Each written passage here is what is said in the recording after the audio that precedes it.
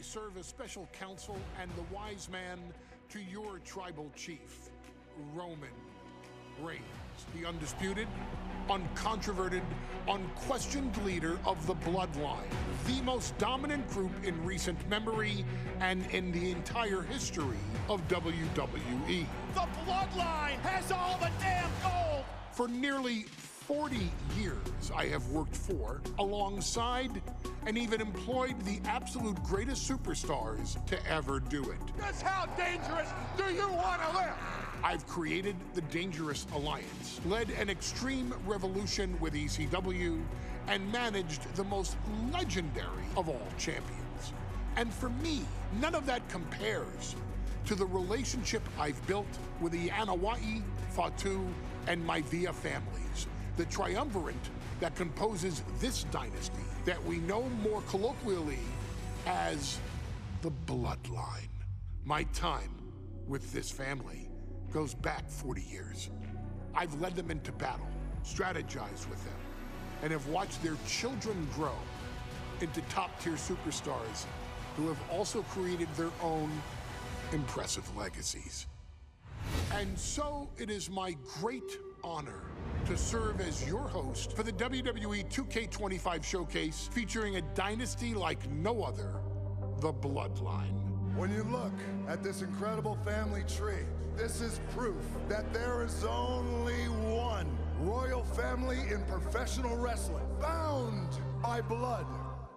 A blood bond forged between High Chief Peter Maivia and Amatua Anai Anoa'i, the father of Afa and Sika, the Wild Samoans, created a force that has dominated professional wrestling for over 5 decades. An elite collection boasting names like the Wild Samoans, Afa and Sika, as well as The Rock, Rikishi, Umaga, Yokozuna, Nia Jax, Jimmy and Jey Uso, Solo Sikoa, Jacob Fatu, and of course, your tribal chief, Roman Reigns. They've owned championships, filled arenas, packed stadiums, broken box office records, years and decades of dedication to the craft, perfecting their art with each passing generation, ultimately leading us to right here, right now, with the Bloodline having dominated WWE for the last half decade. As your humble wise man, it is my duty to take you through some of the most ferocious battles featuring the greatest warriors in the family. Not everything goes according to plan, and this year we're going to give you a chance to right the historical wrongs and change history to bring more glory to the Bloodline. It's our showcase, after all. Honestly, their only real competition is themselves. Acknowledge me! All of this fighting amongst each other, this constant power struggle, I won't let all of that ruin this moment. Because it's not just about Solo Sikoa or Roman Reigns. It's not just about the Usos. It's about every single member of their family that came before them, who built the lineage and who made them into the superstars that they've become today. It's been said elsewhere that wrestling has more than one royal family. That's undeniably true. Also undeniably true is that for all of those other families, there's only one Bloodline dynasty.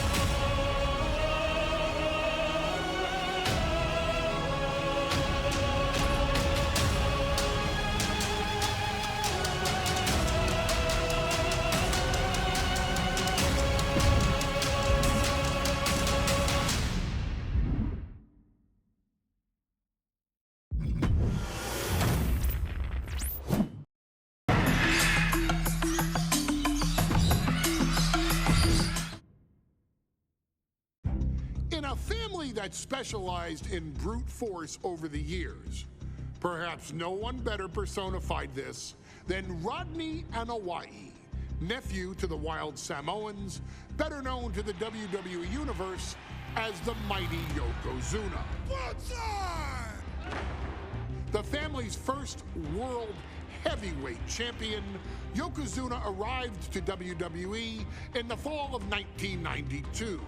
An imposing behemoth, to say the least, Yokozuna would make an immediate statement, winning the 1993 Royal Rumble just a few months after his debut. This victory would grant him a WWE Championship match at WrestleMania 9, where he took on Bret the Hitman Hart. This meteoric rise to the top was only a hint of the dominance Yokozuna would have on WWE for the next year.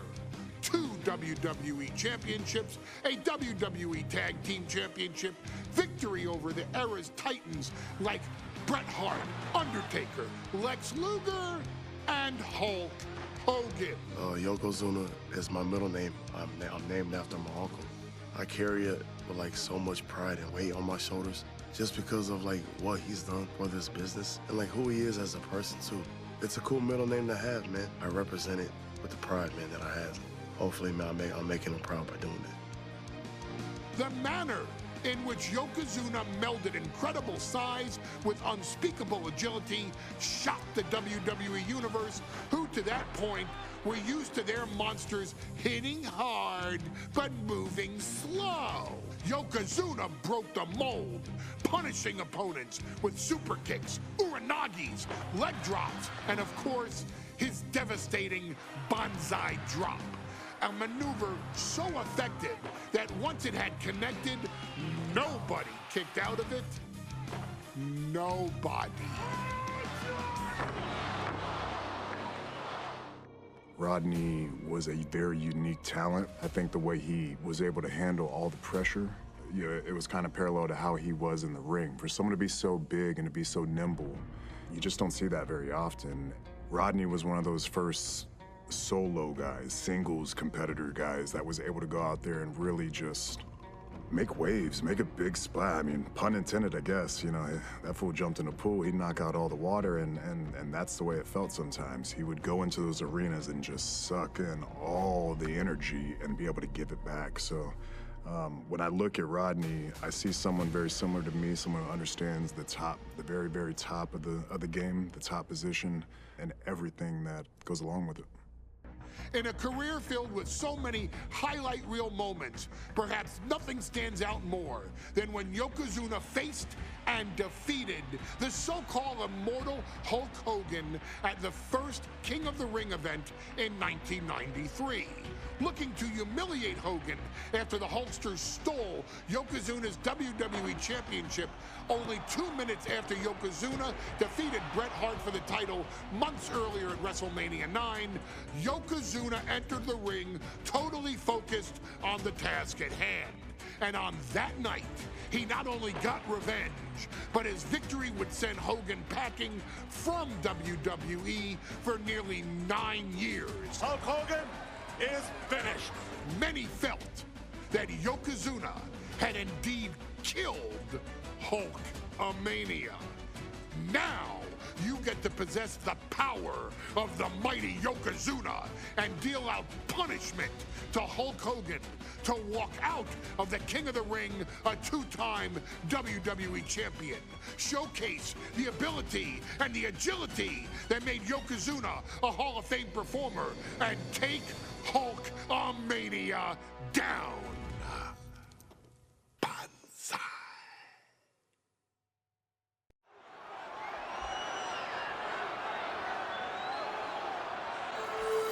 Ladies and gentlemen, this is an event of international magnitude.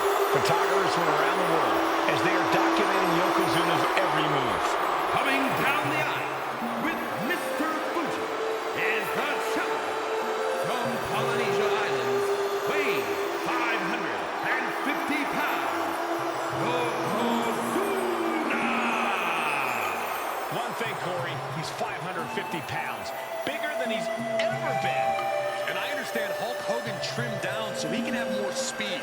more endurance. But I'll tell you something, Hogan's got to take him out early. This is going to answer a lot of...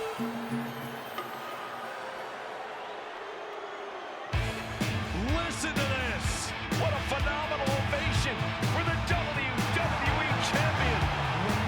His opponent, coming down the aisle with his manager, the Mouth of the South, Jimmy Hart, from Venice Beach, California, weighing in 302 pounds, the WWE Champion, Hulk Hogan.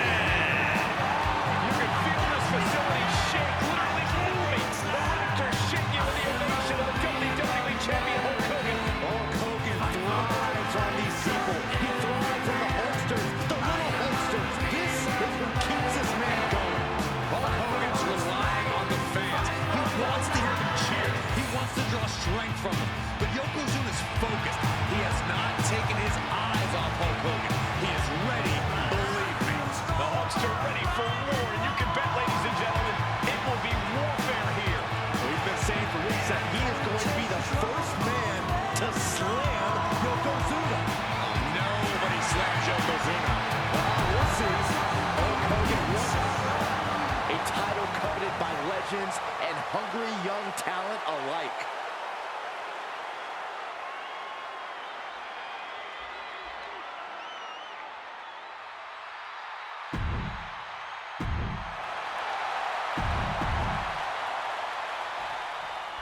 Michael Cole emanating from King of the Ring 1993 alongside Corey Graves and Byron Saxton. Yokozuna hopes to regain the WWE Championship he lost in record time to Hulk Hogan. Both men coming in with so much to prove. Hogan wants to prove his controversial WrestleMania win was no fluke. And he's also promised to finally slam the 550-pound giant right through the ring. Yokozuna wants to erase the memory of his initial title reign that lasted mere seconds. He knows that a fresh Yokozuna can beat a fresh Hulk Hogan, and tonight is the chance to prove it. Reversal. The champ with the cover. The pin doesn't even last to a count of one. He is still very much in this. And Hogan gets stonewalled. What a display of strength here. Yokozuna weighing in with those attacks from his massive frame. That's the key to victory for the former champ. An overbearing assault on Hogan now. Yokozuna making Hogan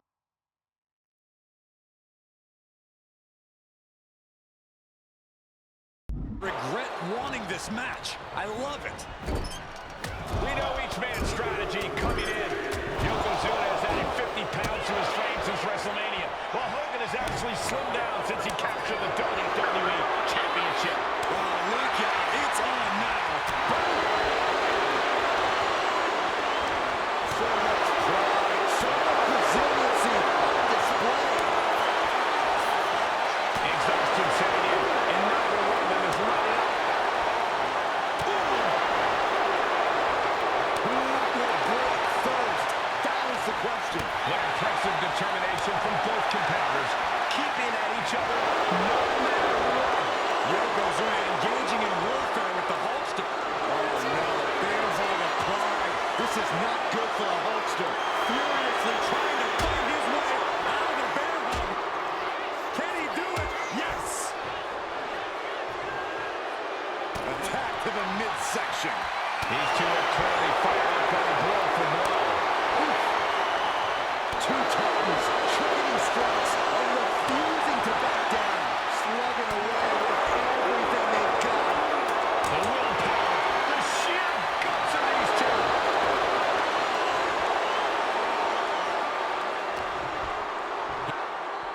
Yoko now, belly-to-belly slam. That's got to be the end of Hulkamania. Jimmy Hart trying to rally. And a kick out by Hogan with authority. Hulk Hogan's not done yet.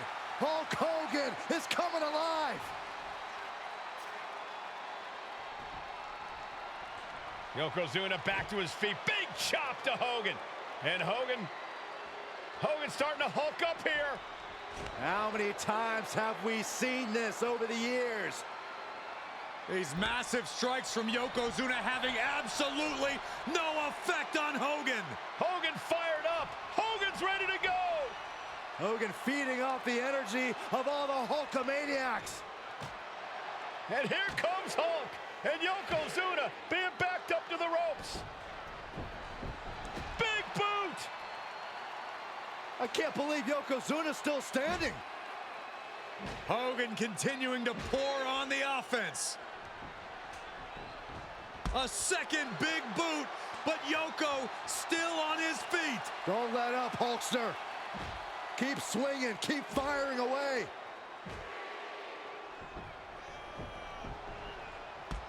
That boot, Yoko staggering, stunning, and he's down. Drop the leg, Hogan, drop the leg.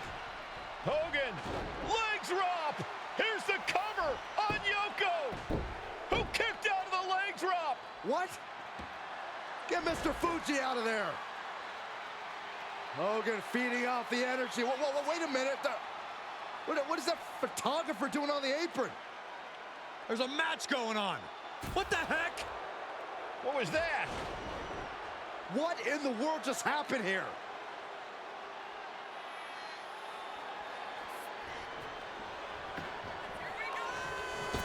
Hitting the ropes. Massive leg drop. Yokozuna demonstrating his full power. Hogan's in trouble. He puts him into the corner. Running hip attack. What impact.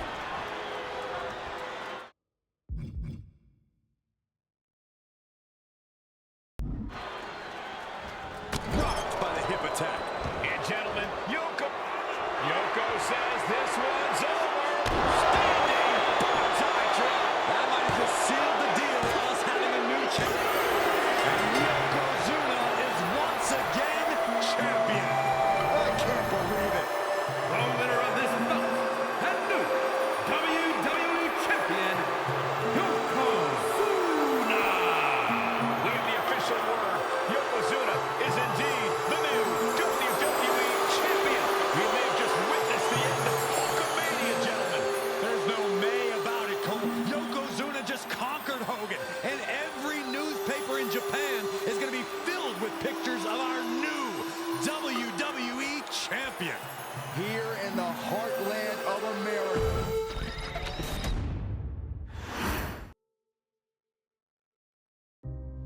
Our next chapter sees the showcase spotlight shine on an area in which the family built their legacy: tag team wrestling. Starting with the Wild Samoans, Afa and Sika, all the way through to more recent champions like the Usos or Tama Tonga and Tonga Loa. This dynasty has always excelled in tag team competition, consistently showing an ability to dominate the division with a wide variety of looks. And the first team that we will look at, accompanied to the ring by Afa himself. Fatu and Samu, the Head Shrinkers. They put the fear in people's hearts. That's what the Head Shrinkers did back in the day. Second to none in that ring. You know, hard-nosed, battle-tested. They went for it every single night. More astute fans may also know that early in their journeys, Samu and Fatu were managed by me, Paul Heyman, then known as Paul E. Dangerously, and the SST, the Samoan SWAT team. The Samoan SWAT team is here. Vengeance is mine. Already an imposing force that early on, their future greatness was obvious to so many industry experts. Afa, more than anybody, knew he had the team on his hands, with Samu being his son and Fatu his nephew. The tribal elder was able to mentor both, instilling in them the same unrelenting approach to competition that made the Wild Samoans world famous. the team toured through regional promotions before a quick stop with me in WCW, but WWE was always their goal.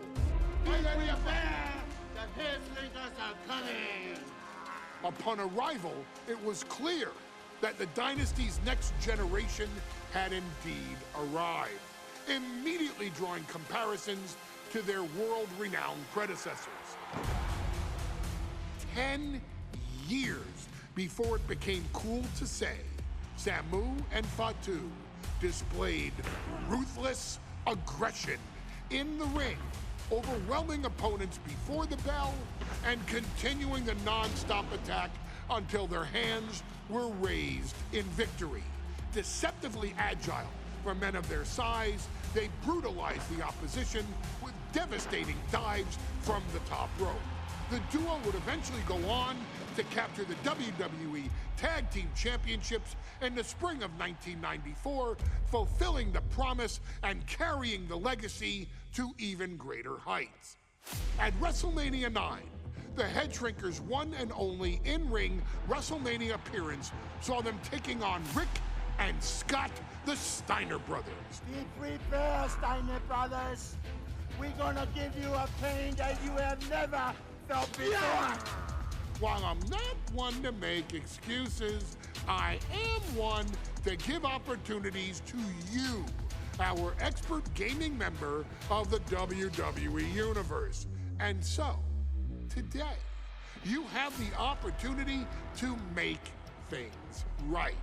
WrestleMania 9, Las Vegas, Nevada. The Steiners performed at a near-perfect level that day, able to find every reversal and in the chaos emerge victorious. We are asking you to fix that. Stop them in their tracks and get the Head Shrinkers that WrestleMania victory you and I both know they deserve. But if you're not careful, you're going to find yourself reliving the very same memories that have haunted Samu and Fatu for years. Steiner lines, suplexes, Frankensteiners that will all bring your evening to a vicious, miserable end.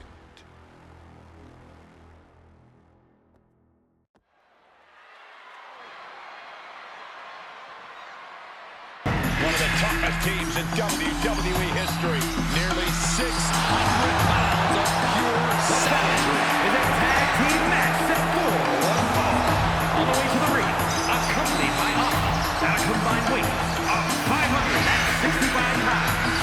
Samu and Fatu, the Head Shrinkers. Fair warning, this one may not be too pretty, guys.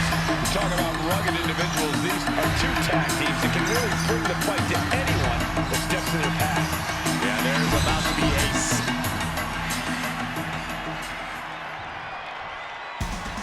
The Steiner brothers getting a tremendous ovation here in their first WrestleMania. And we'll see if they can carry on Michigan's winning ways. And their opponents at a combined weight of 531 pounds. Rick and Scott, the Steiner brothers. The Steiner brothers are one of the most promising tag teams we've ever seen in WWE. But Samu and Fatu are looking to...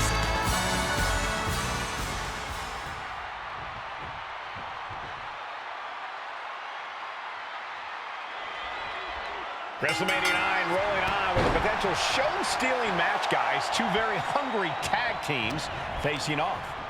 Indeed, Michael, the Head Shrinkers and Steiner brothers are both new to the tag division in WWE, but both teams are off to an amazing start so far. You have to imagine whichever team wins this high-profile fight becomes an instant top contender for the Tag Team Championship. And with two teams this physical on such a big stage, it is indeed going to be a fight. Head Shrinkers accompanied to ringside by Alpha, but he's not the only tag team legend serving in a managerial role tonight. That's right, Michael. Just like Alpha, Mr. Fuji earned many WWE tag titles as a wrestler. But now, he's hoping to lead Yokozuna to the WWE Championship. And looking at all the top young talent in this ring, I see many other main event stars of the future that could follow the lineage of Yoko. And they're not finished yet. Spine first again. Clearly an attack that very few superstars can perform with such ease.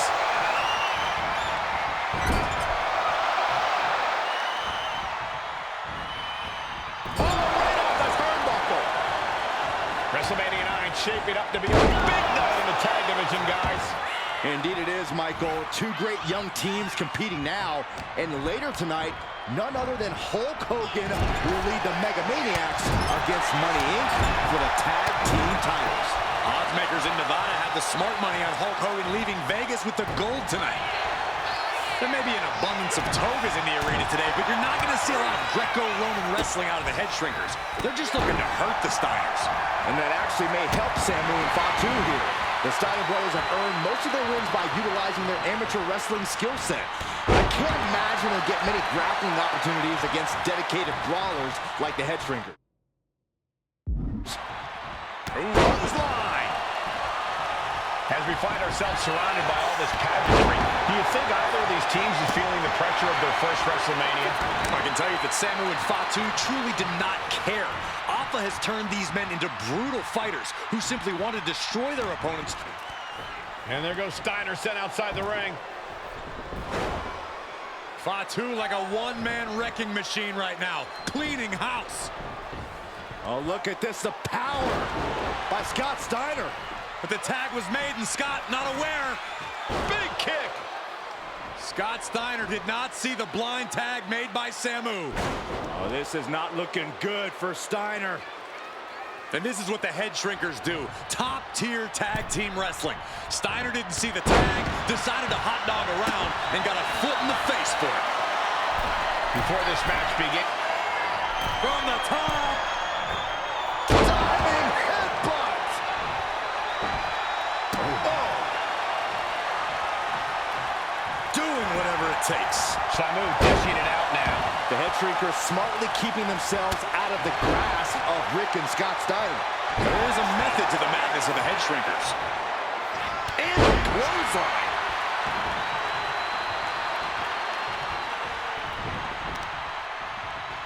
Oh, using the knee.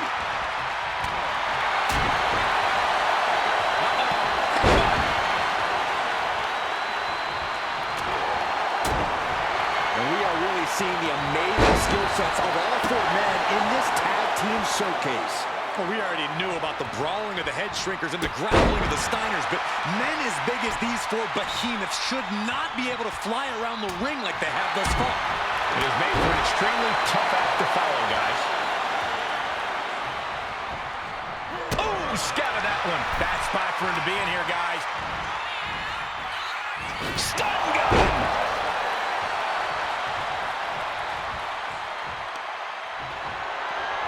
Just deadlifting right there. The power.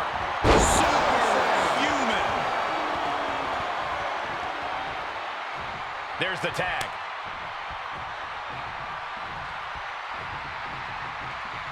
Dodges away. And he's being somewhat backed into a corner right now. I expect the tag. There's the tag. Tandem offense on the horizon here. They have their opponent. Oh, face first. And the head shrinkers just might have it. Cashing in on that effort.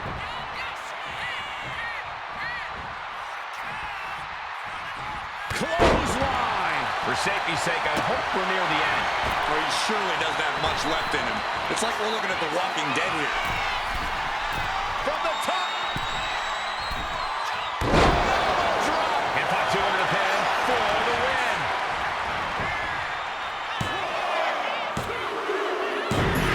The head shrinkers get the win. Here are your winners, Samu and Fatu, the Head Shrinkers. Huge win for the head shrinkers tonight. Samu and Fatu making their family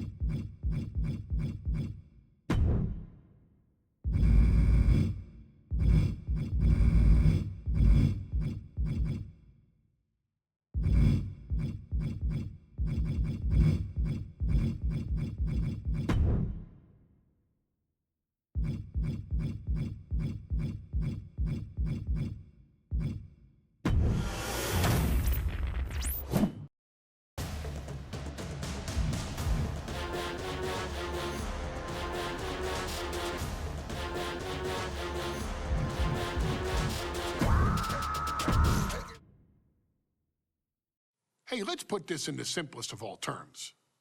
Dwayne "The Rock" Johnson is the biggest celebrity on the face of the planet today. Now, whether he's a blue chipper, the people's champion, or as we know him right now, the final boss, The Rock has always commanded all of the attention in the arena since the very first moment he made his WWE debut at the 1996 Survivor Series.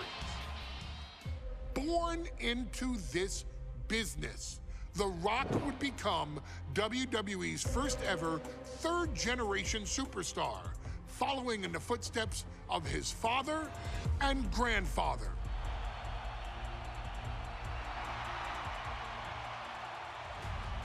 Who had competed in WWE rings before him. Dwayne had the huge responsibility. There's a legacy, and you have to take it so seriously. Even with incredibly high expectations, the Great One surpassed them all, along with the usual achievements if your name is The Rock: 2 Intercontinental Championships, 5 Tag Team Championships, 8 WWE Heavyweight Championships, a Royal Rumble victory, not even to forget the fact that The Rock once led an entire nation. The Rock has one of the more noteworthy feats in WWE history, earning WrestleMania victories over Hulk Hogan, Stone Cold Steve Austin, and John Cena.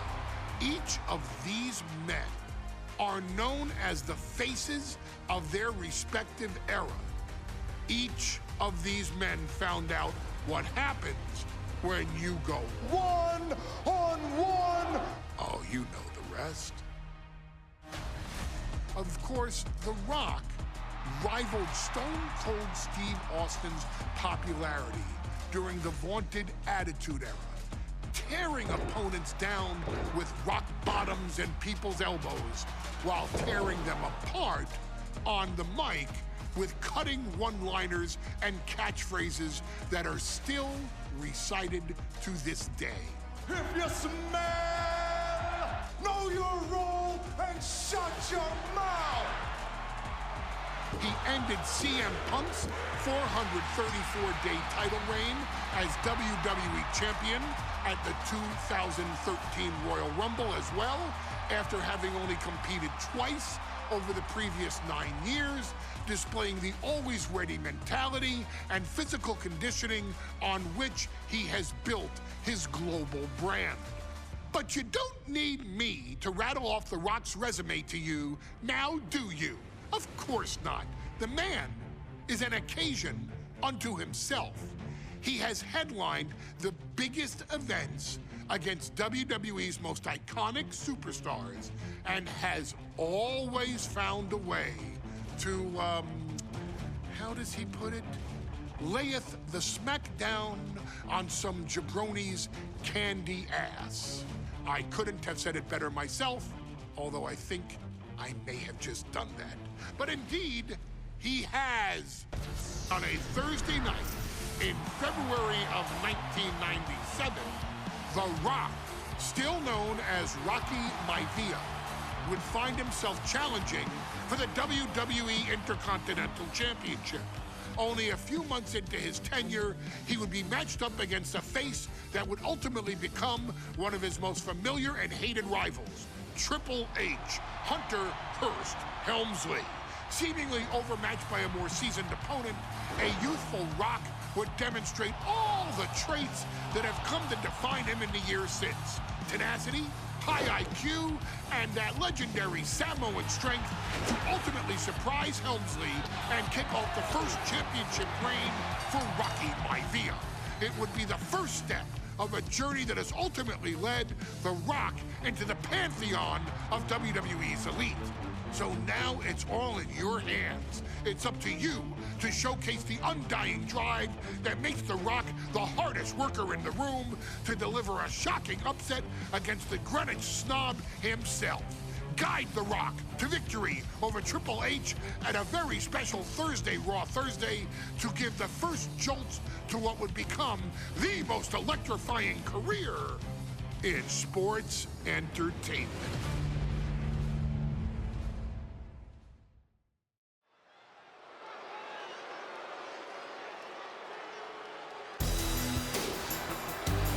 And here comes the #1 contender, at least for tonight, Rocky Maivia. The following contest, scheduled for one fall, is for the WWE Intercontinental Championship.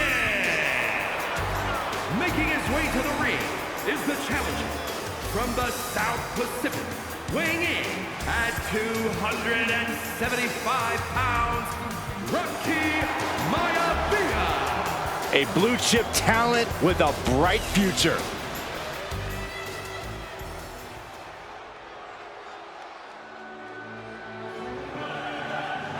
On his way to defend the Intercontinental Championship, Hunter Hearst Helmsley.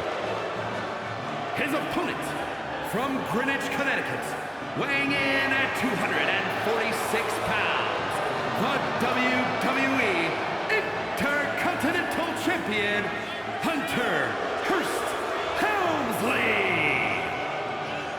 Helmsley is scheduled to face another challenger at an upcoming show this Sunday, and he's taking the risk, stepping in here against a newcomer, Rocky Maivia. Well, you can consider it risky, you can consider it overconfident, but any way you look at it, it's a dangerous move by Helmsley to take on an athlete who has been on a real roll. Rocky Maivia has been successful thus far in WWE, and Rocky is focused. Rocky is only thinking about tonight. Saxton, just curious, have you ever exercised your right to remain silent? I am tired of all this talk about Rocky Maivia. Yeah, he's been on a roll, but it could all come to a screeching halt tonight at the hands of Hunter Hearst Helmsley.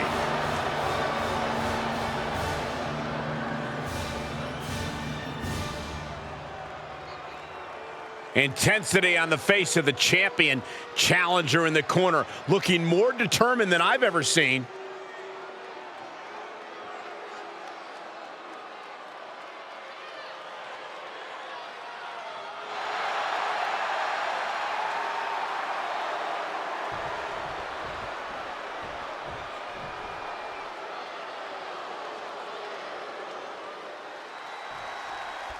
The Intercontinental title hangs in the balance tonight in a match between our refined champion, Hunter Hearst Helmsley, and the young challenger, Rocky Maivia. Rocky Maivia has a lot to prove here. The third-generation up-and-comer would love nothing more than to grab his first championship tonight and send a message to the WWE that Rocky Maivia has arrived. But Hunter Hearst Helmsley will do everything in his considerable power to stop that from happening. And as far as Helmsley is concerned, Maivia is barely even. Cobra clutch. The Cobra clutch. So much for the submission hold. He just lets go. His grip strength might have run out. Oh, man. And conspicuous by his absence is the butler of Hunter Hearst Helmsley, who has been intervening in matches as of late. Who knows if he might show up. Yeah, unfortunately, that's just another thing Maivia needs to worry about. Rocky has bigger problems in the ring, gentlemen. Biggest match he's ever had. Live, worldwide television. He's got to have a stomach full of butterflies. What's it going to take for Hunter Hearst Helmsley to retain his Intercontinental title here? How can he get the better of Rocky Maivia? Well, the champ needs to put this young upstart Maivia in his place with unrelenting offense. No time for graceful bows and upper-class taunting. Just beat Rocky down. Down in a hurry. Thinking of going high risk here. Take off. What? That's going to be on highlight reels for a long time. Incredible courage to even attempt that. And he throws the opposition back into the ring. Climbing to the top. What's he have in store? From the top. Crash landing. Deeper into this match now, and I think it's Helmsley who's reaching peak frustration. Can't quite put Rocky Maivia away. A testament to the never-say-die attitude of this young superstar. And he gets it from his dad. He gets it from his grandfather. Maivia knows nothing. This is quickly turning into a slugfest. Oh, quick way to respond with the reversal. Hits the drop kick. And he's going to the outside, which will start a countout. Watch out. Oh, big impact. Helmsley has the momentum against him here. Maivia keeps bringing the energy, and Helmsley has no answer. Hunter whipped into the corner. Nobody home. Rocky hit hard. And now Hunter looks to take over this match. Helmsley muscling Maivia up to the top turnbuckle in a big right hand. Helmsley with something big in mind here for his challenger tonight.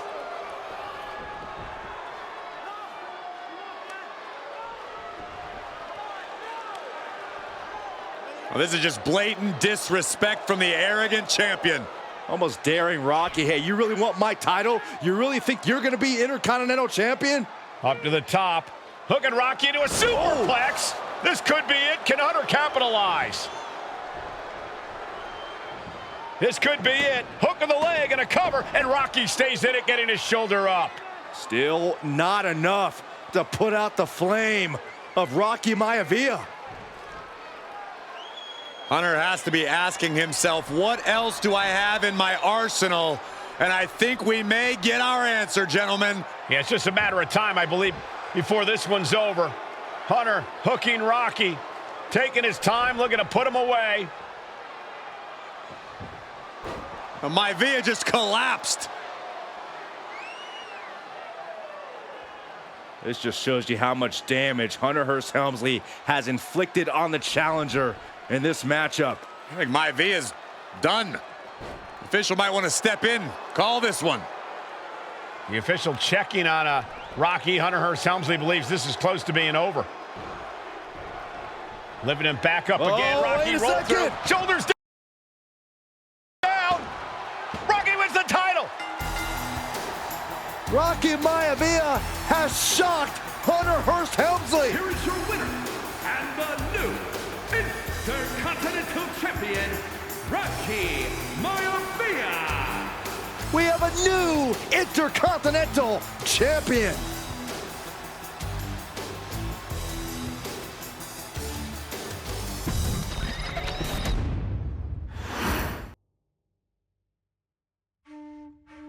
In a family of elite combat athletes and top-tier performers, the final boss has always stood out, even when he was just a blue chipper. But there wouldn't be a final boss, there wouldn't even be a bloodline if it wasn't for The Rock's grandfather, the High Chief Peter Maivia. You can think of him as the first boss, predecessor to the tribal chief. He is one of, if not the foundation for our family. The Anoa'i Fatu Maivia wrestling dynasty. I don't think there's anybody more responsible for what's going on now than the High Chief himself. Peter Maivia isn't simply one of the two principles behind the sacred blood bond. He's also an incredibly decorated professional wrestler who traveled the world and won titles everywhere he went. New Zealand, Japan, Europe, and here in the United States, where he enjoyed especially successful runs in Hawaii and California. Maivia would eventually find his way to WWE, engaging in legendary battles with the likes of superstar Billy Graham. His larger-than-life personality would win the WWE Universe over in short order, as it had throughout his entire career. In the ring, High Chief Peter Maivia was a potent blend of brawn and grappling technique, often muscling his opponents down to the mat through a variety of joint locks and then switching to more painful holds once grounded. His sleeper hold and stump puller were both feared and renowned, and make no mistake about it, Maivia knew there was always more than one path to the ultimate victory. Out of the ring, High Chief Peter Maivia also ran one of the most successful wrestling promotions on the planet, Polynesian Pro Wrestling, based out of Hawaii, showing his mastery of the business in every aspect. His induction into WWE's Hall of Fame class of 2008 was supremely deserved, forever enshrining Peter Maivia as the legend he always was. And now, we present to you the opportunity to walk in the boots of the legendary High Chief Peter Maivia, facing off against one of the most legendary WWE rivals, George the Animal Steele. You will settle this score once and forever and showcase the overwhelming strength of Peter Maivia, which has ever since remained as a hallmark for every single solitary member of this bloodline. Steele is no easy battle, though. He thrives in the chaos, one of pro wrestling's true madmen. He'll even try to eat part of the ring if he thinks it'll help him break you down. So do your best and honor High Chief Peter Maivia properly with a resounding victory.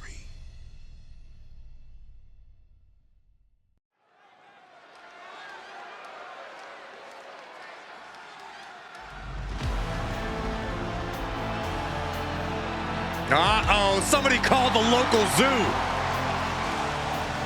The following contest is scheduled for one fall and is a steel cage match.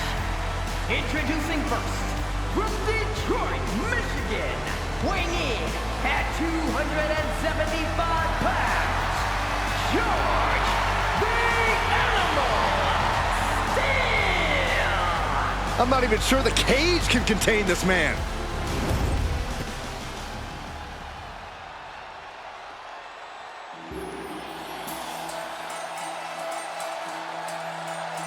And strolling down the aisle, the opponent of George Steele, Peter Maivia. Always a chaotic matchup. His opponent from the Isle of Samoa, weighing in at 275 pounds, High Chief Peter Maivia. Steele had better keep an eye on Maivia because Maivia is a true brawler. Few men can handle the chaos of the animal inside a steel cage, but I believe the High Chief is ready.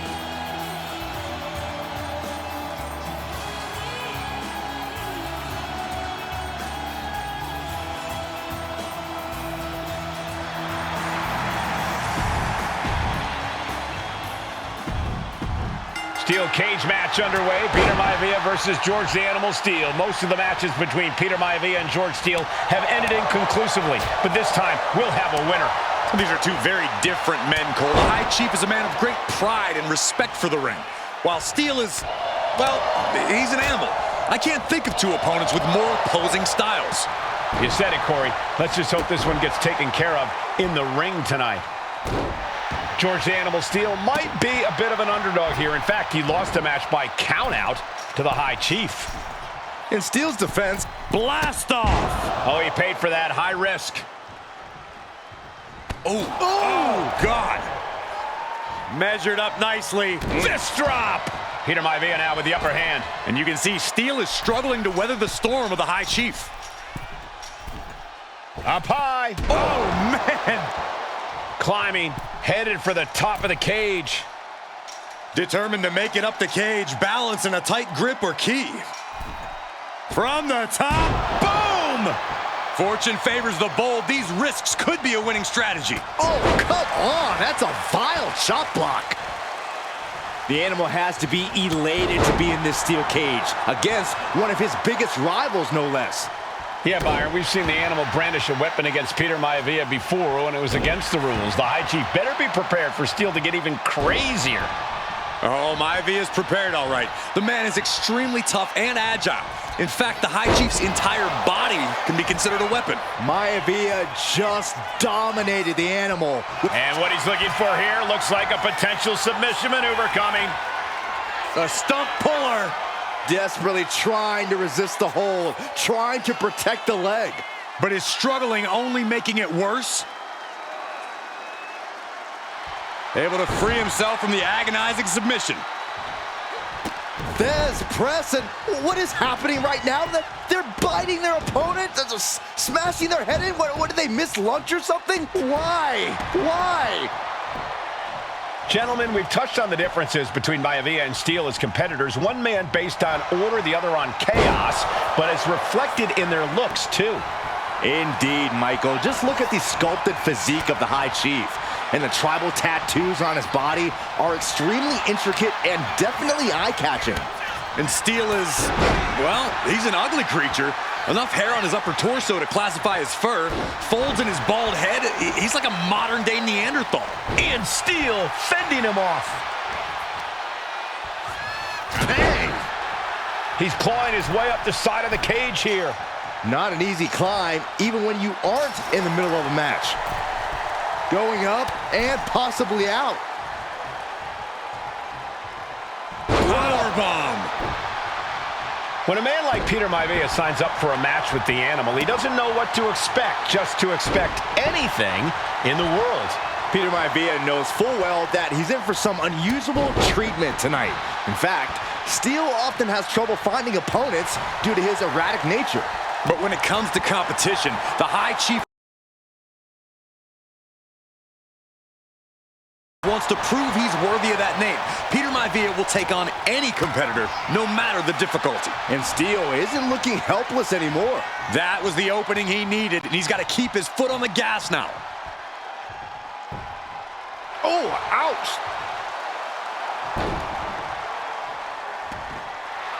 George clearly wants a fight here.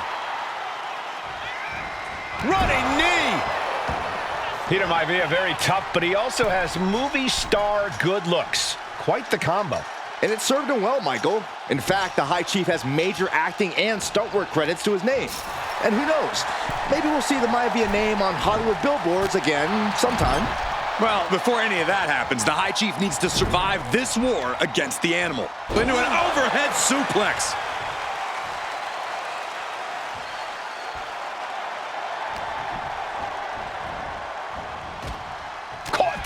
And reversed it. Proof these superstars have done their homework. Clothesline! Off with their head. Vicious headbutt. Headbutt! Guys, I think he just got busted open.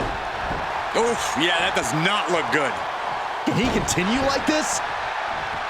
Some folks call Peter Maivia the Flying Hawaiian, and the reasons are obvious for that moniker. But guys, how has he earned the other nickname of the High Chief?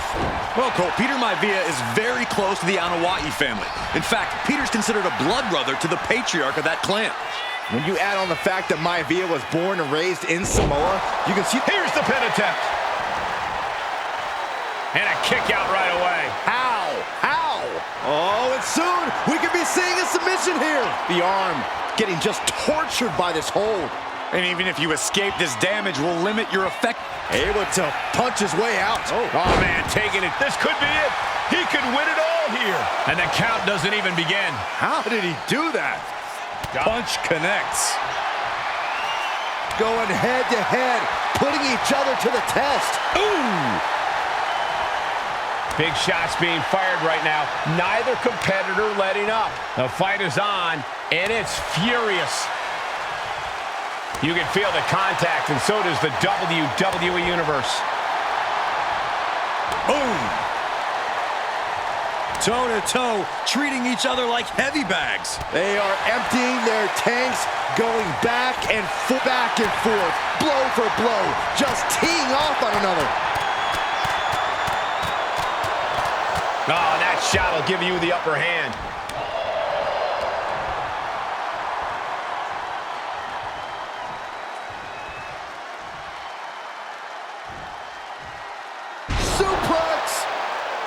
The High Chief Peter Maivia really making a name for himself in WWE, but he's had plenty of experience on the way up. Plenty of championships on the West Coast, but he's made the biggest splash in Hogan. Into the pin. George is trying to seal this one up. There's a shoulder up almost immediately. I'm having a hard time believing. Uh-oh, he could be looking for a submission here. Hammerlock applied. After everything he's been through, will he give in right now? Will his... Able to punch his way out. Dropped him with a big shoulder tackle.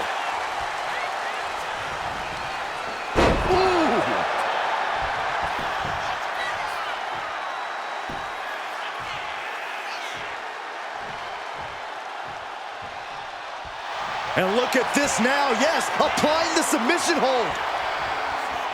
A stump puller. This has to be absolutely torturous. And that's it. It's over. And the High Chief defeats the Animal. Here is your winner, High Chief Peter Maivia. Anytime these two have faced off, it's been eye for an eye. But the steel cage has finally delivered a decisive victory for the High Chief, Peter Maivia. George Steele is one tough animal, but the way Maivia faced him in the cage tonight just reinforced what everyone already knew, that the...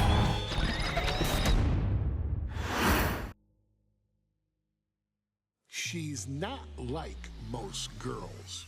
She's also not like most WWE superstars. Nia Jax, the reigning queen of the ring, is a reckoning, a force of nature that blitzes right through her competition. A cousin of The Rock, Nia Jax arrived in NXT almost 10 years ago with astronomical expectations. Undaunted, Nia Jax would dominate early opponents, finding herself competing for the NXT Women's Championship mere months after her debut. It did not take long for those running Raw and SmackDown to take notice. Well, our next pick, Nia Jax.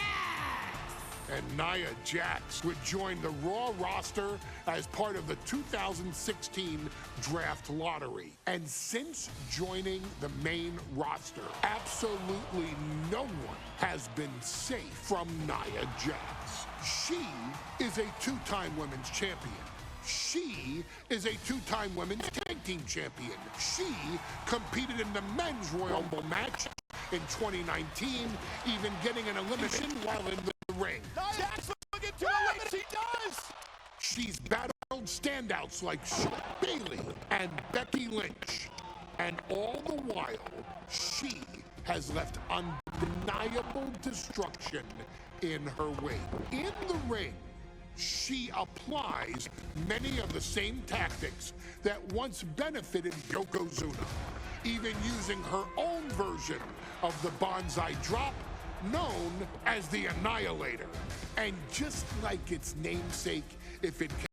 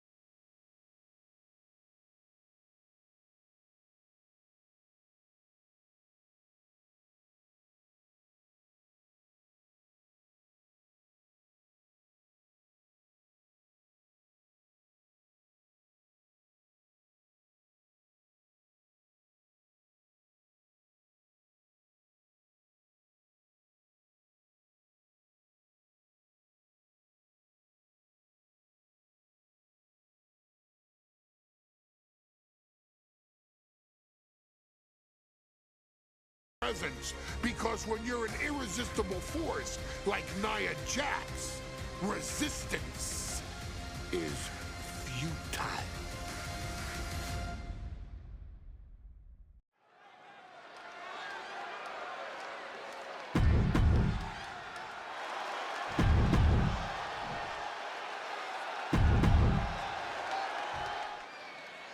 And there will be a court. And Nia now misses wildly. Lyra goes up over the top. Nia's got it caught, though. Lyra trying to rely on her technique to bring down the irresistible force, but having no luck at the moment. Well, I'm not sure this is going to work either. Jax just entirely too strong, but whoa! That was interesting. Oh, nice athleticism by Valkyria. Even Jax might be a little impressed. I wouldn't go that far, Saxton. Here comes Nia, just imposing her will on Lyra Valkyria. Again, Lyra showing how resourceful she is, applying the sleeper to Nia Jax. Lyra tried to hold on. And now Nia Jax in control, and she's going to look to put Lyra away. Nobody home, set outside the ring, and Valkyria's got a chance. Huge window of opportunity. Right now for Lyra Valkyria to strike. Lyra may actually pull this off. Lyra may become queen. Lyra has the advantage. She has Nia reeling. But Lyra can't win Queen of the Ring with Jax on the outside. This match has to end in the ring. Anything can happen in WWE. It used to be a tagline, but it's the truth, and Lyra Valkyria is living it. Over the last 12 months, Lyra has already knocked off the likes of Becky Lynch and Io Sky, but she's never faced anyone the size of Jax. This is a first for her career. Nia Jax, Lyra Valkyria facing off in the finals of the 2024 Queen of the Ring tournament. Who will take home the crown? Elbow drop.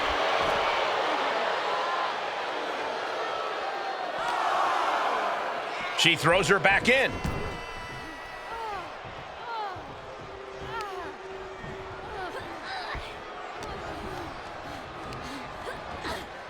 Fired hard into the corner. It crashes to the mat.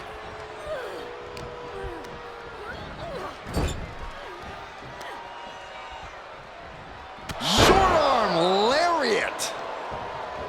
Many in the WWE Universe getting their first look at Lyra Valkyria. She's only had 3 main roster matches so far, and they were all in this tournament. Big wins over Dakota Kai, Zoe Stark, and Io Sky over the last 3 weeks. That's an extremely impressive start for Lyra. Wow, undefeated for 3 weeks? When Nia Jax joined the main roster, she didn't lose a match for over 7 months, and Jax has stayed that dominant for years. Golly, Nia is just cornering Valkyria. Jax abusing Lyra, showing no mercy. I think it's a preview of what kind of queen Nia Jax would be.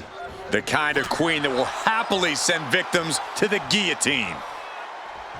In just a matter of minutes, we'll have our second Queen of the Ring. The first, of course, being Zelina Vega.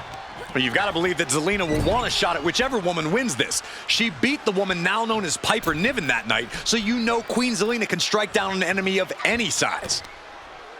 Just having their face stomped. That was just wrong. You should be a better person than that. Didn't go to plan for Jax. At last, Lyra keeping that string of offense in check. Valkyria trying to bring the fight back in this one. Uh-oh. Valkyria keeps her away.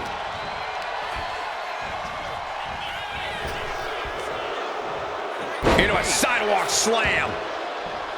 There's so many moves at Nia's disposal that she can end this match with. For Lyra, not nearly as much. Yeah, I can't imagine it'll be easy for Valkyria to pick up Nia Jax and drop her with the Nightwing. Please, let's call the move by its real name. It's a Samoan driver. You think Nia Jax doesn't have the Samoan driver scouted? Corey, what do you think is going to be the key in this match for Nia Jax? She certainly made plenty of promises when it comes to being Queen of the Ring. What Nia brings to the dance, Cole, is raw power, the likes of which you rarely see from most men, let alone women. Nia has absolutely no problem using that power, and the same goes... Valkyria crushed in the corner by Jax. squashing Lyra in the corner, and the beginning of the end may be near. And Nia now, with Lyra on her back, going to climb up to the second rope. This is a scary situation for Lyra. Oh, look at this. Maybe not. No way. There's no way. Oh, my. Oh, no. Good night, Annihilator. Here is your winner and the new Queen of the Ring, Nia Jax. What a victory to the brand new Queen of the Ring. Nia said she would do it, and she backed up her claims. And now the Chief Content Officer of WWE, Triple H, going to come in to congratulate Nia Jax, officially crown her the Queen of the Ring. Absolute dominance by the new Queen.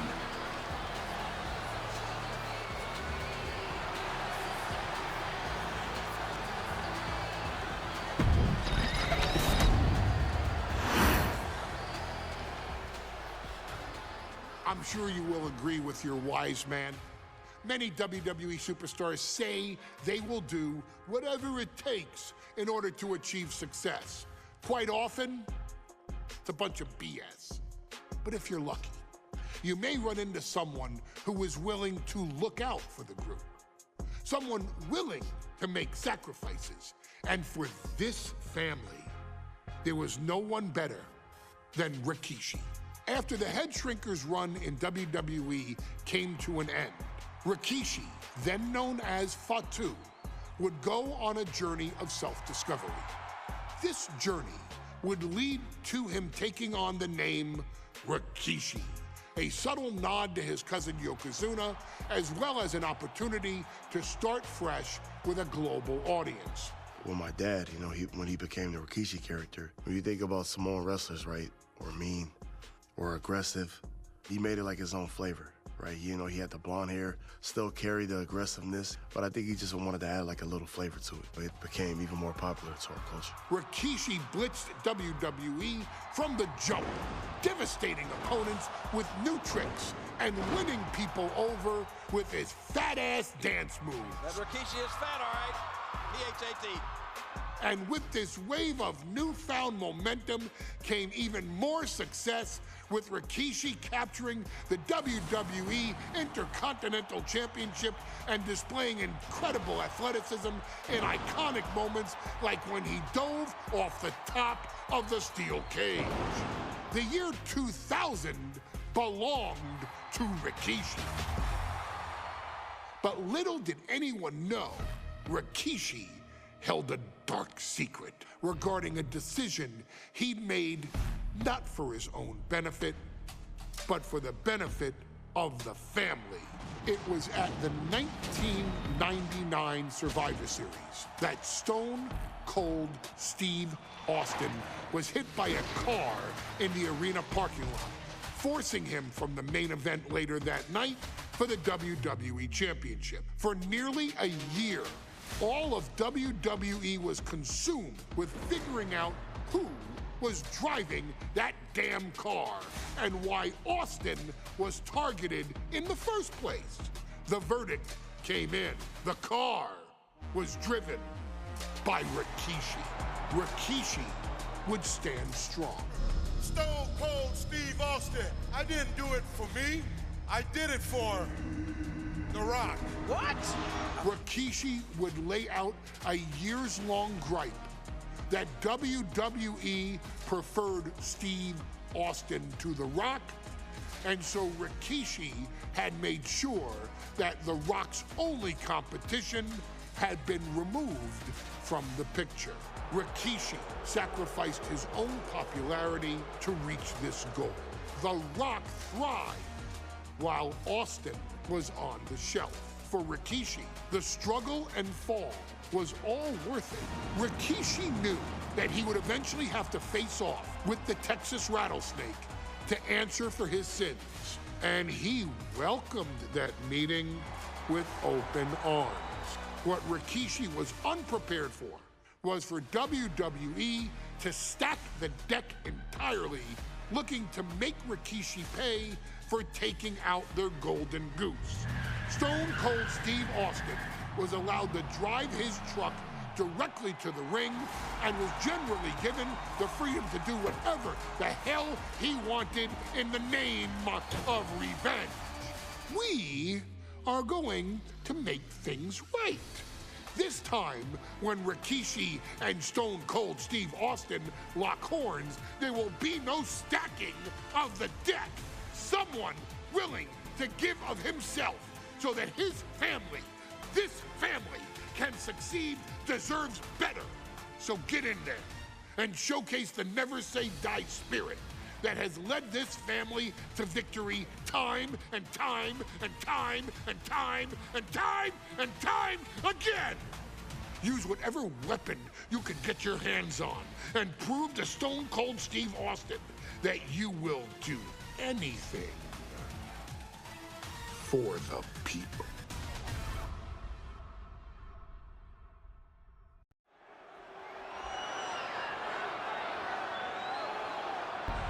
Is it legal to not show up?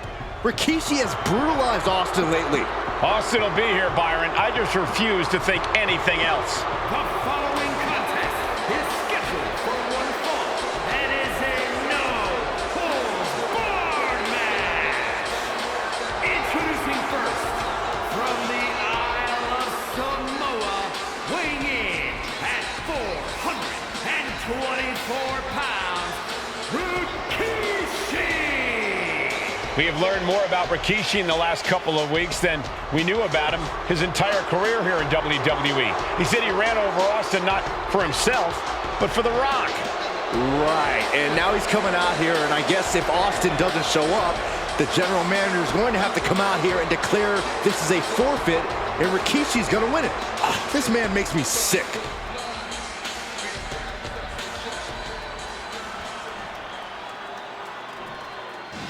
Is he here? Well, there's the Rattlesnakes music.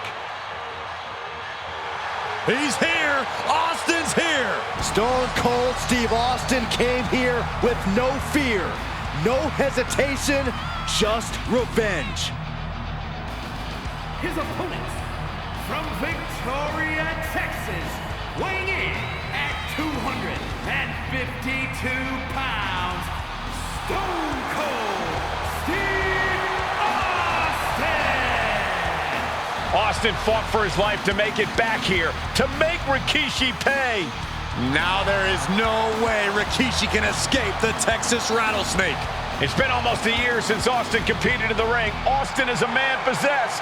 Rikishi feels good about running over Austin and said he'd do it again. That man is sick.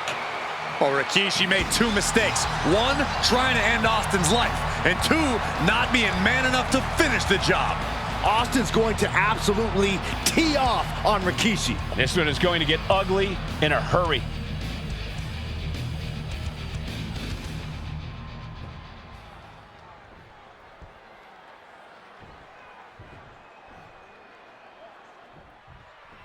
We now know the sick, demented side of Rikishi.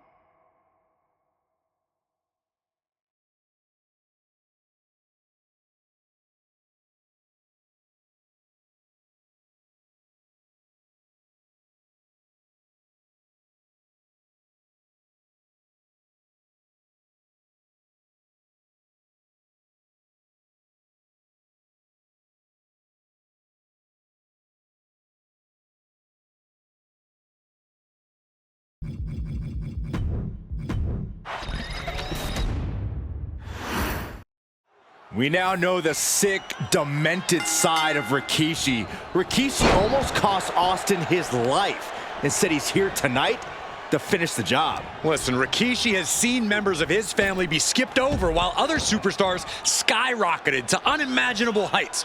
Rikishi feels it's The Rock's time, not Austin's. From the top, whoa, look out. No matter who you are, when you crash on the floor, a searing pain races through your body. Austin has revenge in the crosshairs. And the target is this despicable Rikishi. We've talked so much about motives leading into this match. In my view, Rikishis are delusional. His family have been given equal opportunities, and they all took full advantage of them. Yeah, my blood boils at the propaganda Rikishi's been selling. But I'll tell you about the most legitimate motive in this story, and that is payback for Stone Cold. Austin nearly had his life taken from him, and there is no greater reason to stomp the tar out of somebody than that. Oh, what a clothesline.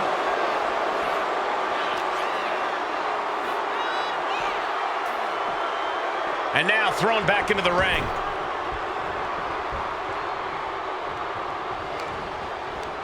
Reversal. And that turns things around. And though The Rock wants nothing to do with this altercation, we have to mention the sadness Rikishi has brought to him. Rock might be innocent in this whole ordeal, but I feel that somewhere inside his soul, The Rock is happy with what Rikishi's done. The Rock is proud to have Rikishi in his family. No, Corey, what kind of lies are you trying to spread? We've heard Rock say... Austin and Rikishi trading heavy artillery on the outside, and here comes the rattlesnake.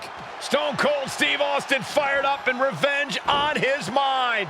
You got to think about how bad Austin has wanted this ever since Survivor Series last year. Been dying to get his hands on Rikishi.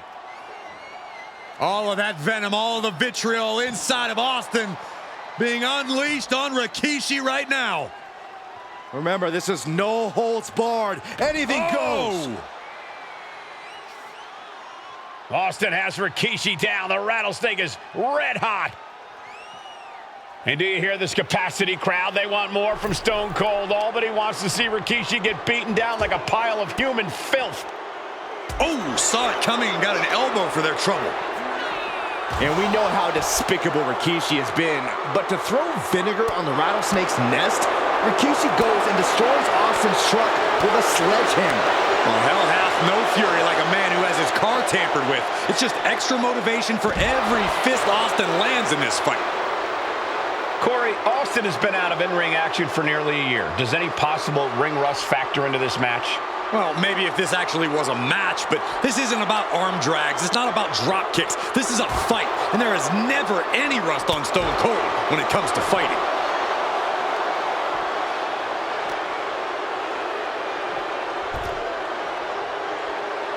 Rikishi is all business now.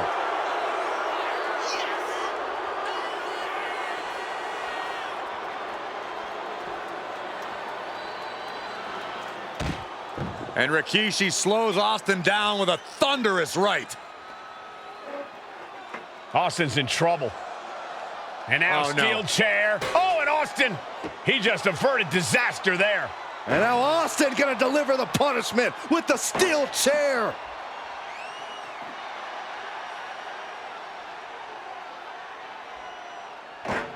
A relentless Texas rattlesnake beating the brakes off of Rikishi with a steel chair. And again, thunderous blows by Austin. Down goes Rikishi. Austin beating the hell out of him. I know Austin has good reason to be doing all this, but he could be taking it too far at this point. I don't think the rattlesnake is taking it far enough, Corey. Austin wants to put Rikishi's life in danger, just like Rikishi did to him. He's heading back to the ring.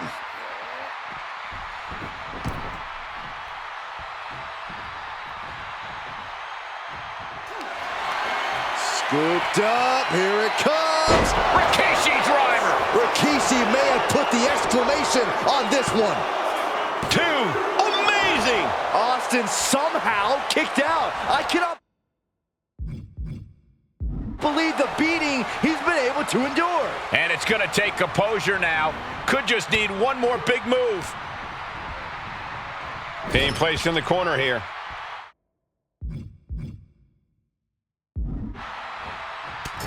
Oh, strikes with the... Oh, crushing impact on the bonsai.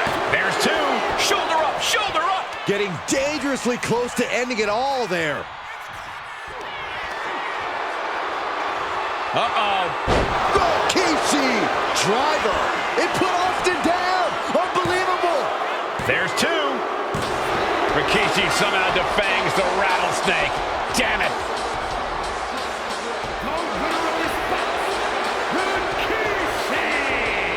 This is not what many of us expected to see. We wanted to see retribution, but Rikishi was too much of a monster for Stone Cold tonight. The vitriol that consumed Rikishi powered him to finish the job and leave a battered Austin in his rear-view mirror.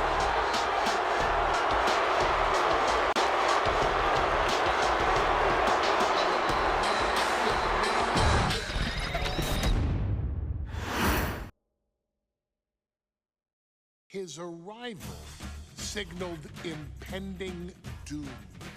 His very presence was enough to intimidate even the bravest WWE competitor. His name itself simply meant the end. And if you found yourself standing across the ring from Umaga, you were most certainly coming to the end of your own road.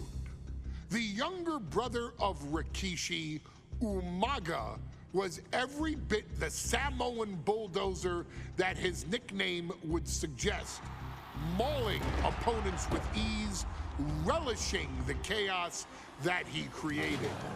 A menace to the entire roster, an unrepentant badass, Umaga tortured his prey with high-impact collisions before ultimately sealing their fate with his vaunted Samoan spike, a vicious move used today by Solo Sikoa. Inside the ring, man, he was just a complete monster. Anybody that stood in front of him, he was gonna wreck him no matter what he had to do. He was just a crazy, wild Samoan. Outside of the ring, man, just a loving guy to be around. A fun uncle, always joking, always barbecuing at his house. I always looked up to him. He was just so cool. Perhaps an unheralded aspect of Umaga's game was his mastery of mental warfare.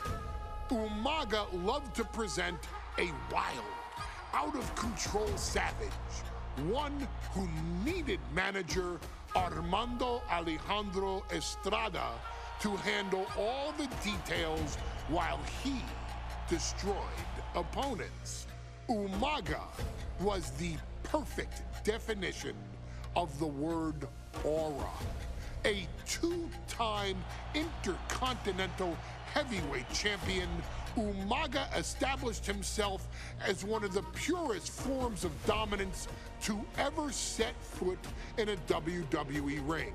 His intense clashes with Batista, the Heartbreak Kid Shawn Michaels, and Triple H, along with WWE Championship battles against John Cena, still live on in the memories of those who were fortunate enough to watch Umaga perform. And Umaga will live in immortality through every member of this family, whether it's with a huge Samoan drop, a running bulldozer into the corner, a Samoan spike, or even a war cry in the middle of battle. Umaga is forever. I wish he was here. I know he's watching from above. So you, our beloved Us in training, are asked one simple thing here in the WWE 2K25 showcase: to defeat John Cena. You've done that in this mode before, right? Simple. It was at New Year's Revolution in 2007 that Umaga and John Cena first collided for the WWE title. Umaga appeared to be too much for Cena in the minds of many pundits. Undefeated in WWE some 9 months after his debut, and things were going very well for Umaga. Until they weren't. Umaga would see his undefeated streak end by, of all things, a damn roll-up after rushing directly into the outstretched shoes of John Cena. 1 second of luck allowed John Cena to escape the inevitable And now it's on you to fix it. Head into that ring. Showcase Umaga's cruel brutality and get Umaga the WWE Heavyweight Championship victory that he should have gotten in the first place. I assure you, my dear friend, Armando Alejandro Estrada will make sure nothing else goes wrong if you take care of business inside the ring.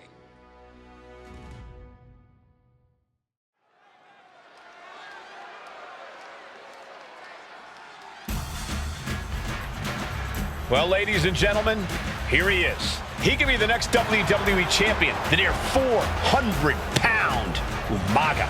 A man that since debuting right after WrestleMania 9 months ago has remained undefeated. And Umaga has been in the ring, Byron, with the best of WWE. This man looks, moves, and sounds like a movie monster. Except Umaga is for real. He is a Samoan bulldozer, an 18-wheel version with a mean streak. Big, athletic, strong, and probably gonna outweigh John Cena by well over 100 pounds. Since 1963, the WWE title has only changed hands twice here in Kansas City.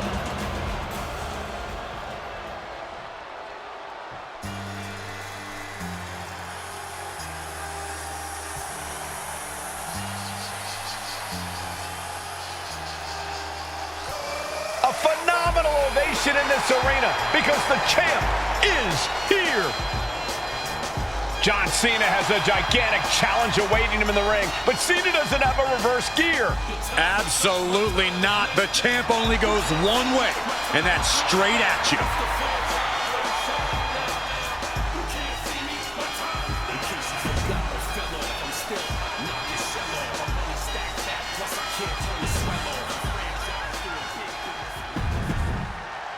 The challenger not take. John Cena and Umaga battling here for the WWE.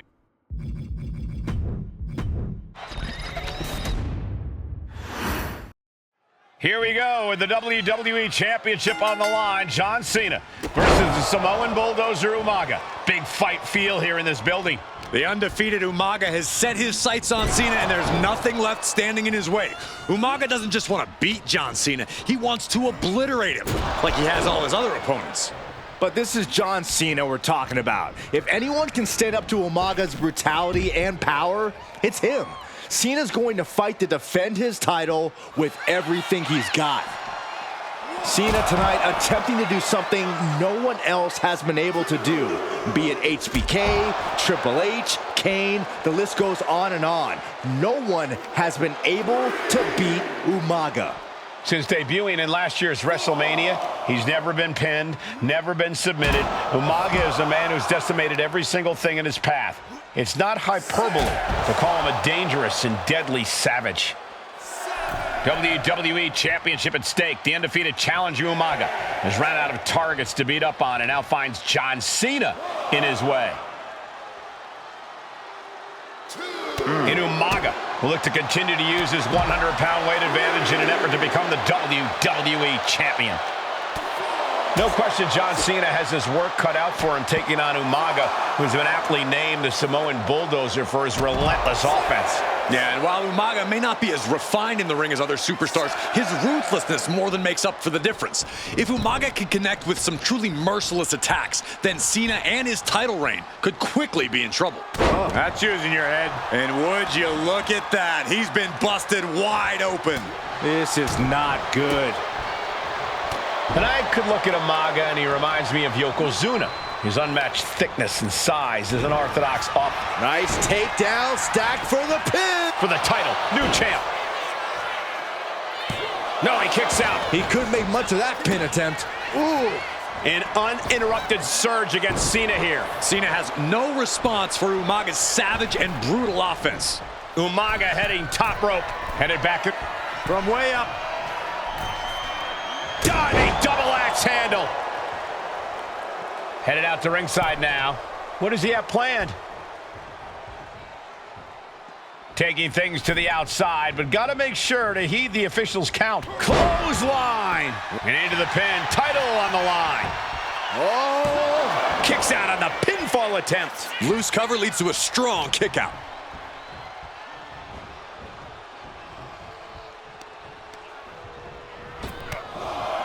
Oh, they're just punishing their opponent now.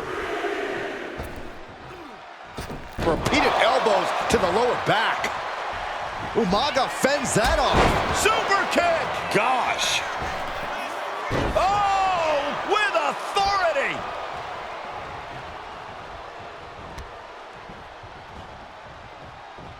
Spinning heel kick! Showing off the quickness. That'll turn things around in a hurry. From the top rope. Oh, Samoan splash! And he exits the ring. Better watch the count. Again? He's making the clock. Umaga's gonna fly! Splash! Consecutive high-risk maneuvers, and the pace of this match has certainly picked up. From the middle rope. Oh, what a splash! Just putting their body in danger time and time again.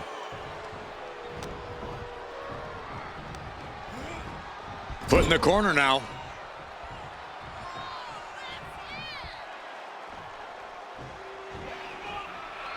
And Cena flattened in the corner. Umaga's just overpowering him. Look at the strength. Into the corner, just setting Cena up. You have to start to ask yourself, is the end of John Cena near? I think so. Look out! What a headbutt. No one has been able to stop Umaga. No one.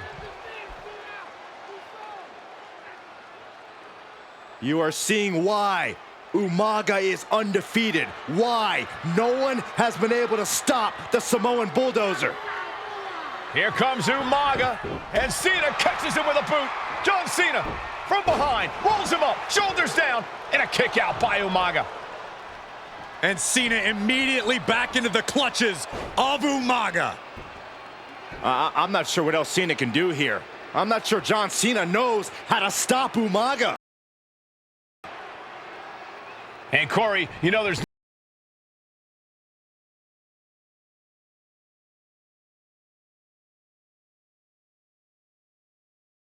no force equal to being on the receiving end of a headbutt from Umaga. It's in Umaga's DNA. Generations have perfected the art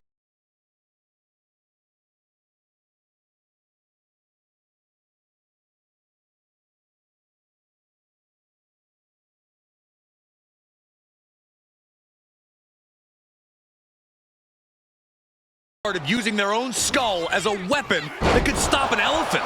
Brutal attack from Umaga. He smells Cena's blood in the water. Pulls their opponent in, belly to belly. Sometimes I look at Umaga and it just scares me. This'll do it. Umaga, Samoan spike. We might see a new champion crowned. And the kick out. What a display of stamina. The champ showing they are truly. Here it comes. Oh, a Samoan spike. The challenger comes up big. New champion, an undefeated champion.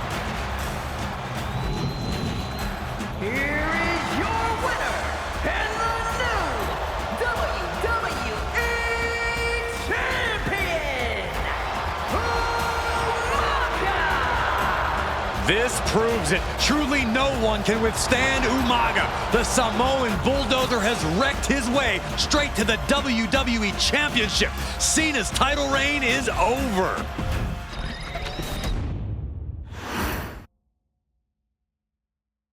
Hey, in WWE, things move really fast. If you aren't present in the moment, it can feel like a year goes by in only 2 or 3 minutes. That's why you always have to make time to make sure that you check. Hold on. Did I just hear myself say 3 minutes? Stop.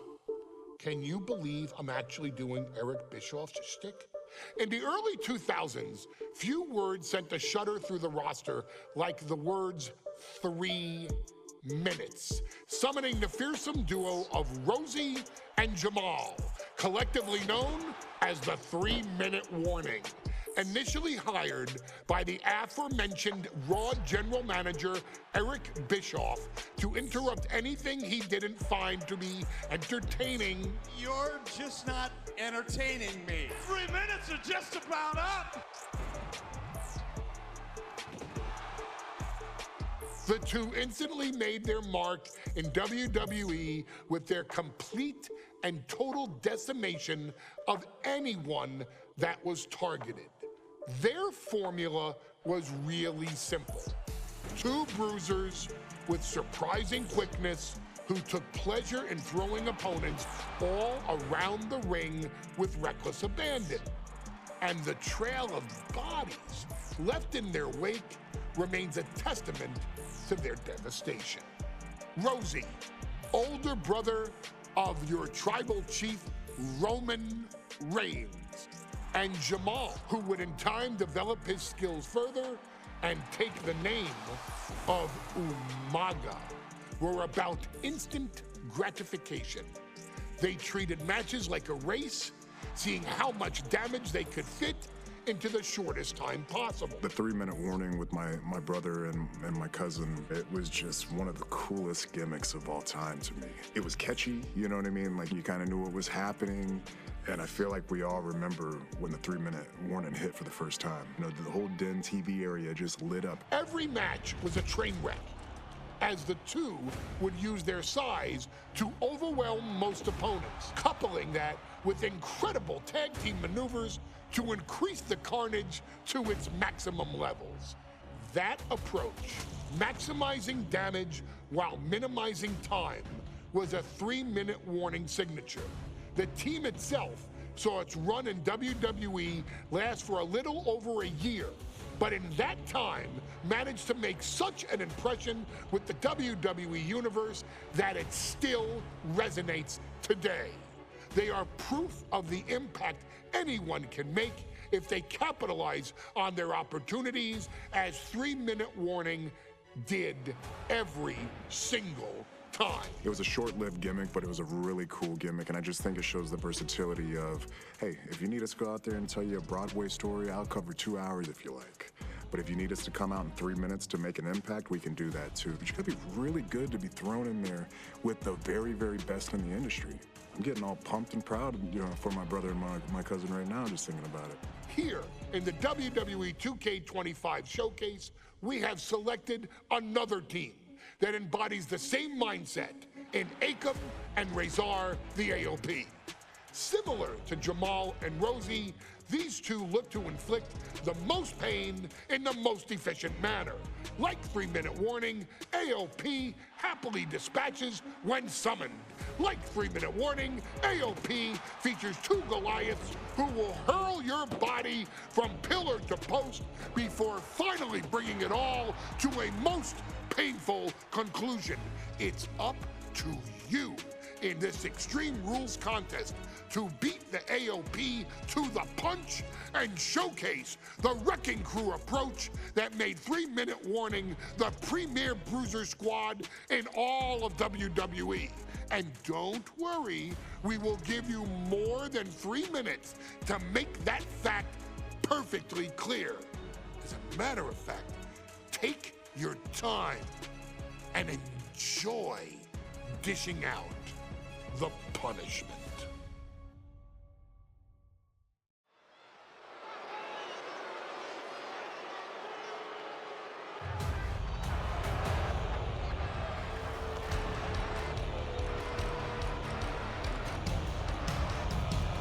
AOP is here, ready to wreak havoc. And they want to prove 3-minute warning has nothing on them. Two roughneck teams ready to use this Extreme Rules stipulation to the fullest.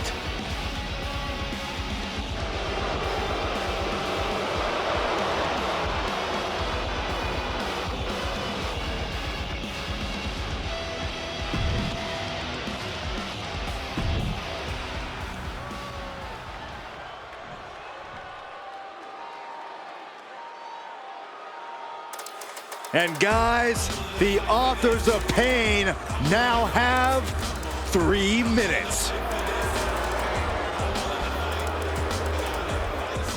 And and a combined weight of 770 pounds, Rosie and Jamal.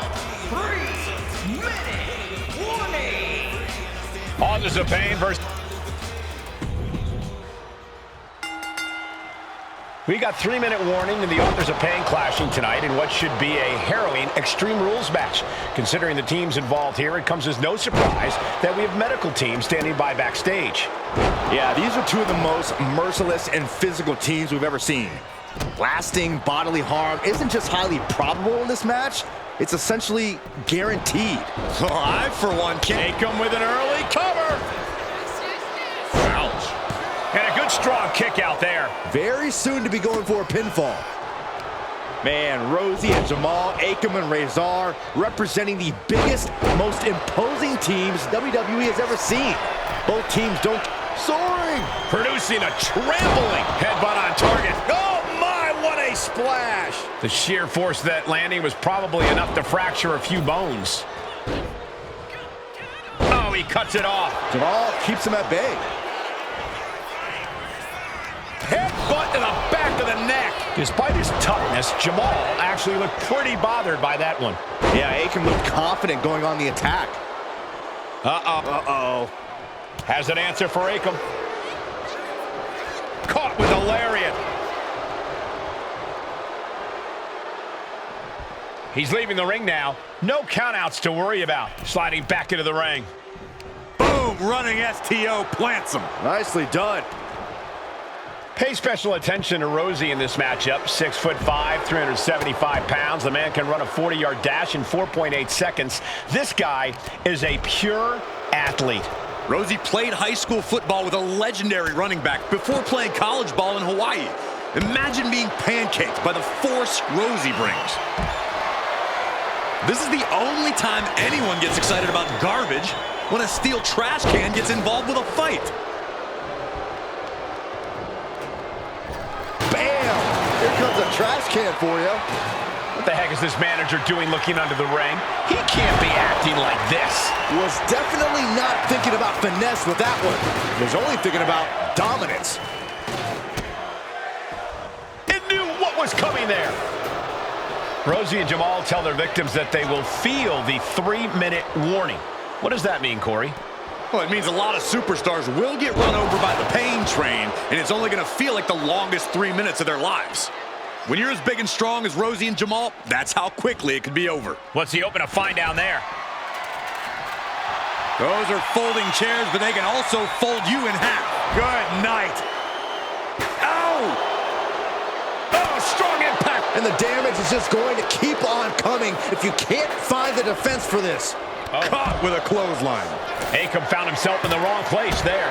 Rosie held nothing back on that attack. An all-out attack from Rosie. AOP has no answer for the havoc coming from 3-minute warning. Just look at the size of all these superstars. The ring had to be reinforced before this match. Over 1,300 combined pounds colliding. These men are so big and so thick, it's a challenge to wrap your arms around them. Foot, meet face. Forget it. AOP just fell to their demise. Oh, God, drilled right into the post. Oh, what a power slam. He's definitely been worn down a little. Yeah, Extreme Rules matches eventually take their toll on everyone. Ooh! Great athleticism. Akam now undertaking a barrage. 3-minute warning laying waste to the AOP.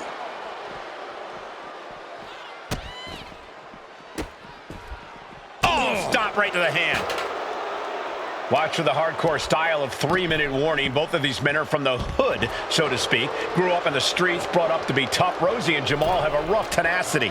A duo that couldn't care less about it. Pump handle locked in.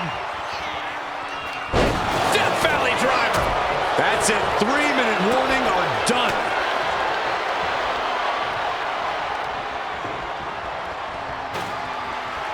Down with force.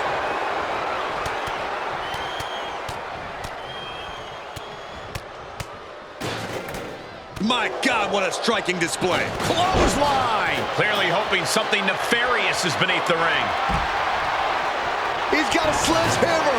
Oh, man, this is not going to end well. Ooh, sledgehammer to the... Rezar going for the pin. This could be over. The ref not even getting to one. Look at the look on his opponent's face, Cole. He can't believe it. Taking a moment to get pumped off of this crowd's incredible energy.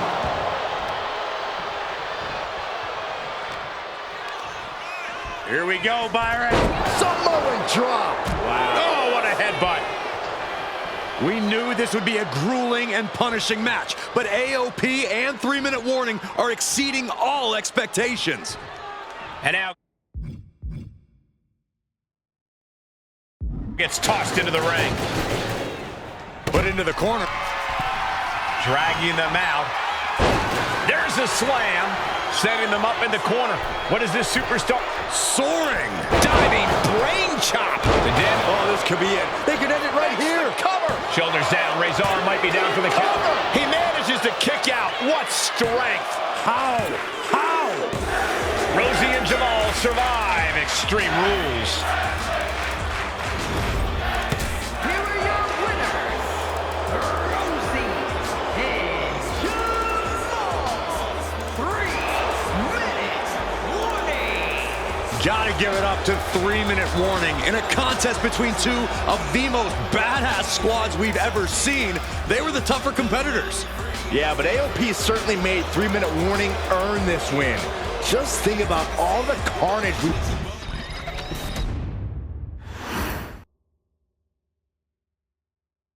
We've come to the part of the showcase where we get to talk about Tamina. Ever since walking in WWE, shoulder to shoulder with the Usos, Tamina's alliance with this dynasty has never been in question.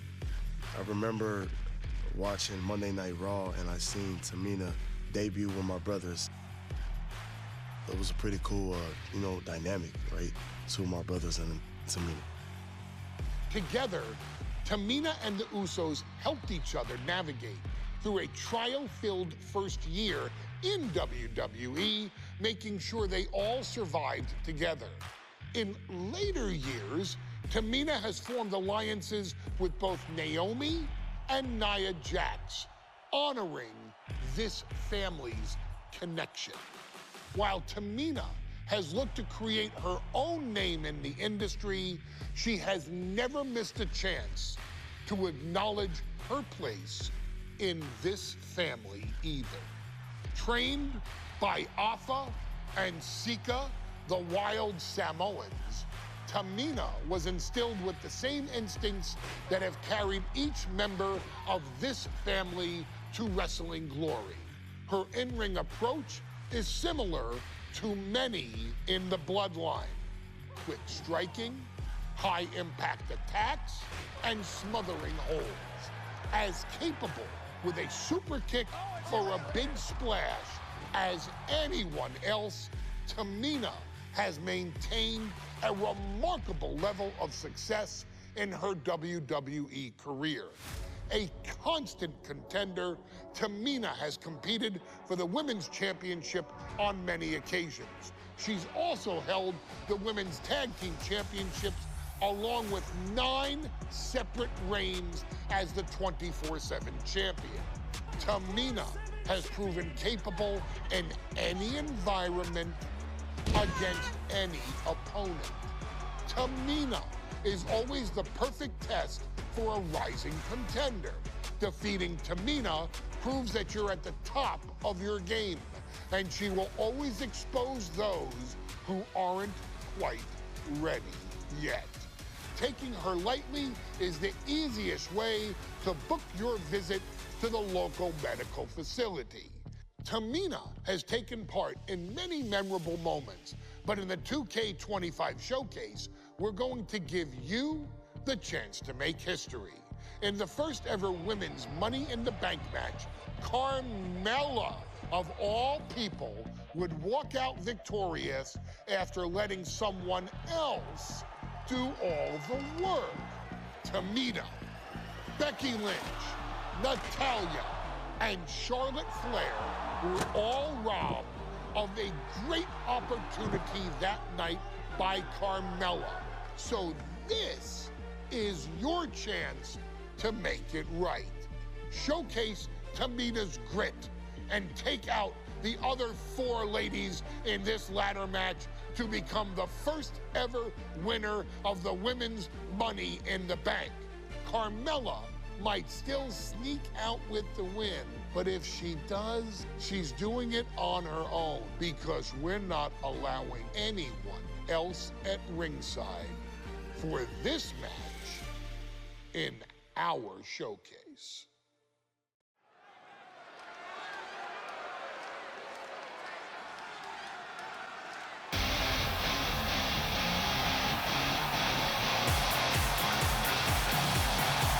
We are making history.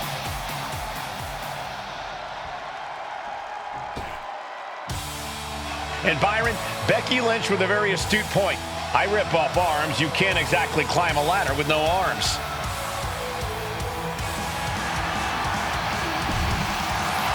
Next. There's a big fight coming. Tamina, perhaps the most dominant superstar in this match. And I guarantee she is not fazed by taking on 4 different opponents. Mella is money, and she is as confident as ever.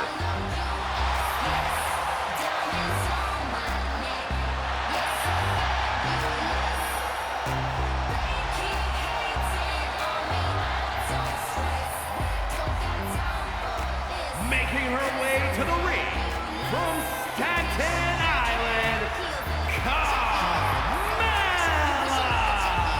Byron, Carmella's made a couple of good points recently, saying, I was the last woman drafted in the WWE draft last summer. How big of a chip is on her shoulder? Oh, she's got a huge chip on her shoulder. And also, don't forget, Carmella has had some major victories lately, so she has all the fuel you could need heading into a match of this type.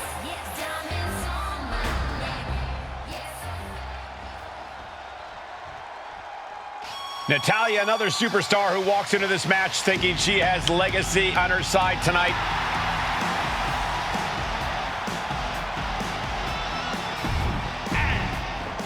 This new generation of female superstars are providing yet another milestone moment here. Tamina, Charlotte, Carmella, Natalya, and Becky Lynch are going to climb the ladder and retrieve the briefcase, become the first ever Miss Money in the Bank. The contract that can change lives hanging above the ring. Probably the most profitable opportunity in our sport. 15 out of 17 superstars have successfully cashed in the Money in the Bank contract. A surprise cash-in has only failed once, and the other failed cash-in was alerted to a week in advance.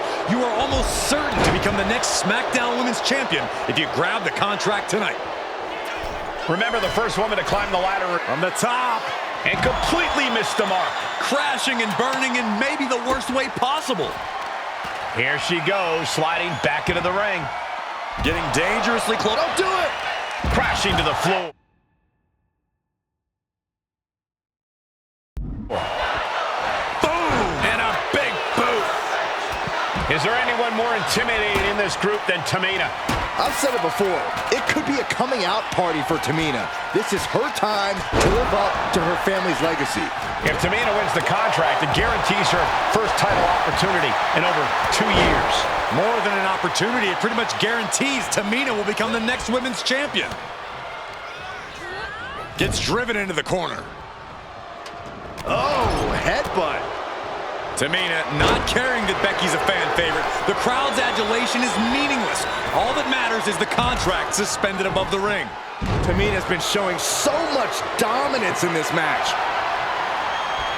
Climbing up, but is there enough time to go for the win? 3 second-generation superstars competing in this match. Carmella, Charlotte, and Tamina.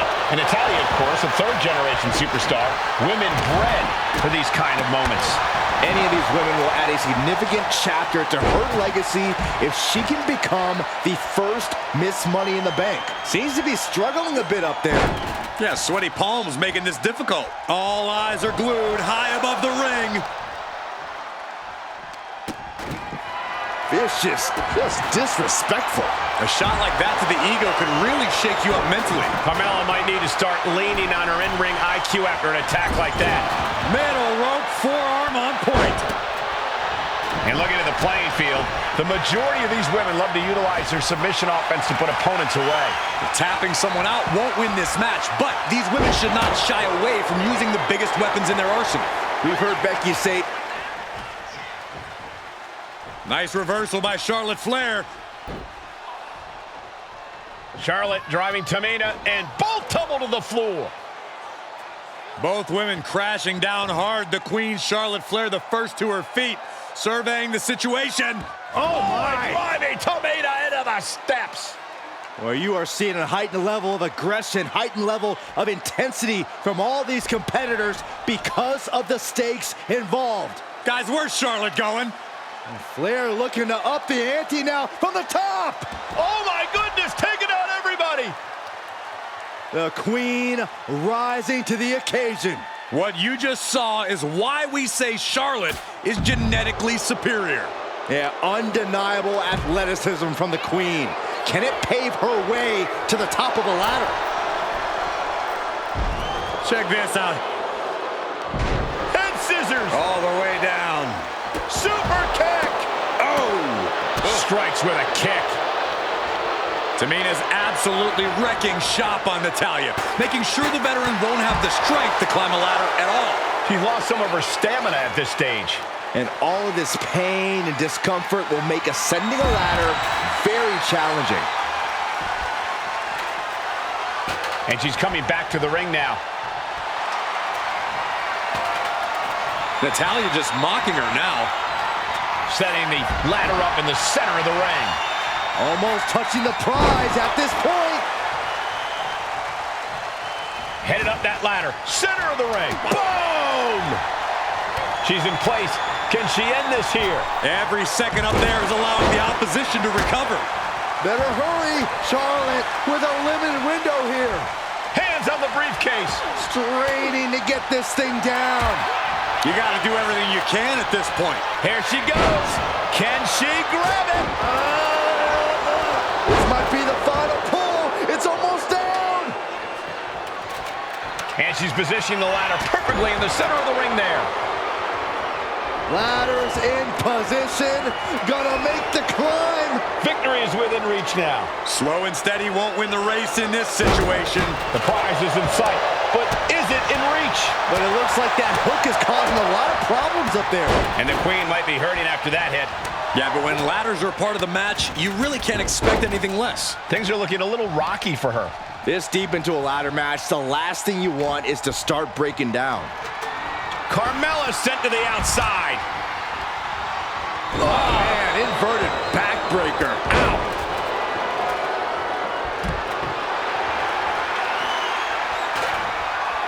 From behind, back suplex.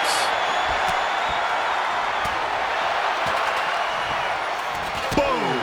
And that's not going to make Tamina happy. And Becky saw an obstacle in her way and handled it accordingly. Oh, what a suplex. Oh, man. Oh, my God, a steel chair. Oh! And each of these lethal maneuvers have got to be taking a toll. This could be the beginning of the end. Uh-oh. Sharpshooter applied. A submission won't win the match. Very unique escape to fight her way out of the sharpshooter. Back elbow blows that one up. Way up high. Oh, an atomic drop. She's been slowed down yet again. Yeah, but when ladders are part of the match, you really can't expect anything less. Money in the Bank briefcase still hanging high. This is what it's all about. The opportunity of a lifetime. What are you willing to do? How much can you sacrifice to be the first Miss Money in the Bank?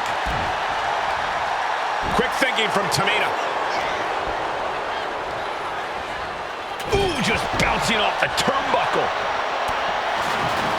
And she's getting the ladder set up now. What is she thinking? Quickly up the ladder she goes. What in the world is she thinking now? At the top, something major's about. This is crazy. Please. This is out of control. control. Crashing from the ladder like that could have shortened this match and quite possibly their career. Someone needs to check on them.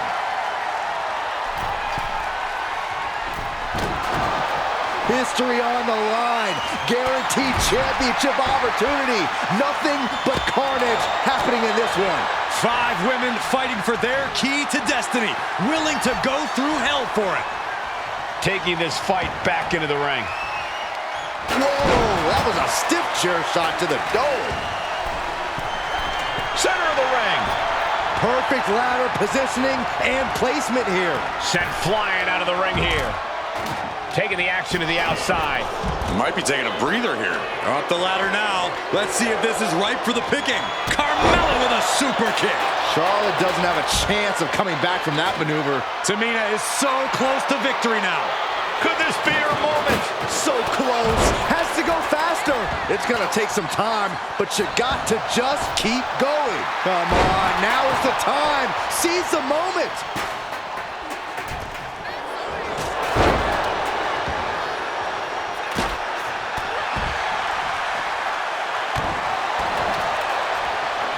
Sliding in under the rope. She's back in the ring. Look at this. She's going for her destiny, guys. But she better hurry. She doesn't have much time. Climbing up. But is there enough time to go for the win? She's grabbing at the prize now. Looks like scaling the ladder was the easy part of the job. Unhooking the prize is the big challenge. And brings the ladder to the middle of the ring. Perfect setup, Cole, but the job's only half done.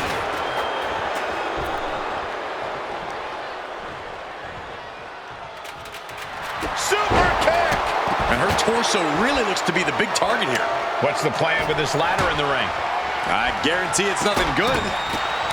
What a barrage of stomps. Trampling the opposition. Ooh, bullseye. She's setting the ladder up for something here. There's no telling what she could be thinking.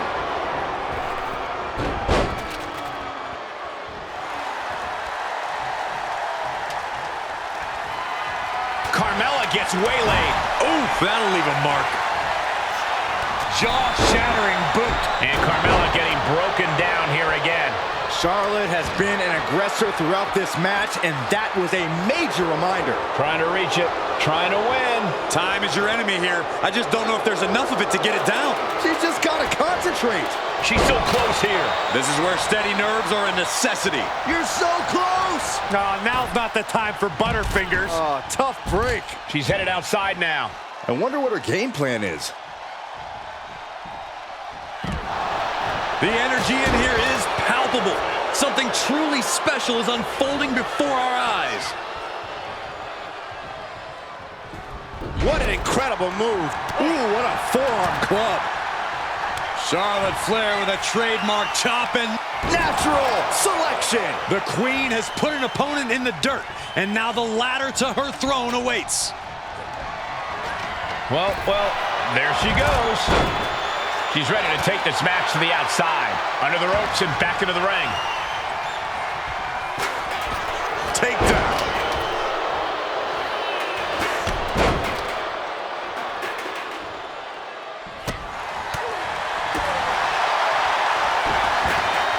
Down to the mat. Roll bridging. Fujiwara armbar. Man, that's all the way across. It's desperately trying to find a way out, and she does.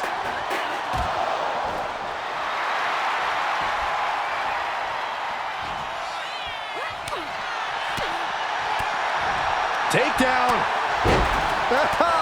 Helicopters. Nasty chop delivered by Charlotte. Oh, natural selection by Charlotte. Natalya's night could have just ended right there. She might not be in any condition to climb a ladder. Oh, by the hair, whipped across the ring. That ain't right. Ooh, jumping headbutt. Oh, big boot.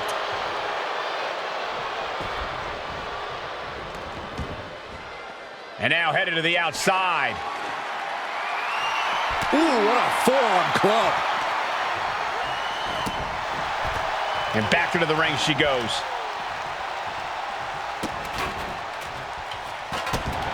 Ooh, she puts the brakes on that. She's bringing the fight outside. Right to the kidneys from behind. Up for the electric chair, down for the drop. Oh, look at Becky. Down she goes. Disarmer locked in. And you still need to find a way. Let's go. She just released the hold. Maybe she has something better in mind. And saw what was coming there. Well-executed takedown. This place is going insane. The ground beneath my feet is shaking. Whipped into the corner with tremendous force. Up the ladder now. Let's see if this is ripe for the picking. She's going for it. She certainly is. She can do it. Is this the right time? That's it. Tamina has the briefcase. Tamina is Miss Money in the Bank. The winner of the Money in the Bank contract and the first ever Miss Money in the Bank, Tamina! This has to feel so validating for Tamina. She came in tonight with her family in mind, and they must be proud of her now. Tamina has a legacy to live up to, and becoming the first ever Ms. Money in the Bank only honors the rich family name.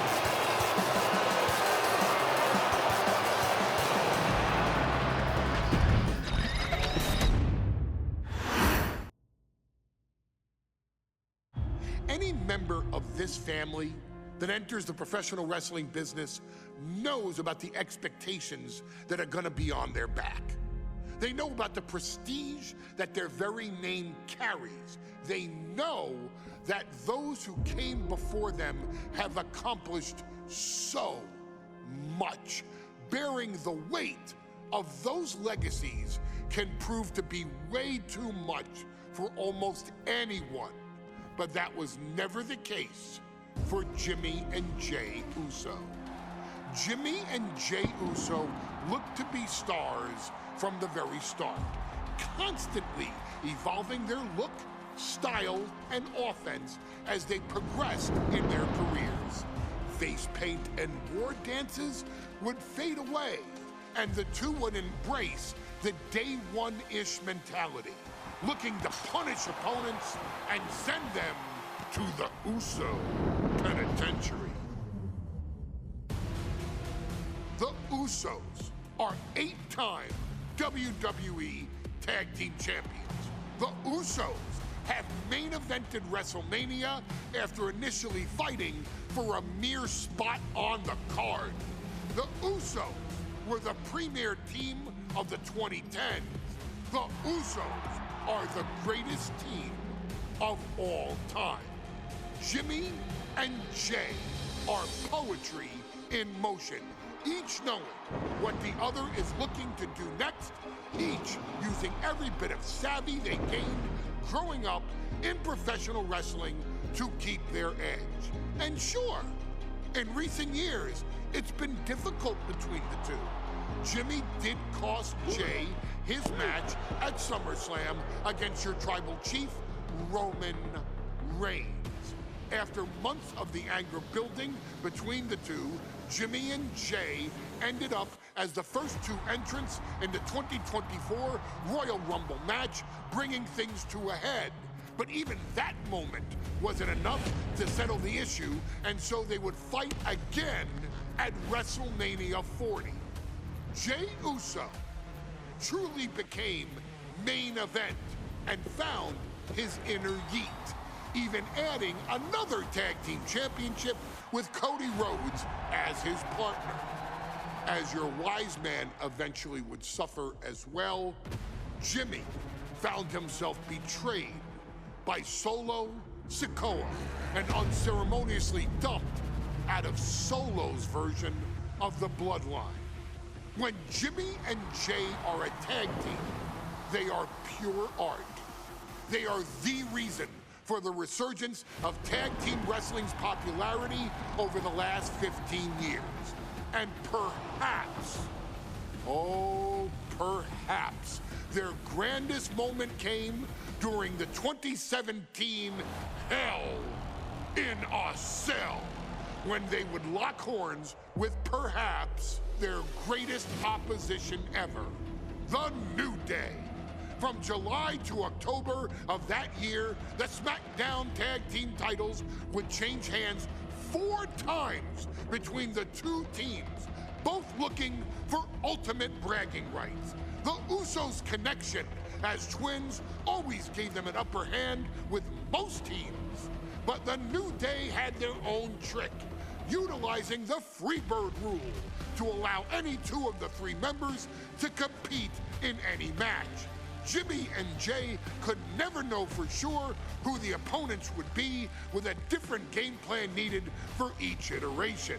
With nothing clearly settled after 4 months, the New Day would offer to defend inside Hell in a Cell, and the Usos gladly accepted. We've seen the Usos showcase tag team wrestling at its most beautiful. Now we want you to showcase the brutality that exists within Hell in a Cell. Big E and Xavier Woods are going to use everything at their disposal to take you down. But you've been down since day 1. Now it's time to force the New Day to realize there's nothing wrong with them being in second place, and there's nothing that's stopping you inside Hell in a Cell.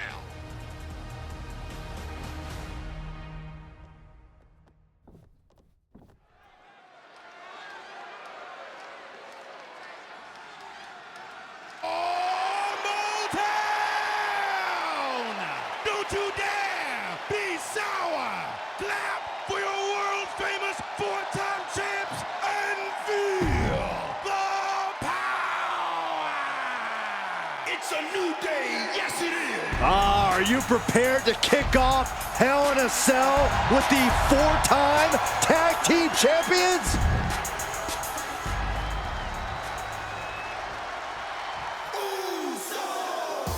This is the first time that tag titles will ever be defended inside Hell in a Cell. And at a combined weight of 493 pounds, Jimmy and Jay, the Usos!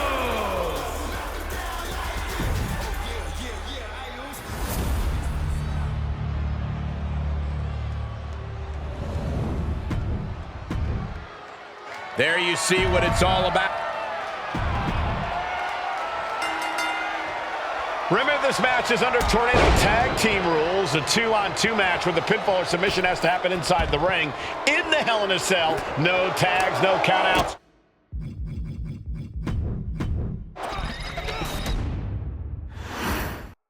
Remember, this match is under Tornado Tag Team rules, a 2-on-2 match where the pinfall or submission has to happen inside the ring. In the Hell in a Cell, no tags, no countouts, no disqualification.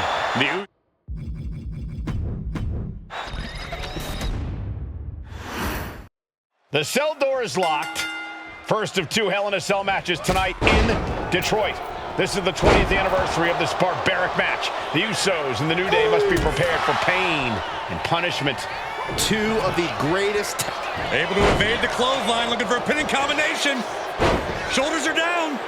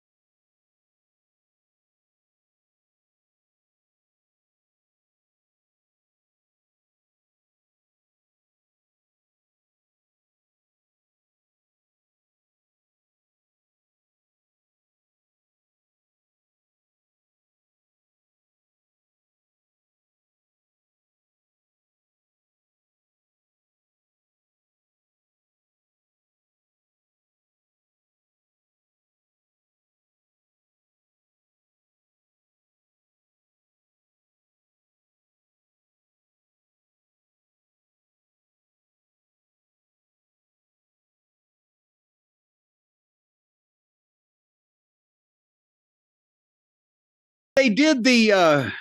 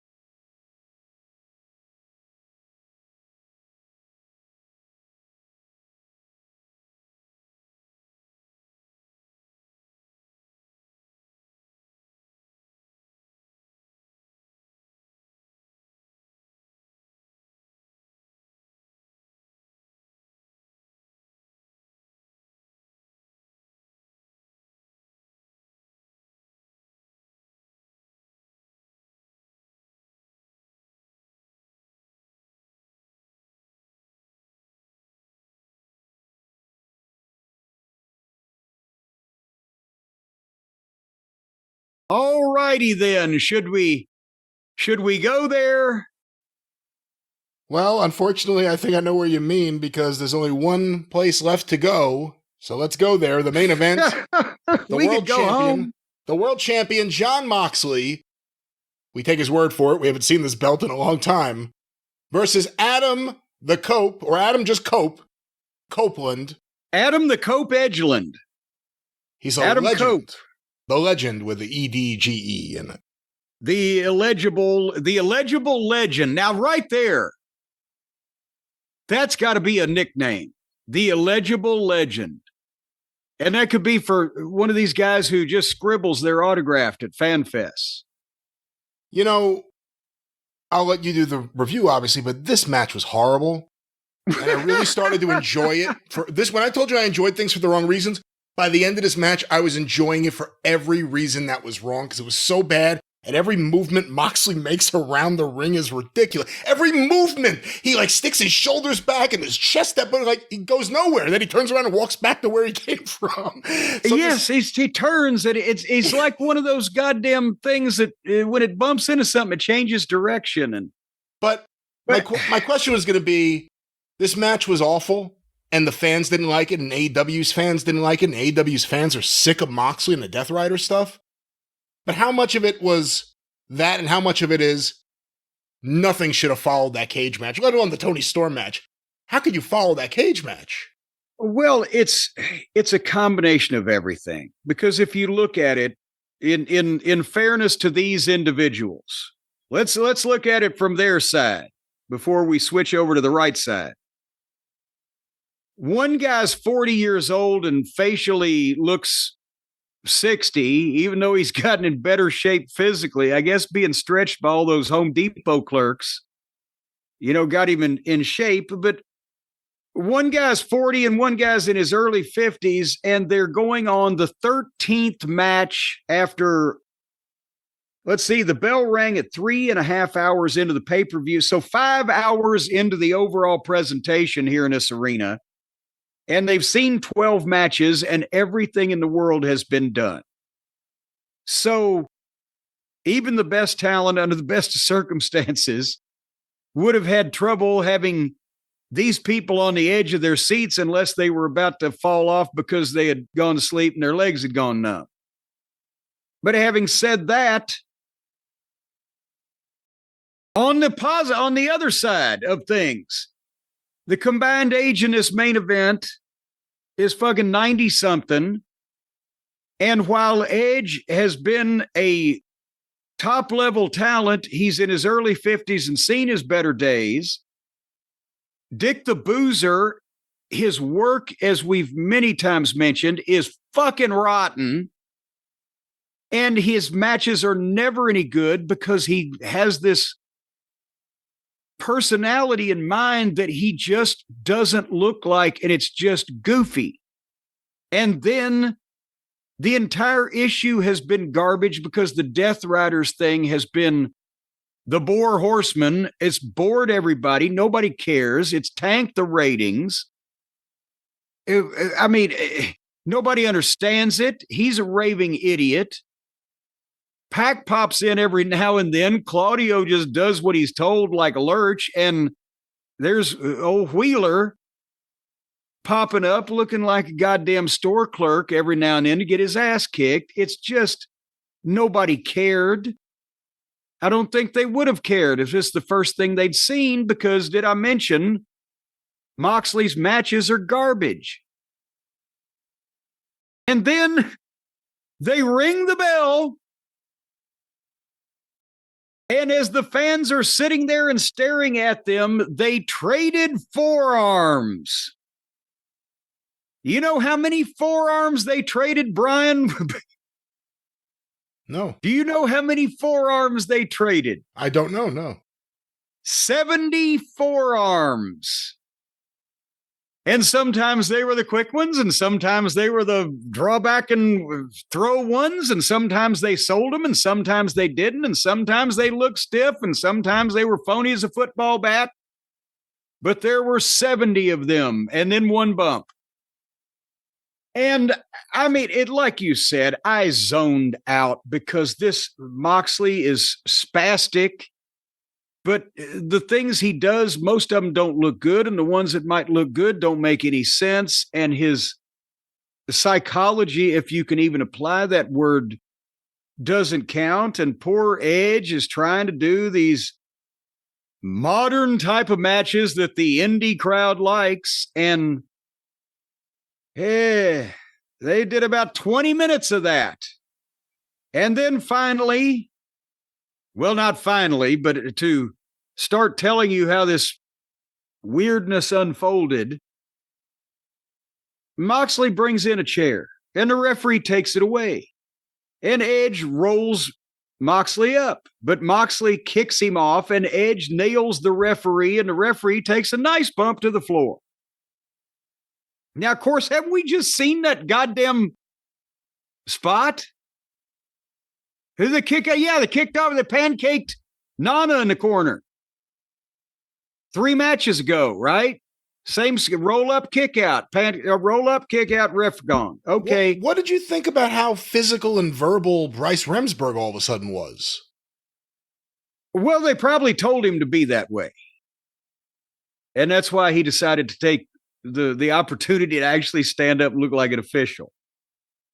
But, you know, again, in this company, you can't be a referee and have any integrity whatsoever, because they're going to bury you deeper than Long John Silver's pirate treasure every match. It's just, it's unavoidable.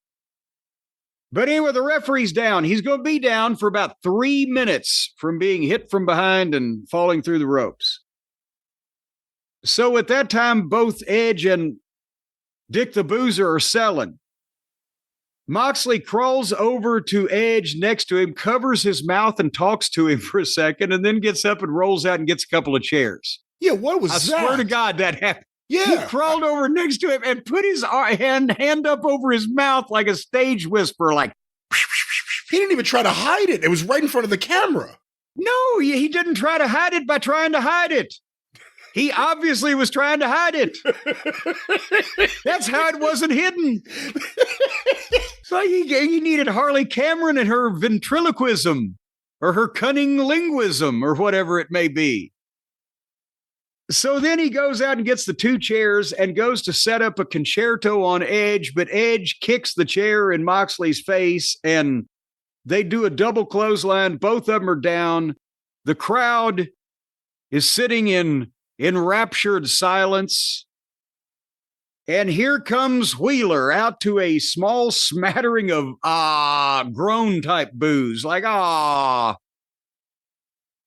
And he gets in the ring, and as they're both standing up, he's milking which one he's going to hit. And they're obviously standing up next to each other without trying to make any offensive move toward each other so that they can be part of this decision that we are expected to believe that Wheeler is anguishingly making. And then he gives Edge the knee. And he goes against the briefcase and gives it to Moxley. But here comes Light Switch Jay White. And he gets on Wheeler and grabs the case and swings at Moxley But Moxley moves out of the way, and White bashes Edge over the head with the briefcase. And then Wheeler and Jay White fight off. So that,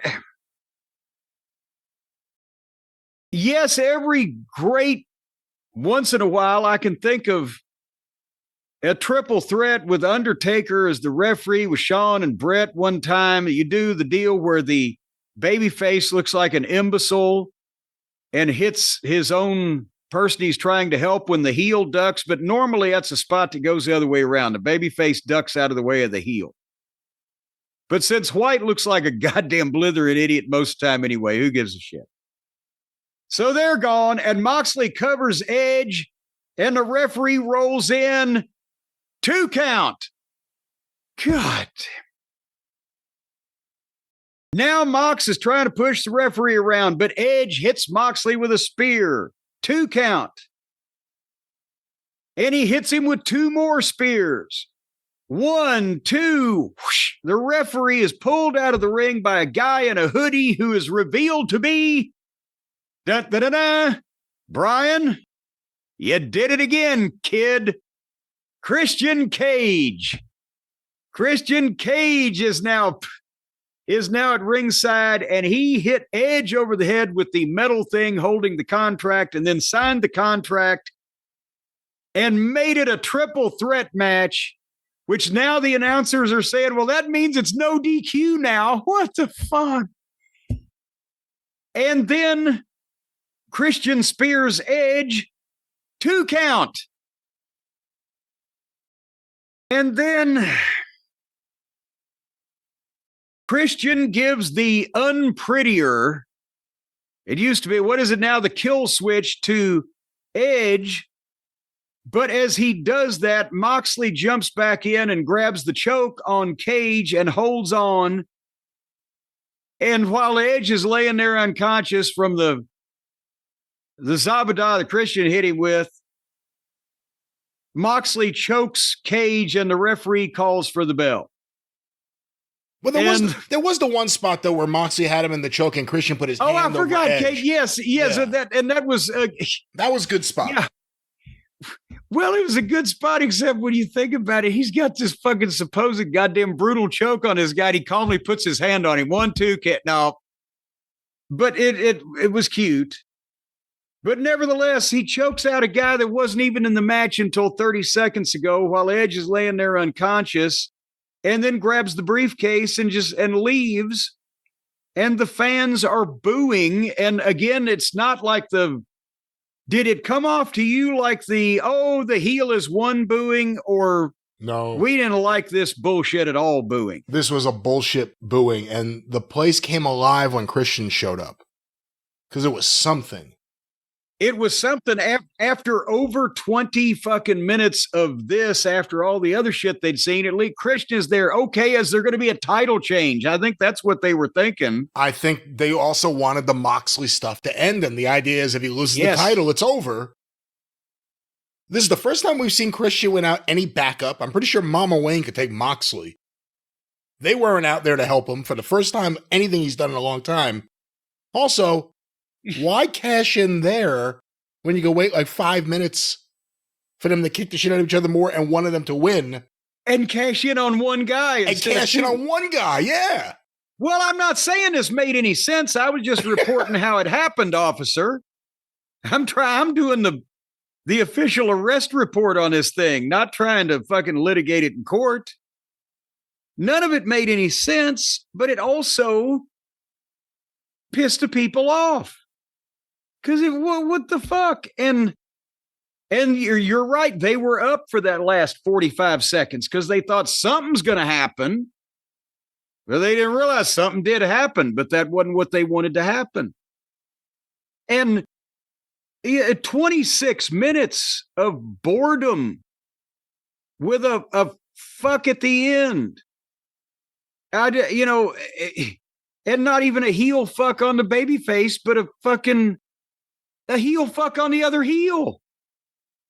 And also Christian cashes in after all this time and makes it 30 seconds and gets choked out. I mean, find me something good about this for anybody. And now I guess we're going to get more Edge versus Christian, which I don't know if anyone else wanted that right now. Has Edge put over anyone? I saw this brought up the other day. Since he returned to wrestling, is there a younger wrestler that he has actually put over? I mean, he's let Danny Garcia and the likes beat on him for 20 minutes before he beats them. But in all honesty, you can say that two ways. Edge has not put over any younger wrestler, and Edge hasn't been in the ring yet with anybody that he should have put over. Maybe. Think about it. Maybe. But now if another case of there you are. Well, there we are. We'll get him against Christian again. And that's the thing. That's the way they're going, because Edge was flat of his back, didn't know what the fuck was going on, but he'll find out later that Christian cost him his chance at the title. He had Moxley covered. So Christian and Edge have heat with each other again. Yeah. Cage has lost his chance at the title as long as Moxley holds it. And as Moxley was leaving, they were careful to keep the camera on him as he went through the crowd and back into one of the breezeways long enough that you knew that there's more shit going to go on. And then up walks Prince Nana to confront Moxley in a breezeway, and suddenly a dozen security guards appear. Now, bear in mind, there were all kinds of goddamn people getting in fights that weren't involved in this match a minute ago. There wasn't a security guy to be seen, but now that two guys are staring at each other in a mean fashion, there's a dozen of them there. And right at that point, the camera backs up and you see Swerve in the balcony, and he jumps off the balcony with a double stomp on Moxley, with the 12 security guards as spotters. Yeah. And that's when we went off the air. So that's what I guess we have to look forward to now. Moxley versus Swerve. Oh, boy. Which one will drink the blood and which one will eat the bones? And then we got Christian versus Edge, the Ontario Sammy versus Kevin. That will be a combined age of 106 in the new youthful promotion. You know, like I said before, AEW hardcore fans loved this pay-per-view event, and even they got to the point where they were fed up with this main event and the finish. It's two different things. They didn't like the match, and then the finish pissed them off. It's almost like a slap in the face. Some people think Tony's just waiting for Darby to come back. Some people think it'll be something else. Is he really going to climb that fucking mountain? Because I don't know. I might be taking an office pool on whether Darby comes back or not if he's going to climb that stupid fucking mountain. And here's another goddamn thing. With business the way it is right now, why don't Tony Khan put his big boy pants on, tell Darby, the world adventurer, hey, I got a contract on you and I'm paying you money. Get off the fucking mountain and come back here and fucking help me draw some. The fuck? Oh, sure, you could have 6 months off with pay to go climb Mount fucking Everest. Good God. We will see what happens. That was AEW Revolution. Unlike SmackDown, Jim, there was a big match here on Raw that I know you probably wanted to see. And then Tony Schiavone introduced Will Ospreay. And Ospreay comes out, and it's a live promo in the ring. And, of course, he referred to the cage match. And, of course, he says, Kyle Felcher will be a world champion one day. Because that's, what every great babyface would have said about every great heel after they beat him in a cage match. But he's going to be a world champion one day. No, the guy tried to kill me, and I got him instead, and I'm glad, and I hope he dies.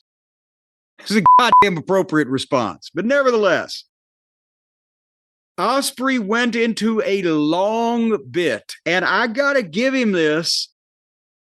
He's trying to have a lot of personality. He's trying to be one of the bros, bruv. He's trying to be the top babyface and be able to just roll these promos out. And he did a long bit about lying to his wife that he wasn't going to do anything stupid in the cage. And it took a while. Brian, I'm going to say that the summation was it looked like that he was having a lot more fun telling that story than the fans were listening to it. Didn't it to you? It certainly did, yes. And Tony Schiavone seemed miserable if you looked at his face during this. Well, but now you know what it's resting Schiavone face at this point. He always looks like he's had some kind of barbed wire something shoved up his ass. But Will was laughing and giving Tony the ha-ha and the ribs like, you know what I'm saying, bruv. No, nobody was really reacting to what you were saying, bruv. But he wants a shot at the world title, and he wants it. And when should he take his shot? Now, here's the thing. He says, when should I take my shot? When does it count the most? And he points up to the fucking banner. All in Texas, the stadium show. Is that thing still in a stadium as of this moment? As of this moment, yes. They haven't changed it like they did the Australia show. There have been no changes. The big all in this summer. Well, it's July. How long ahead of time did they change the Australia? I don't remember. It was a couple of months. But you know what? They're going to have a harder time changing this one because they've sold the city of Arlington a bill of goods about how many people they were going to attract to the fucking town. They better hope for tornado warnings. Then they could have some kind of explanation. But anyway, like as someone said on Twitter, like a Temu WrestleMania promo, he pointed at the All In Texas banner and said he's entering the Owen Hart tournament. Not the... Hold on, let me check my notes. Dynasty Eliminator Tournament for an international title match so that the guy who holds that can be the best in the world, but he's entering the Owen Hart Tournament where the winner will get a world title shot so he can be the best in the world. And he said, and I'm going to be in there with other great competition like Edge. No reaction. It's another babyface. Nobody wants to see that match to begin with. And then he mentions Swerve. No reaction. Who wants to see Swerve versus Ospreay? No fucking body. Then he mentions Moxley. And there was a smattering of no boos. Like somebody just let a loud fart in the movies. And you go, oh, no. Like they were offended that that was an option. And that's when they announced, or they may have announced it beforehand, but they reiterated that next week it would be Moxley versus Edge in a title match in a street fight. So it's a street fight. No DQ. So, and Ospreay he did the promo. He's entering the Owen Hart tournament. So we pretty much know what the main event is now. It'll be Ospreay going for the world title against whoever the fuck. And if it's Moxley, that means April, May, 4 more months of this dreck. You know, the Moxley push may be the biggest example there is of Tony Khan ignoring his fan base. I can't think of a bigger one. I think you're right because I mean, he's done a lot of bad things, but the fan base liked many of the bad things he did, especially early on before they caught a whiff of the way things were going to turn out. And even stuff like Punk, that like split a portion of the fan base. You still had a lot of supporters. With Moxley, the hardcore AEW fans don't like it. The people who mock AEW don't like it. Nobody seems to like it. And Tony Khan's insistent on it. Maybe he just doesn't have the courage to tell Moxley, no, this sucks. We're not doing it anymore. I pay you a fortune. Do whatever the fuck I tell you to do. But then again, you got Tony Khan telling you what to do. But for Moxley,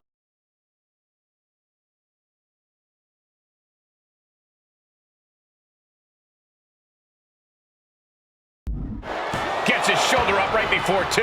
We'll need to get a little more to put this one away. Bringing a steel chair into play here. Corey, a few weeks ago, we saw the New Day walk out of SmackDown as champs in a street fight. A match the Usos handpicked, but this environment is totally different. There's nowhere to run, nowhere to hide. I think the New Day played right into the Usos' hand when they selected this match. Jimmy and Jay have a street mentality. They're perfectly equipped to turn Hell in a Cell into the Uso Penitentiary. This cell is meant to contain all these right into the pin. The champ not letting the ref get to 2.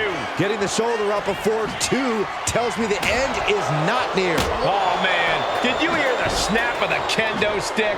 Into the ring again now.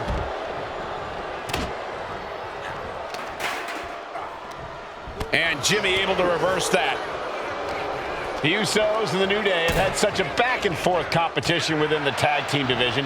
You can just look at these teams' title reigns, their dominance. It tells you these are the 2 best teams that WWE has had in a long time.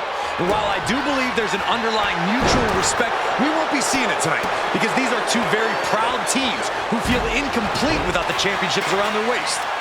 Oh, man.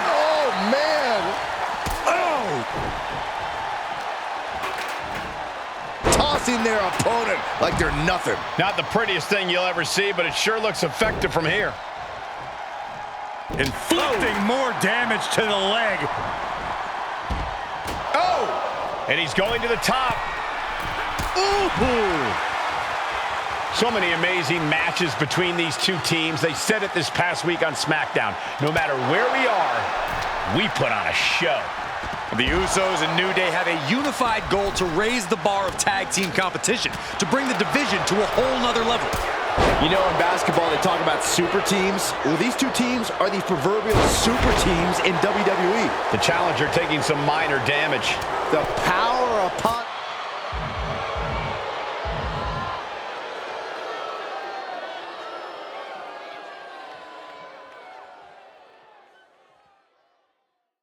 Positivity paying dividends for the New Day. Emphasis on power. Boom! A forearm smash. Our champion is getting rocked a little. A prime example of that unique Uso offense. That's a free fall. New Day refer to this as their power lineup when having Big E involved in there with Xavier Woods. Big E, the obvious powerhouse of the group. Woods has that blend of speed and power, making him the most well-rounded superstar for New Day. What's interesting, though, is this is the lineup that lost to the Usos at SummerSlam. The New Day not choosing Big E and Kofi to beat the Usos a few weeks ago could prove to be costly. Uppercut! Jarring. And now he's back into the ring. Bang! Usos and New Day going at it inside Hell in a Cell, and Jey Uso sent outside the ring, and now the New Day on the attack. Big E, as aggressive as I've ever seen him here tonight. And Xavier Woods now with toys, kendo sticks in hand. And it's about to get more aggressive, more vicious, more barbaric.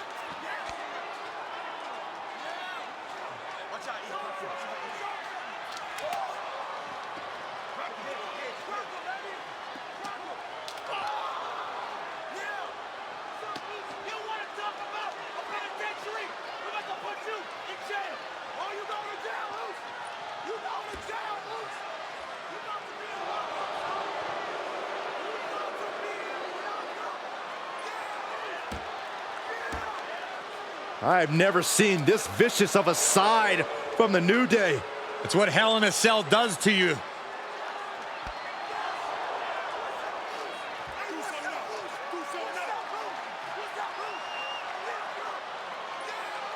Oh, now with the kendo sticks, Xavier Woods unloading.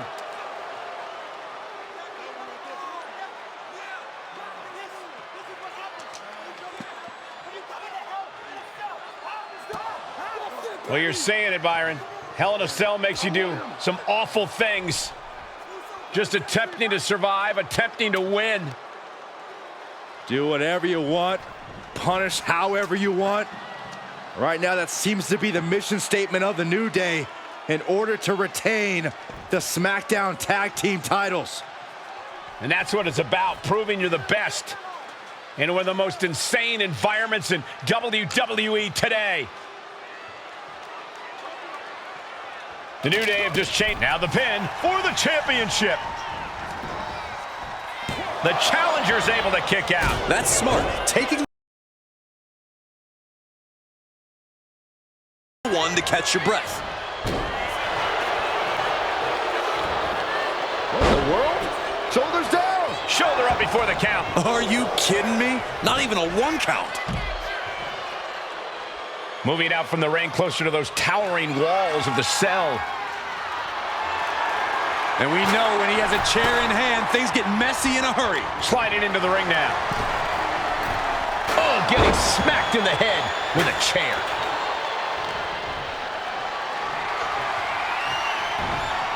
What a reversal. Ooh. The champ is starting to suffer. The effects of the cell come for everyone. You can only stay safe for so long. Looks like he's got something in mind for ringside here. The Uso splash! Will that be enough to win the titles? He's able to cut off the pin count here. Big E able to get out of the way. The Usos and the New Day have been trading title reigns for the majority of the year now. This, the contractual rematch for the Usos. If they lose, the Usos won't get another opportunity for the titles as long as the New Day are champs. And just being around the Usos, it's not only about winning the tag team titles, it's about stripping the New Day of everything that made them popular with the WWE Universe. It's about making sure the New Day never competes again. It's never been just about the title, Saxton. It's about these two teams wanting to claim supremacy for themselves. Elbow drop. Turns that in his favor. Oof, nails the midsection.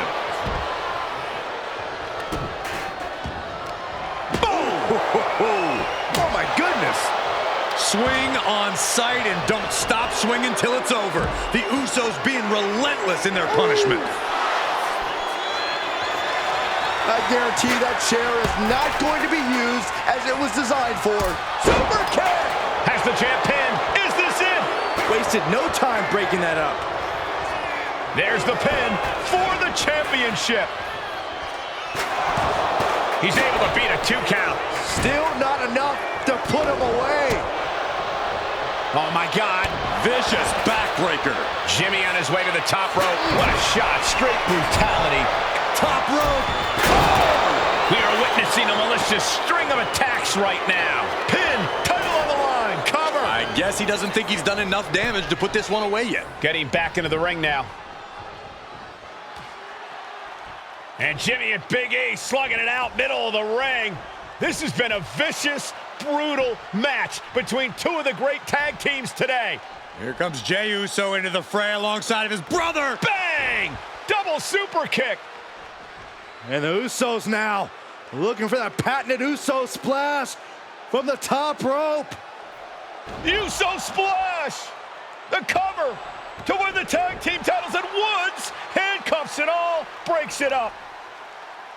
At the last possible second, Xavier Woods saving this match for his team. Credit to Woods for his never say die attitude, but Xavier Woods is outgunned right now. And look at Woods still fighting back. Yeah, with the handcuffs, using the handcuffs as a weapon. That's smart.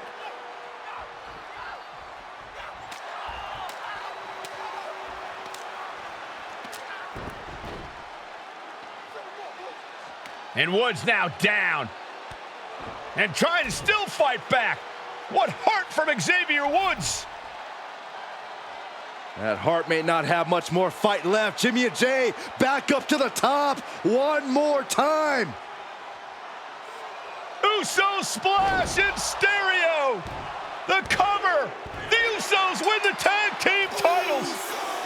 Here are your winners and the new SmackDown Tag Team Champions, the Usos.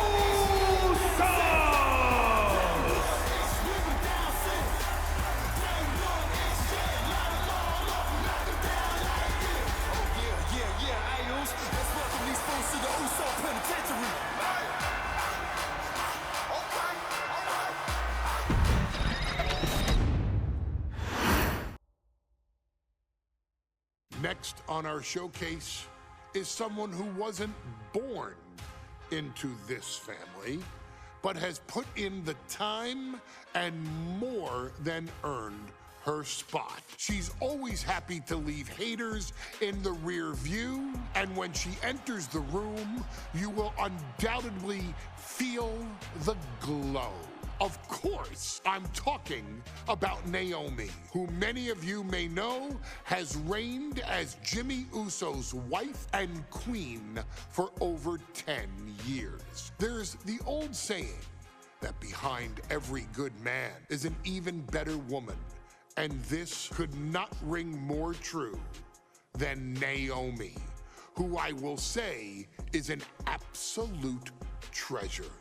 Jimmy will frequently speak during old bloodline planning sessions about how much her support and love drove him to improve as a superstar, always stressing her importance not only to the WWE Women's Division, but to his career and his life as well.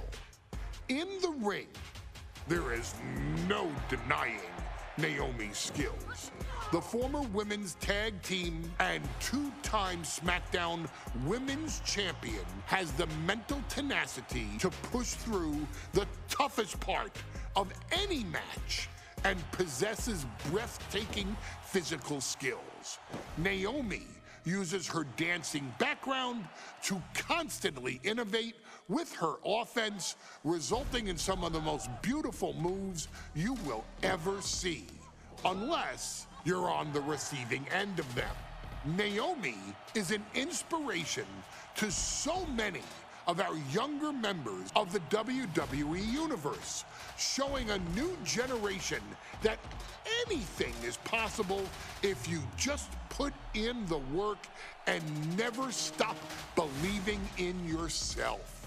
Naomi has battled against the very best in the women's division, taking on foes like Charlotte Flair, Bayley, Shayna Baszler, and Io Sky.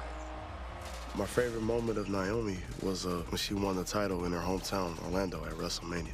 To compete against that caliber and maintain the level of success that Naomi has for her entire WWE career is something worth, shall I dare say, acknowledging. Naomi has even teamed with fellow family member Tamina through the years, proving the family you choose can often be the most important. And in true Uso fashion, Naomi shows an unrelenting desire to win, to achieve greatness, and to dominate her opposition.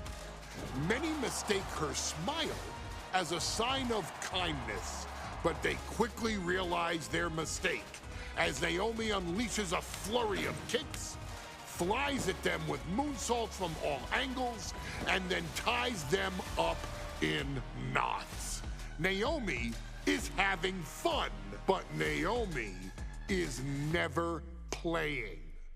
And now, we take you back to the 2020 edition of Super Showdown, which saw Naomi challenge Bayley for the SmackDown Women's Championship.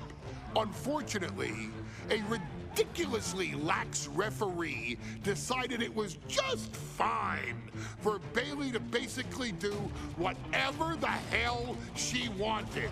Bayley's, oh my gosh, she's trapping Naomi's legs in her shirt.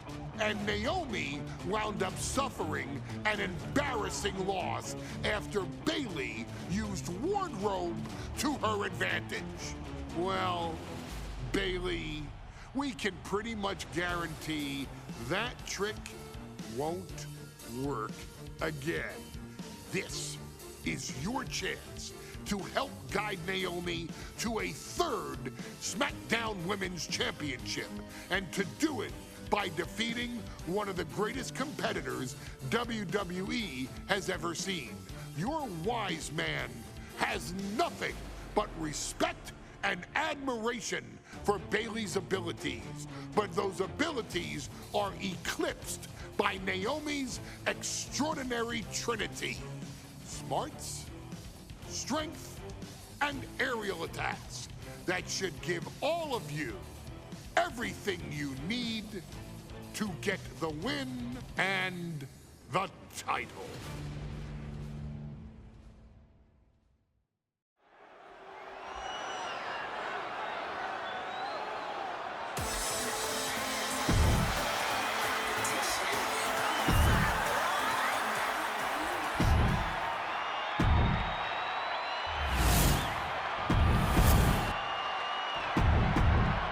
For the first time ever, we have a women's champion. Guys, a very important component of this match. Bayley has won every...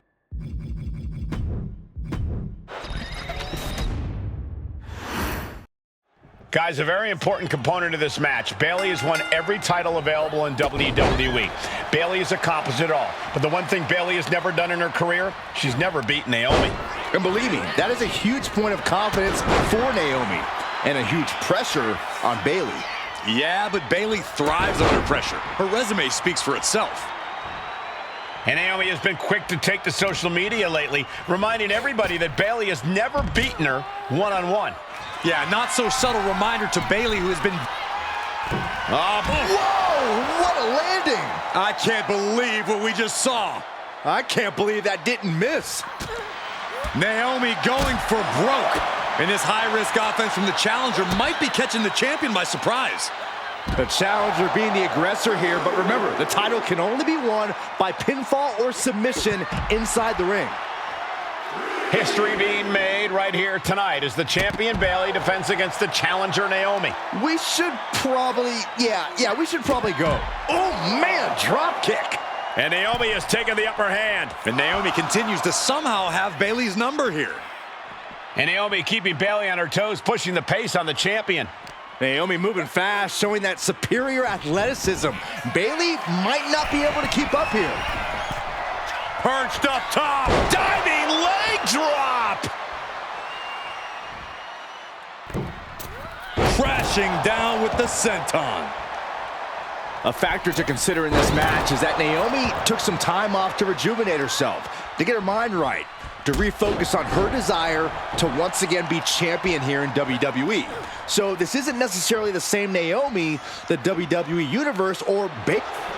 Great quickness. Let's roll through into the pin. Great combination. Still in it. What a gutsy performance. And I think it was you, Byron, who asked Bayley if she changed. And she said, I didn't change. I just did what I had to do, and look what I've done. Well, you're right. Love it or hate it, Bayley's doing what she's had to do by hook or by crook to maintain a stranglehold on the SmackDown Women's Championship. And here we go. Championship's on the line. Naomi's got Bayley in trouble up on the top rope. This could be Naomi's moment. Smart move by Bayley, protecting her title and going to the eyes. Oh, what a kick. Bayley is down and in trouble. Quick thinking by Naomi, looking to close this one out. Nobody home. Bayley wisely moves out of harm's way. What's Bayley trying to do here? What the? I think Bayley's trying to trap Naomi's legs in Naomi's own shirt. A great counter by Naomi. Naomi ducks underneath, and we got a standoff. Great match so far. Well, Bayley thought she had Naomi, but the challenger was ready. Well, the champion has to find a new strategy in a hurry. Heading out, but needs to be aware of the referee's count. And now she delivers her back into the ring. Oh, that's gonna sting. No signs of either combatant backing down. Ooh. Back and forth, neither one giving up any ground. Neither competitor is backing down. Ooh. This is a war of attrition with neither superstar wanting to be the one who surrenders. Both absolutely drained, but both refusing to give up.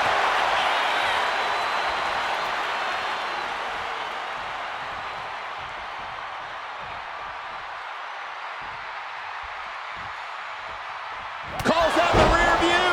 Can the champ recover from Makes that? the cover. No, we did it. We have a new champion. Here is your winner, and the new SmackDown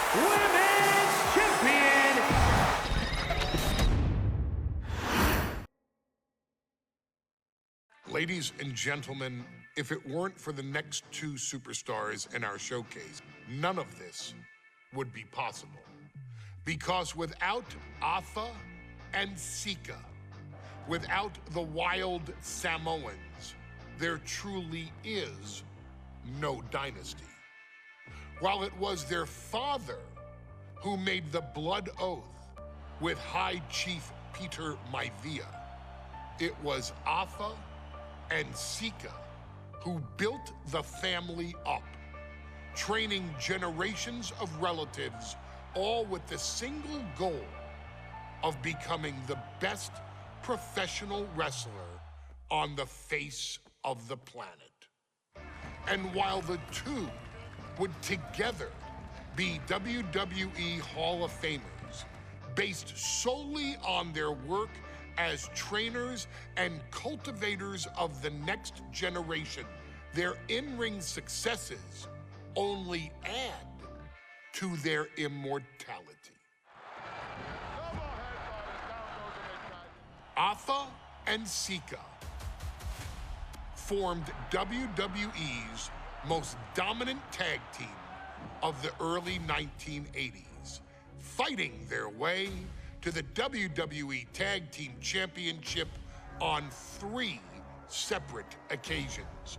Opponents were often defeated before the bell even rang to start the match, falling victim to the aura and the intimidation factor of having to step into the ring with the Wild Samoans. Accompanied by Captain Lou Albano, the trio formed a masterful group that was able to take all opponents off their game, be it through Albano's devious schemes or the overpowering nature of the Wild Samoans. WWE had never dealt with a team so primal, turning each match into a battle of survival. Most feared, the deadly Samoan drop, a move that has been imitated by many, but duplicated only by a chosen few. There they are, the Wild Samoans. These are immigrants coming from the island, trying to figure it out, trying to find a way. I couldn't imagine being these men. I couldn't imagine taking on these responsibilities of setting the tone in a whole new country and then trying to break into entertainment on top of that. But they made it work. And that's what we are. We're workers. We make it work. These tribal elders set the standard for all of their descendants to not only follow, but they also taught their descendants how to surpass it. So beloved were the two that perhaps no moment holds more significance to your tribal chief, Roman Reigns, than when he was presented the Ula Fala by his father Sika and Uncle Afa after the 2020 Hell in a Cell event. You see, it was their acknowledgement that gave Roman Reigns the unshakable confidence to continue his journey to becoming the greatest of all time. The utmost respect, love, and gratitude for those men. Because if my father and uncle don't do what they do, we're not here. We now humbly present to you the honor of walking in the famed footsteps of the Wild Samoans, finding a tag team in WWE's long and storied history that we felt would test the Wild Samoans was not an easy task. But then a thought came to your wise man. Why not give the audience exactly what they want? Why not put the Wild Samoans against one of the greatest tag teams of all time? Why not present Afa, Sika, the Wild Samoans versus Bubba Ray and Devon the Dudley Boys. And if we're going to go that far, let's do it in a tables match. Showcase that savage brutality that made both teams the eternal legends we know them to be. No pinfalls, no submissions, no rules. Just be the team that avoids being put through the table, and you will emerge victorious. And with these 4 men, you better believe that things are going to get extreme.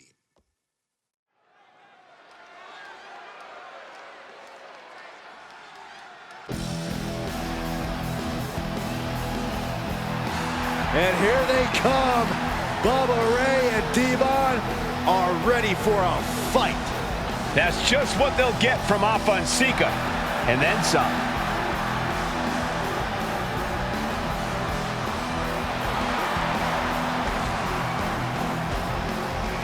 The following contest is a tag team tables match. And a combined weight of 603 pounds. Bubba Ray and Devon, the Dudley Boys. It takes a strong brotherly bond to agree to go into battle against the Wild Samoans, but that's exactly what Bubba Ray and Devon have. I have a strong feeling this match isn't going to be for the faint of heart. Oh, look, the Dudley Boys may not be all there in the head, but they're easily the most highly decorated tag team in pro wrestling history. They've beaten the best, they've beaten the toughest, and they're ready to come in and beat the wildest tonight. Both the Dudley Boys and the Wild Samoans are coming into this tables match with something to prove. Who's the best tag team of all time? Who's the more cohesive, brotherly unit? Who's more savage? Who's more extreme? Gentlemen, we are moments away from finding out the answers to these questions once and for all.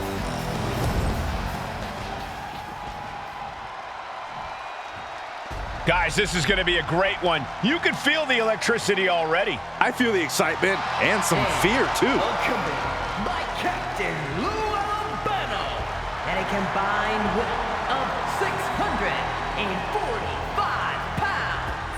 Afa and Sika, the Wild Samoans. This tables match might be a dream match for many, but for both the Wild Samoans and the Dudley Boys, this is about to be one team's greatest nightmare. Afa and Sika clearly not looking to back down here.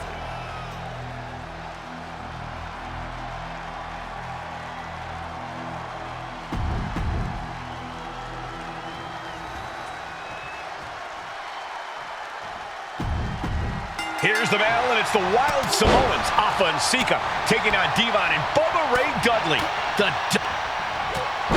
Sleeper hold cinched in deep. And breaks out of the sleeper. What a clothesline! Ouch! And we can harp on how this match was something almost tailor-built by the Dudley Boys. With the famous series of TLC matches they've had, the Dudleys have become synonymous with the T in TLC. And that didn't stand for tender, Cole. It means tables, and it means lots of them. Yeah, and if Bubba Ray and Devon can get the Wild Samoans through a table tonight, it will really add to the Dudley Boys' legacy even further. Sliding back in under the ropes here. Afa just goading his opponent. Textbook scoop slam. Such a peculiar look coming from the Wild Samoans, as if they have no control of their animalistic behavior. Oh, and a stomp. And the Wild Samoans always have that gaze in their eyes, that look that makes you question their understanding of their surroundings. Yeah, and I have to wonder if behavior. Oh, and a stomp. And the Wild Samoans always have that gaze in their eyes, that look that makes you question their understanding of their surroundings. Yeah, and I have to wonder if Afa and Sika are even aware of what the tables are for. I'm afraid they'll just keep on dishing out punishment, expecting a bell to eventually ring. Corey, I've got to know, what can the Wild Samoans do to get the advantage in this tables match? After all, this is the Dudley Boys match, the match they put on the map, the match they're synonymous with. Maybe the Wild Samoans have to be a little less wild, Cole. They still need to brutalize their opponents because that's what they do best. But the last thing Afa and Sika want to do is rush head first. Here we go. He quickly slides into the ring. Putting it all on the line and coming up big with a breathtaking move. He's doing some dangerous redecorating. I think the table really ties it all together. Afa and Sika, both individuals that compete barefooted. Not something common of most wrestlers, Corey, but it is actually very customary in the Samoan wrestling heritage. It's how they train. It's how they live in the Isle of Samoa. And no one delays a fight just to put some boots on. Samoans are ready for battle at the drop of a hat. He is looking to do some serious harm. Taken to the floor, and he's got no worries about the count. Uh-oh. Thunderous powerbomb. Looking to take it to the air now. And the axe launching. And the announce table's getting a makeover. That's not very feng shui. That definitely says more chaos to me. Oh, goodness, that looked bad. A very ferocious demeanor emanates from the Wild Samoans, like they're part of a pack of untamed beasts. I really wonder what it'll take for the Dudley Boys to have control of them. To the sky! Oh, my!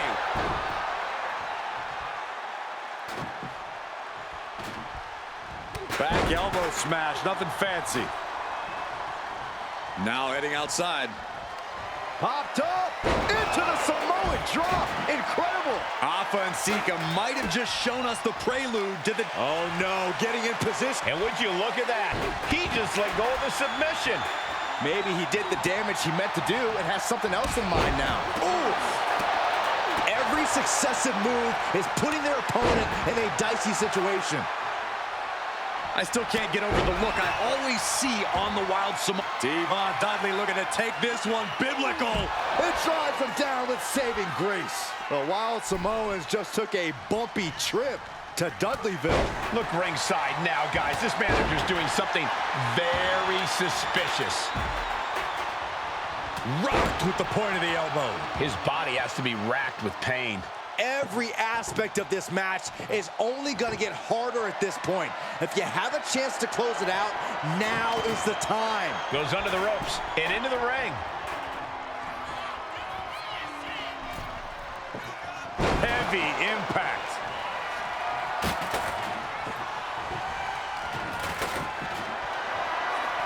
Lifted up.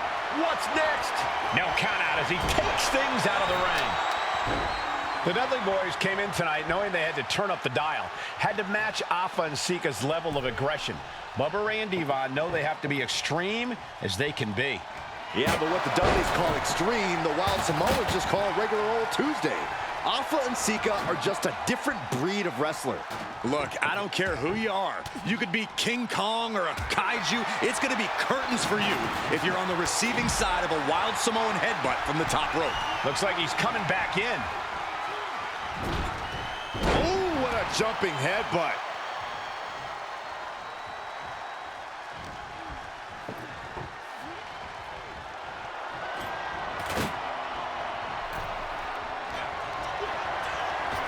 I don't think this table's gonna last much longer. World's strongest slam! Going the top rope. Oh, man, he landed rough there.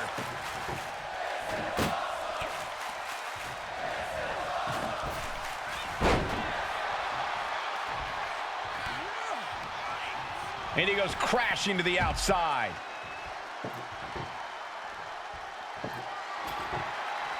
I can't begin to imagine what he's got planned here, guys. Maybe it's a yard sale. Back into the ring now.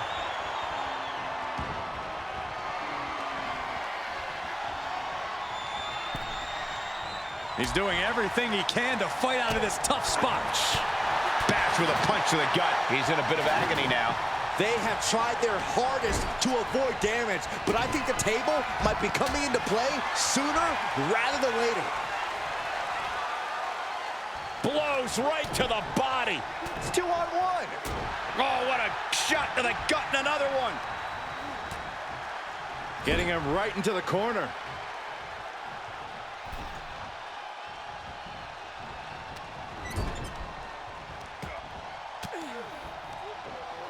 one step ahead there.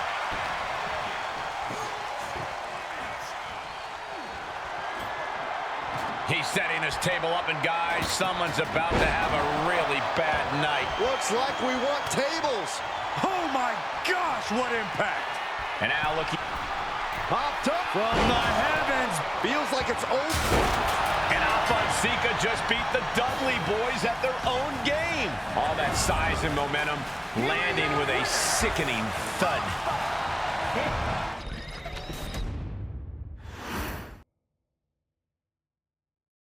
From the very moment he arrived as the enforcer of the bloodline, Solo Sikoa has taken every brutal, savage element of his predecessors and refined them into a near-perfect smashing machine.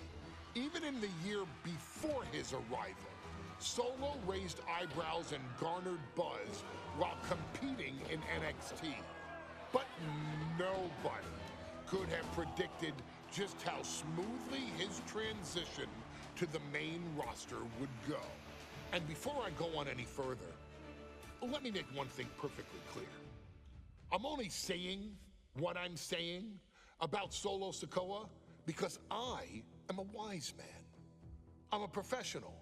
And because I'm being handsomely compensated for my stellar work as your host of the WWE 2K25 Showcase. I haven't forgotten what Solo Sikoa and his rogue bloodline did to me.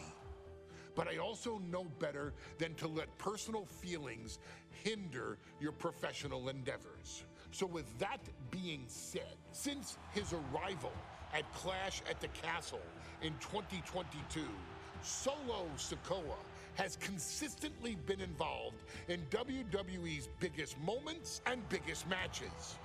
He's been victorious in War Games. He's repeatedly enforced the Bloodline's will to maintain Roman Reigns' status as undisputed WWE Universal Heavyweight Champion. I brought Solo in as an insurance policy. Solo was here to protect me. Solo was here to maintain the promised land. He's violent. He's strong, he's fast, he's all those things. And he betrayed me. Any man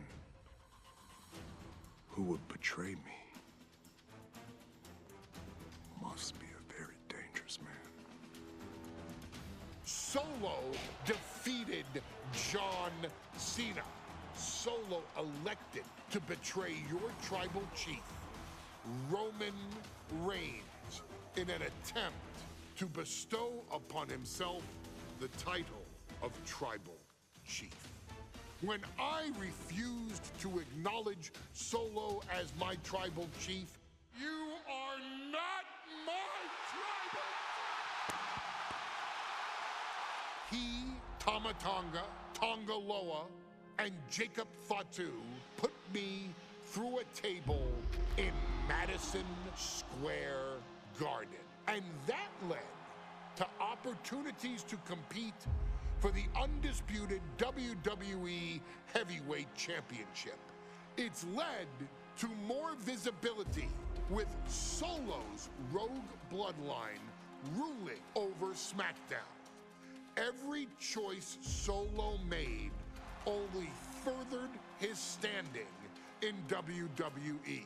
He has the bloodlust of the wild Samoans, the brutality of his cousin Yokozuna, and the single-minded focus of Roman Reigns, all rolled into one. There is no question the future is his for the taking, and that he will be champion many times over, and that he may set records of his own before it's all said and done. Few men have so quickly served notice to all of WWE in the manner that Solo Sikoa has done. Whether you want to acknowledge him or not is irrelevant. One way or another, Solo Sikoa forces you to do just that, or you will suffer severe consequences. One by one, each and every single superstar on the WWE roster is going to find that out. Solo will make sure of it. I, of course, will simply await any and every opportunity for your tribal chief, Roman Reigns, to teach Solo some manners. Until that happens, though, we are taking you back to the one-year anniversary special for NXT 2.0, which saw then North American champion Carmelo Hayes, and indeed, he is him, issue an open challenge. Unfortunately for the future superstar, it was to be answered by Solo Sikoa, and things went as well for Hayes as you can probably guess. Showcase the unrelenting fury that has made Solo Sikoa nearly unstoppable and defeat Carmelo Hayes to earn Solo his first championship victory. It won't be easy against Carmelo, especially when he has Trick Williams watching his back. And if you make one mistake against the champ, he'll take his shot and most likely hit nothing but net.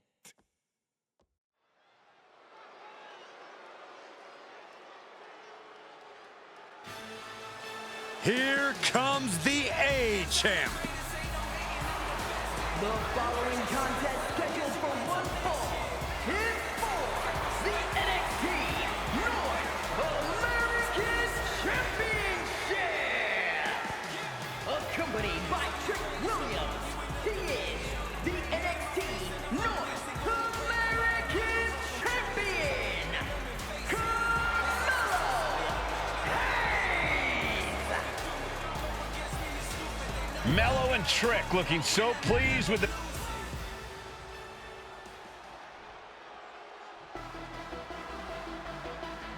What? This place is shaking!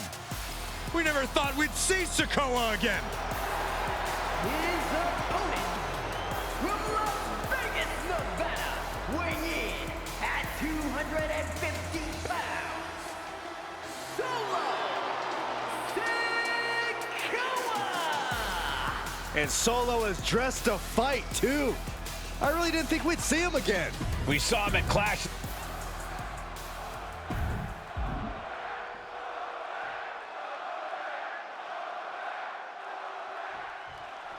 As we say in WWE, expect the unexpected. We expected Wes Lee to be Carmelo Hayes' opponent here, but instead, we have the surprise return of Solo Sikoa as he's claimed his title opportunity. Solo Sikoa, fresh off joining the Bloodline, is here. He has answered the call, and we indeed have an NXT North American title defense tonight for NXT 2.0's one-year celebration. Did you see Mello's reaction when Sikoa's music hit? Hayes looked like he saw a ghost. Solo's been saying he got next for the North American Championship, but that was a long time ago. Mello thought Sikoa was in his rearview mirror. These two men took part in a triple threat for the North American title back at Spring Break and 5 months ago. But they essentially canceled each other out that night, and neither man left with the title. Tonight, we're going to see who the better man is, and it'll be the one who leaves with the title.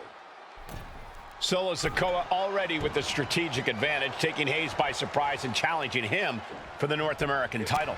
And the Street Champ needs to continue to be unpredictable. Haymaker after haymaker. Bam! Looks like a hockey fight's just broken out. It looks like we've got ourselves a brawl here. Oh! Each exchange just sapping the energy from these two. The willpower, the sheer guts of these two. Oh, my Lord!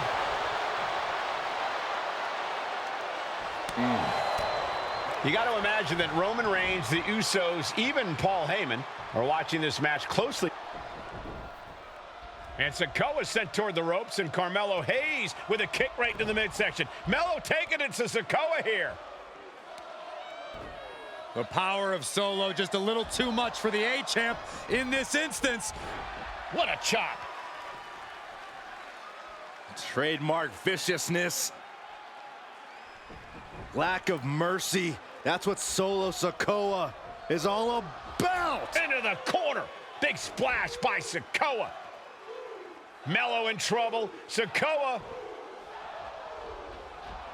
Trick Williams making sure Melo got out of harm's way, well, at least momentarily. Yeah, momentarily is right. Sikoa continuing to inflict more punishment on the champ. And Hayes takes out Williams on the outside. Solo standing strong. Solo not allowing the presence of Trick Williams to distract him whatsoever. Solo has the mindset to destroy anyone in the way of him in the NXT North American Championship. Carmelo turns that away.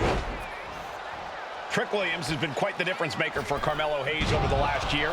How many times has Williams helped Hayes and saved? Oh, what's coming here? Submission move being applied. And he very quickly counters. Springboard clothesline.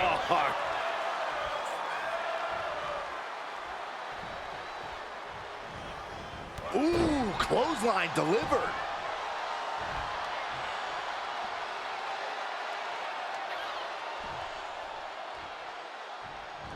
Catches the clothesline. Unbelievable standing Spanish fly. Attacking the arm. Great way to break down your opponent. He wastes no time dodging the attack. Trick Williams cheering on Carmelo Hayes. You cannot deny the impact Trick has had since he joined his childhood friend's side.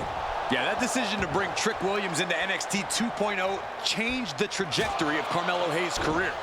Trick told Melo 12 months ago, forget about pandering to the NXT universe, just focus on yourself. And that was the day that Melo truly became the A-Champ. We saw Solo Sikoa join the Bloodline just 10 days ago. But this bond between Melo and Trick might be even thicker than blood.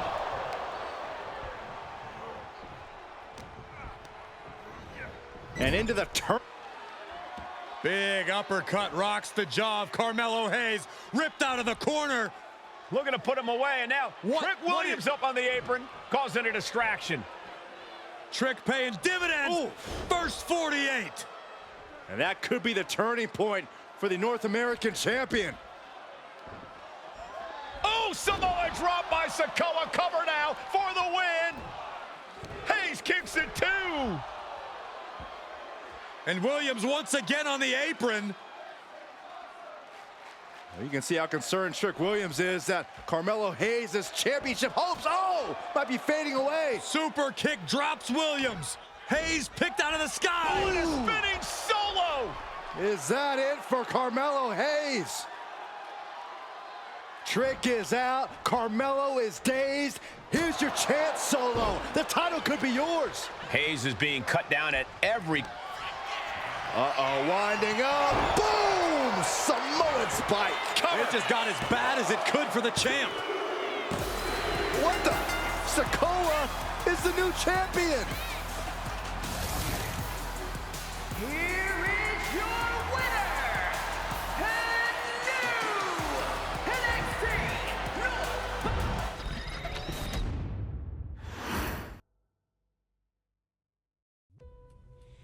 I ain't doing this one. We can have all the fun we want with these video games and this showcase and these fantasy matchups like Afa and Sika versus Bubba Ray and Diva.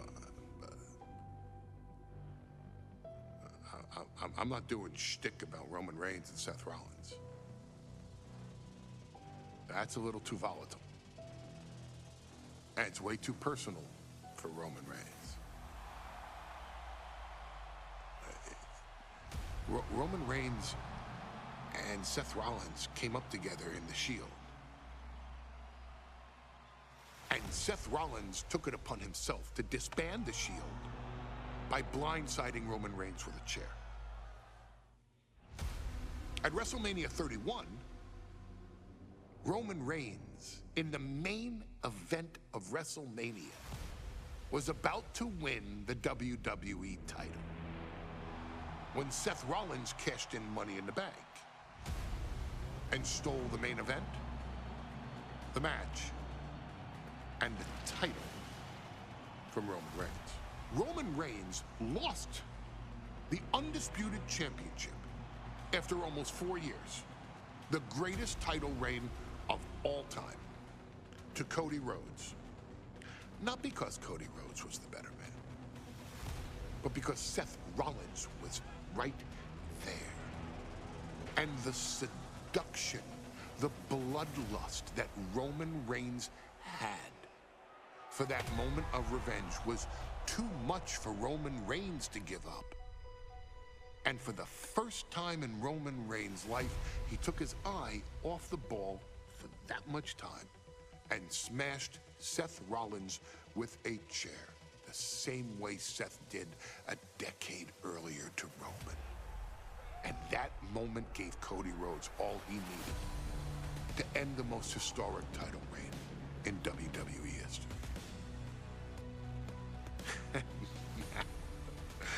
I'm supposed to do shtick about Roman Reigns versus Seth Rollins for a showcase?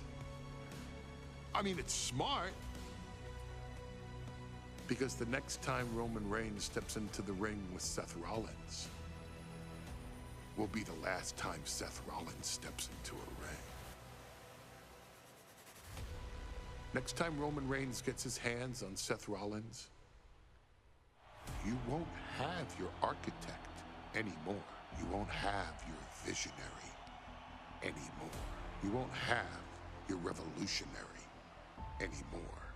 You will have your tribal chief, Roman Reigns, but you'll never again have Seth freaking Rollins. Roman Reigns will put an end to Seth Rollins in WWE. And then the only way you'll ever be able to see Roman Reigns versus Seth Rollins will be in the WWE 2K25 showcase. Roman Reigns versus Seth Rollins from the 2022 Royal Rumble. And that's not a prediction.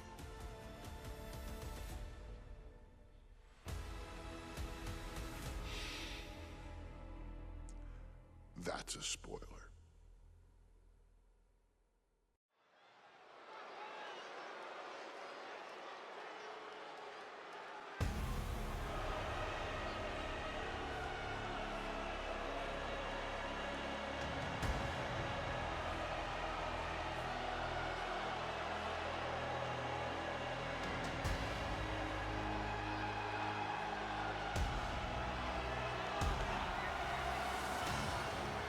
The big question as we kick off Royal Rumble, will Roman survive tonight? Well, the man who's walking down the aisle here in front of 44,000 plus is the greatest champion of all time, transcending the business. And tonight, it's personal.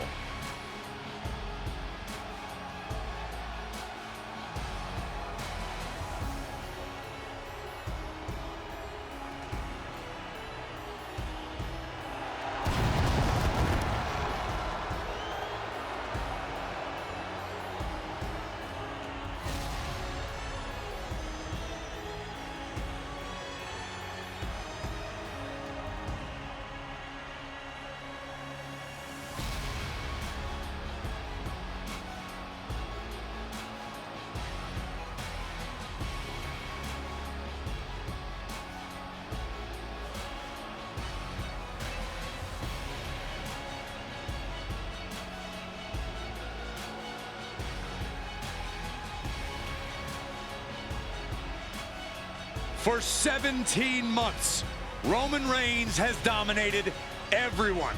And luckily for Roman, he's had a special counsel and his cousins to help him keep cool, keep focused, and concentrate on the business at hand.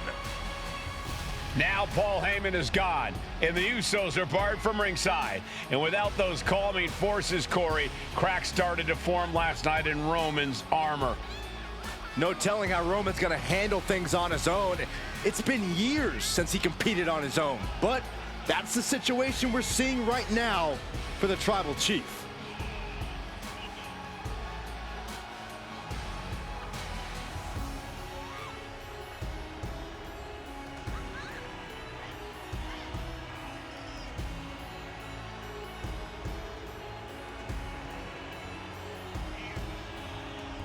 In recent weeks, Seth Rollins touched on the one thing that Roman Reigns has not been able to get over: the dissolution of the Shield at the hands of Seth Rollins. Roman Reigns is a loyal man, a family man, and what Seth Rollins did to his family was cowardly in the eyes of the head of the table, the Tribal Chief, the man who is blessed by the gods of sports entertainment.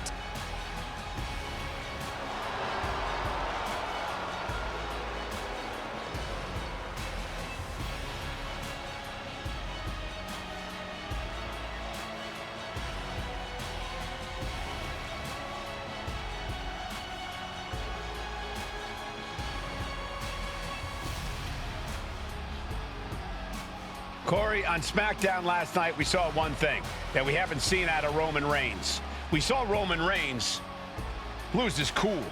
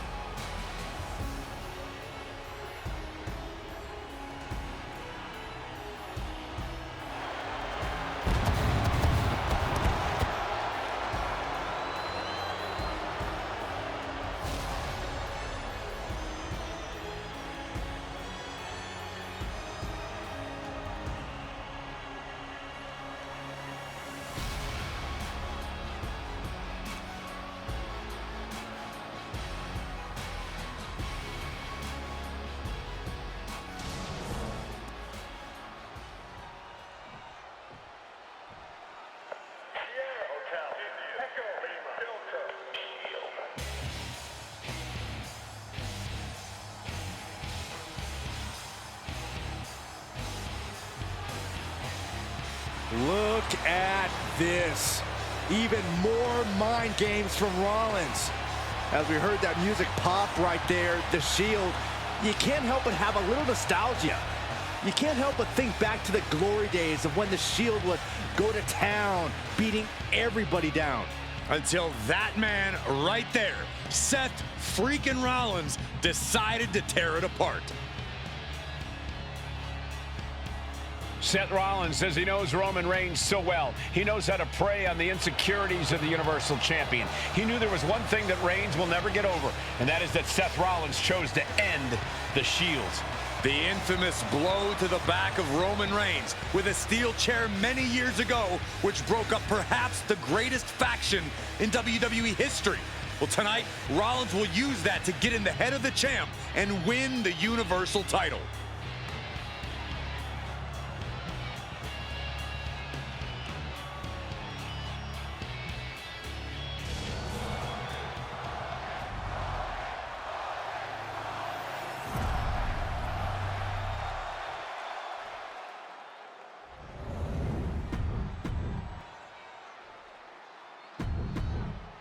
And that title, the WWE Universal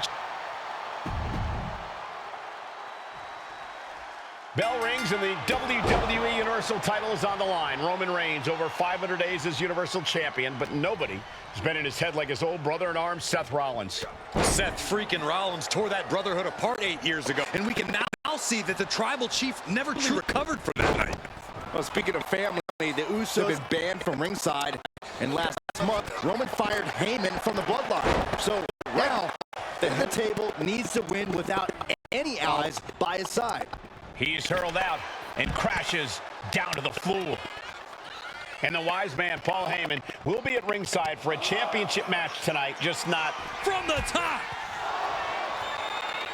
Right about now, Roman Reigns demands acknowledgement. Talk about force. That'll give you whiplash. Trapped in the corner. No escape from these punches.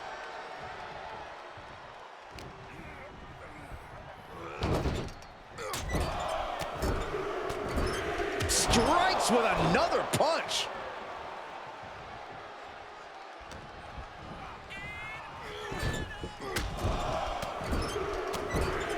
Punch after punch after punch. Even before Seth put his gear on, he came into this match with a clear-cut advantage. You're right, Cole. 1 week ago on SmackDown, Seth Rollins and Kevin Owens defeated the Usos. As a result, Jimmy and Jay are barred from ringside. It was an all-or-nothing move, as Rollins would have lost his title opportunity had that match gone the other way. It just proves that Seth freaking Rollins will take every freaking risk to win. No escape from these punches. Rollins getting worked on here. The power and rage of the Tribal Chief is just overwhelming Rollins here. He's managing to get some control back now. Brief sign of adrenaline from Rollins. And he gets directed into the corner. Oh, a bombardment of strikes. I have to admit, it's a pretty cold move for Rollins to just take the years of history the Shield had and turn it into a joke here tonight. It's appalling, Saxton. Rollins has always treated that sacred history as a joke. Now we know that Roman Reigns is a loyal man, a family man. What Seth Rollins did to his family 8 years ago was cowardly. Now it's time for Rollins to pay. That kind of power is why they have the gold on their waist. Launched right out of the ring. Heading to ringside now.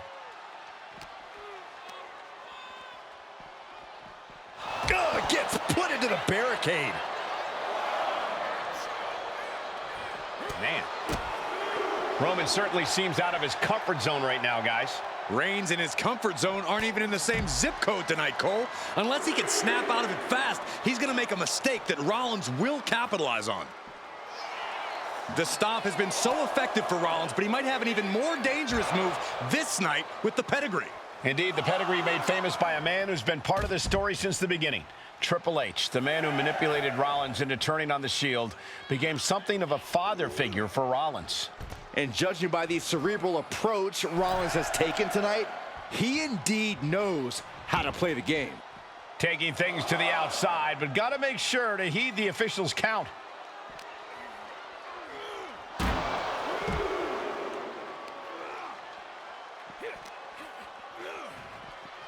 Into the barricade. Ah, jeez. Reigns so close to finishing this, he can taste it. Ending Rollins and closing the book on the Shield will be his biggest victory yet. I hate to say this, but the Tribal Chief has become extremely frazzled without the benefit of having the Bloodline by his side. Every little move Rollins makes seems to put Reigns on edge. This outfit, the Shield's entrance music. I bet if Rollins gave Roman a fist bump, it would make the Tribal Chief go nuclear. Absolutely laid Rollins out. And now Reigns can finally overcome his former Shield brother.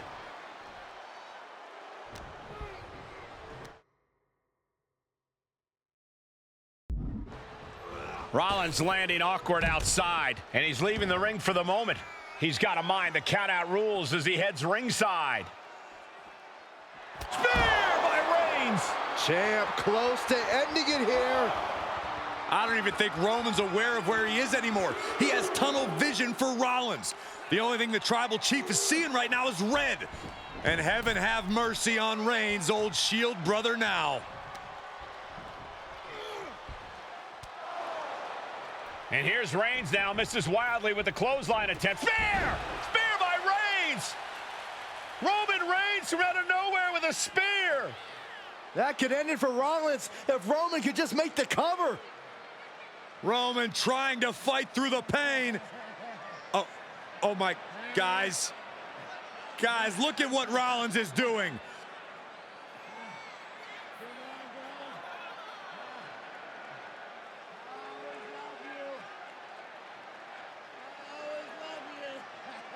After all these two have been through, Rollins wants that Shield fist bump.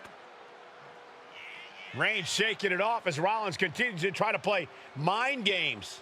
Yeah, but that may have triggered a litany of emotions within the Tribal Chief. Reigns unsure of what to do.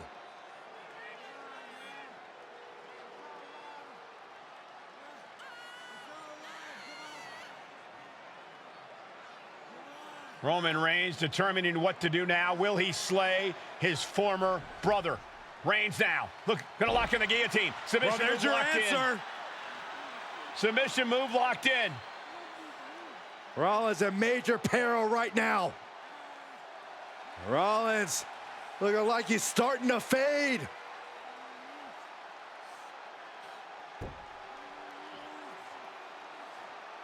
Seth trying desperately to make it to the bottom rope.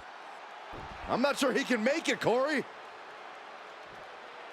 Trying to make it to the rope to force some sort of break. Seth trying to hang on. How can he do this here? Is Rollins going to tap here? What's Rollins going to do? Is he going to tap out? Well, he makes it to the rope. Reigns has a 5 count to break the hold.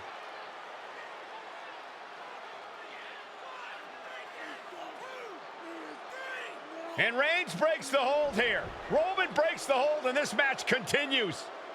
It just shows you how locked in Roman Reigns is to winning this match.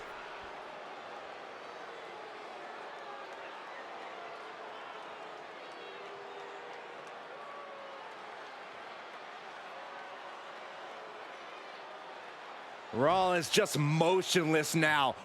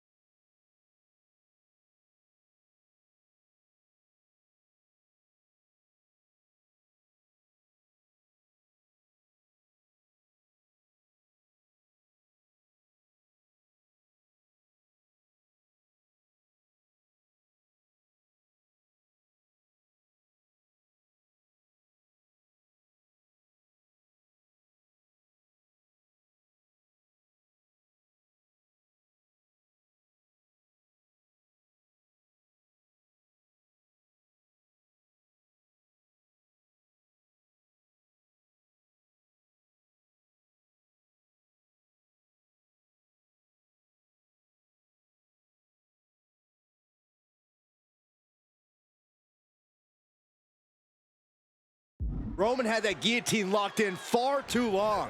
Well, the oxygen slowly circulating through Seth again, but I feel it's just a matter of time. The fun and games Rollins has been playing has pushed the Tribal Chief past his boiling point. Unparalleled intensity from Roman. Down around to the schoolboy, shoulders are down. And the rope stopped the referee's count.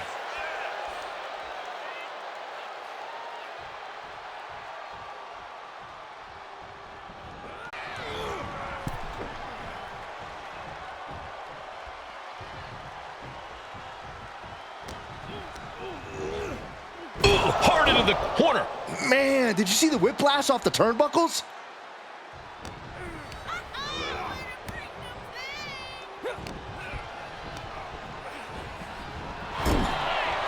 Apparently, this match needed a mud hole to stop it.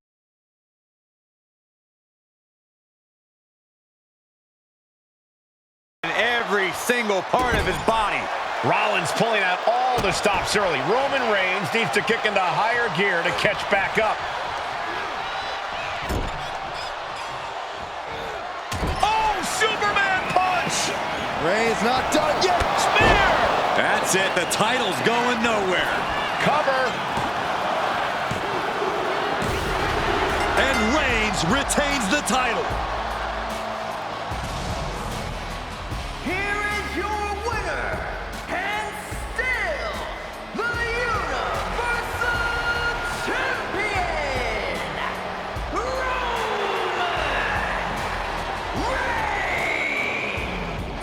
Roman Reigns has finally done it. Finally earned that title defense against Seth Rollins. Finally exorcised the ghost of the Shield. It looks like a huge weight has been lifted from the shoulders of the Tribal Chief. Roman may never forgive Rollins, but now he can forget him.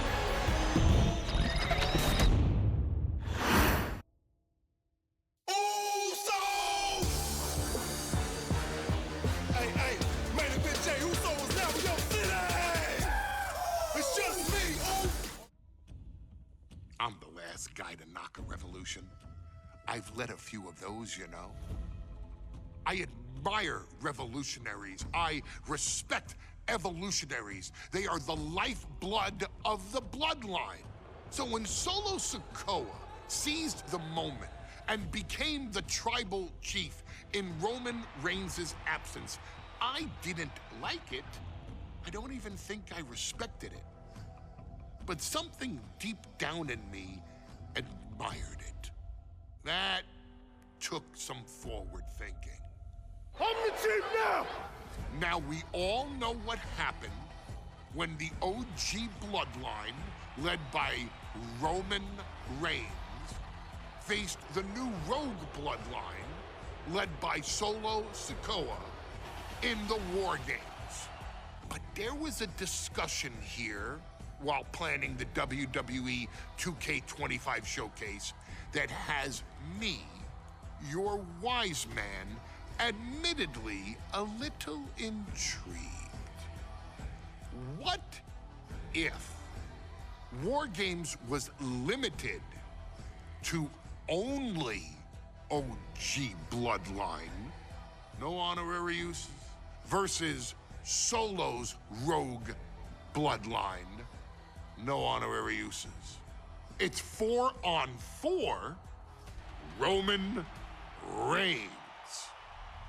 The Usos, Sami Zayn, versus Solo Sikoa, Tama Tonga, Tonga Loa, and the most dangerous new competitor WWE has ever seen, the Samoan werewolf Jacob Fatu. What happens then? This is your moment to determine who is the real bloodline. This is your moment to determine who is the only bloodline. This is where the bloodline's legacy and the bloodline's future is in your hands.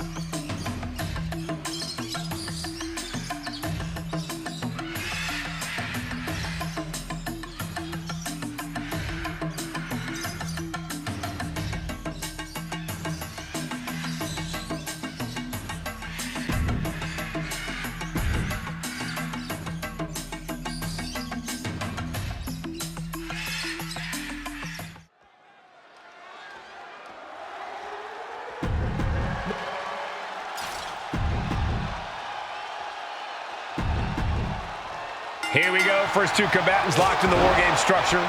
The original Bloodline versus the new Bloodline in the match beyond.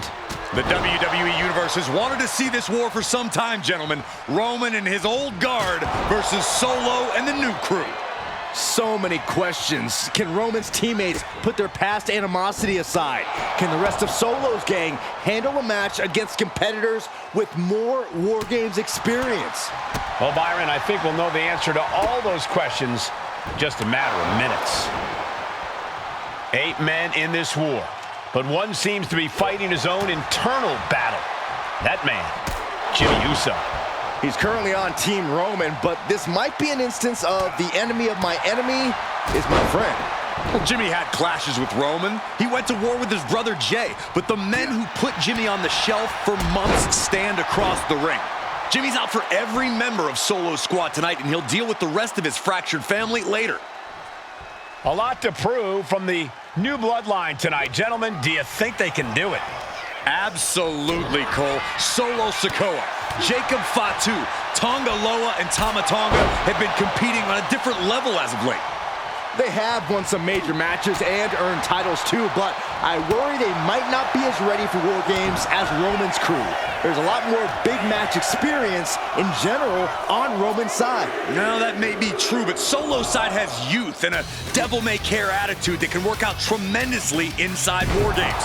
I expect Solo's side to go all out here inside this sadistic structure. Devastating elbow.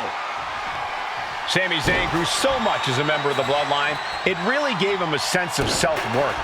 Yeah, but part of that self-worth came from defying Roman. Lift off! Oh, he fights Jay back. Climbing the cage, but that makes absolutely no sense in this match. Calculating the next move here. Sky high! He gets manhandled over.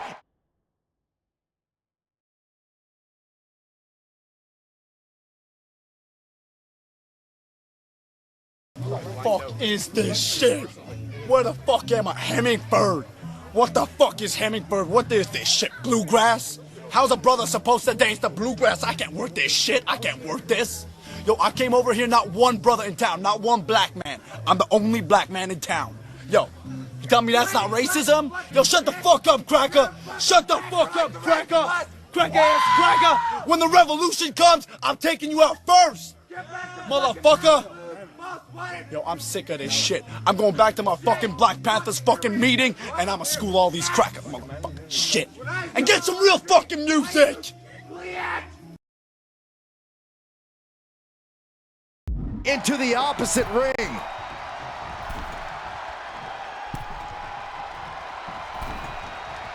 Jacob Fatu cuts him off.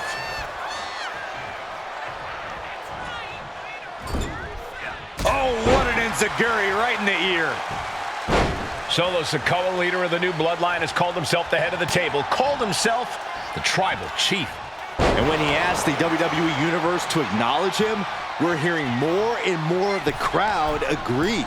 Well, Solo has grown in power with big wins and title reigns, but this is his biggest test yet. If his crew can defeat Romans, Sikoa will be everything he says he is and more. The next entrant incoming to even up the odds. Bang! He finds a counter. Tonga Loa now entering the fray of Bloodline War Games.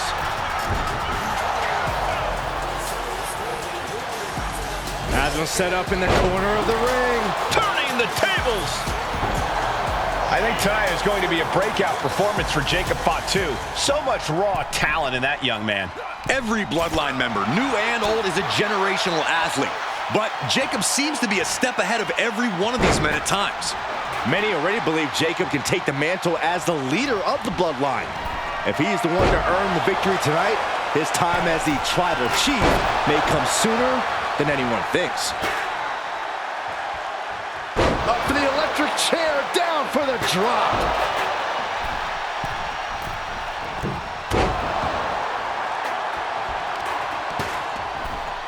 Oh, wicked kick to the lower back.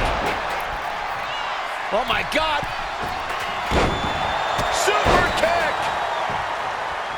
OG Bloodline leader Roman Reigns has so much on the line in this one, guys. Oh, absolutely, Michael. Solo Sikoa took his spot at the head of the table. He says he's the new tribal chief. And that is Roman's. Has their opponent down. Counting down the seconds until this match becomes a bit lopsided. Battling in the unforgiving no man's land between the two rings. Here's the buzzer, and Jimmy Uso is looking for revenge against the New Bloodline in War Games.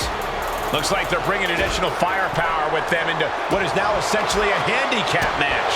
Oh, what a kick! Right to the gut. Did you hear that impact? Solo Sikoa's group at a decided disadvantage. His side has less experience inside this structure. But look at how young and hungry teams to the sky. Already he's taken on some damage. And Sammy's focus looked like it was shaken after that. Yeah, Tonga Loa showing plenty of ferocity there. Boom, what a punch! Taking head over heels.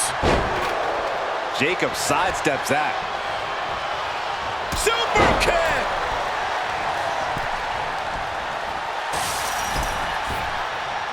Sliding clothesline finds the mark. Jimmy on his way to the top rope. Hold on. He's just measuring him now. Flying Blue Thunder Bomb. Just trying to pound their opponent into the ground even further. Old bloodline, new bloodline. Both sides engaging in a from the top. Diving elbow drop. Are you kidding me? If there's one man here with the most to prove, it's got to be Tonga Loa. Spear! Is that all she wrote for Tonga Loa? Tama Tonga looking to get wild inside War Games alongside his bloodline.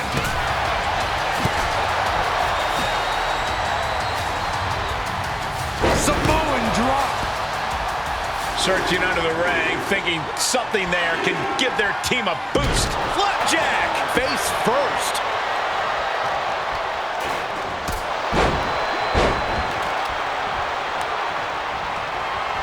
And he has an answer for Jay.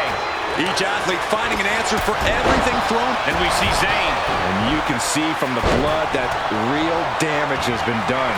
Bright red evidence. He got caught badly by that. Up high. Off the top rope, a diving hammer strike.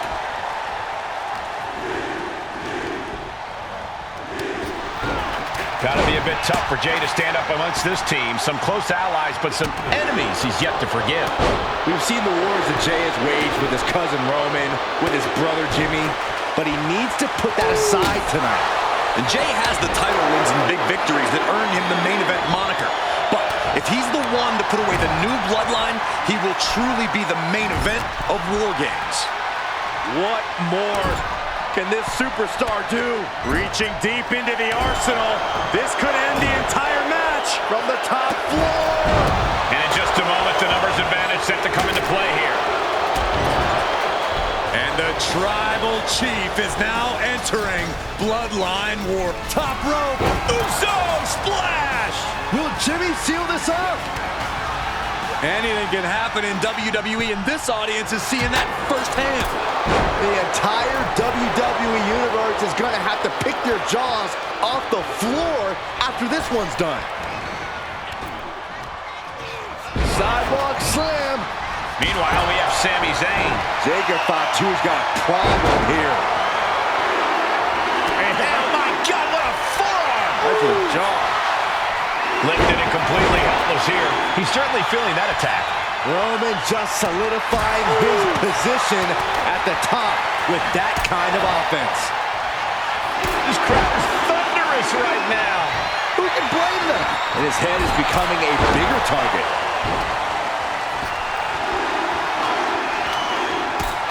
Oh, look at this. Top rope. And now Jimmy Uso. Jimmy with a game ender.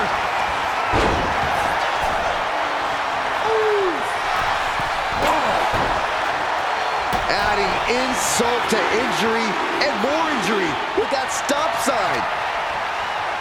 Roman with his opponent.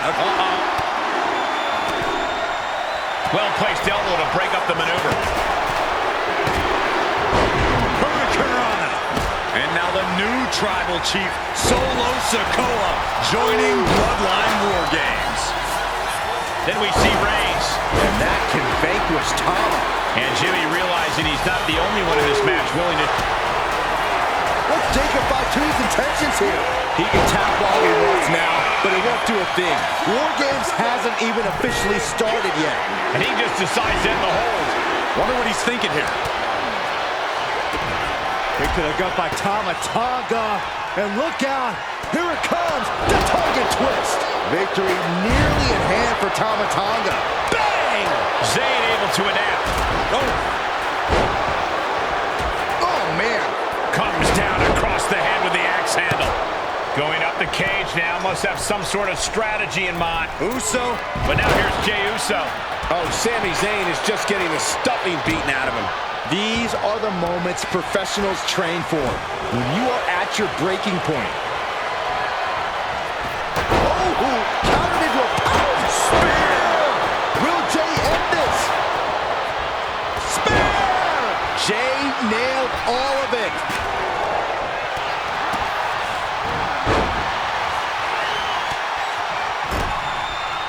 Boom!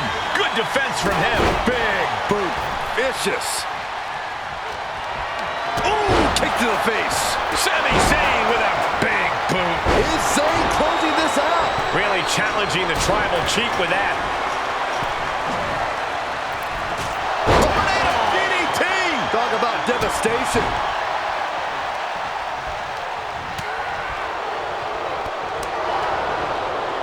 Brought down with a snapmare. And here's the cover. Could be it.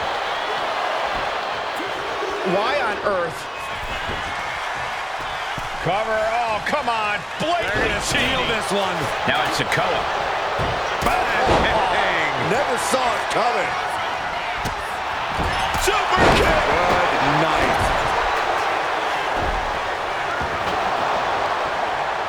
Super kick! And another stiff shot to the head here. Just breaking down the opponent.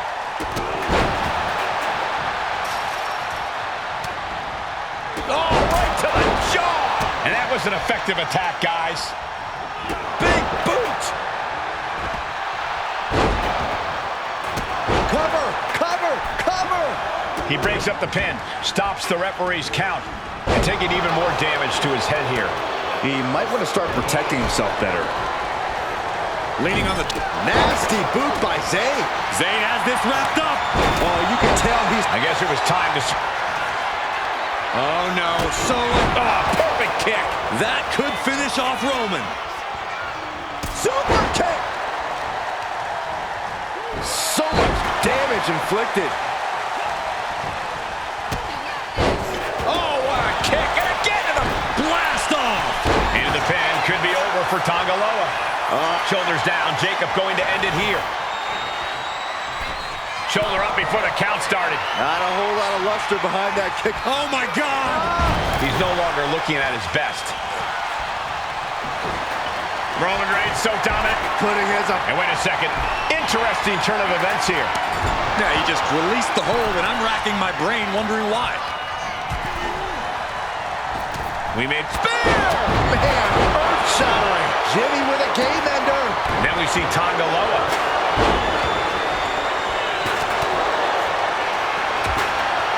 Tonga. But I think he's got it down. Here we go. He breaks the ref's count after one. What? What? What are you saying? This is amazing. What a match. Got the cover. Is it enough to close this out? Jimmy with a cause for alarm. Both wrists captured. Spear! Put a bow on it. This one's wrapped up. Tonga Loa put a stamp on this one. The cover, hold on. They're cheating. Come on, ref. What is it gonna take to put him away? Ooh, he wants it one more time. And looking at Jacob Fatu, and he's looking out of sorts now. Will Sami recover? Ooh, face wash. Spear! That was vicious. Will Jey take advantage? He's already done so much damage. What else could he want to do? Tonga Loa's eyes tracking, measuring him up. Here's the cover. Hook of the leg. Wait a minute. Wait. Feet are on the ropes. Shoulders are down. Jacob's got to kick out.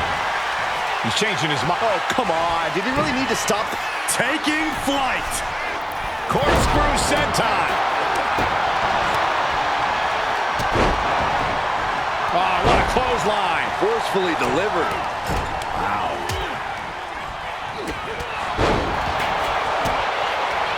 Oh, what a super. He's making his move. For the win. And Tama keeps on powering through to remain on the... And what's this? Why'd he do that? What's going on? Cover. This could be all over. Releasing the... roll up here.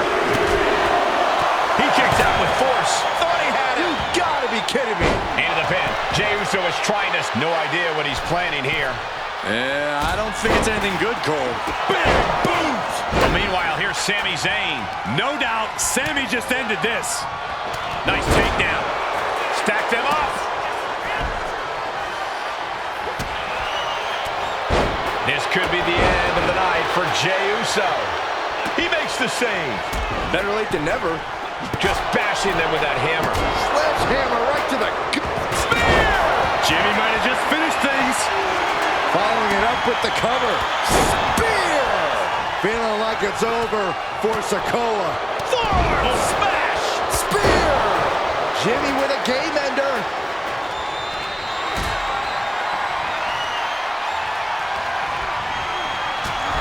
And into the corner. Going for the pin for the win. And it's Jey.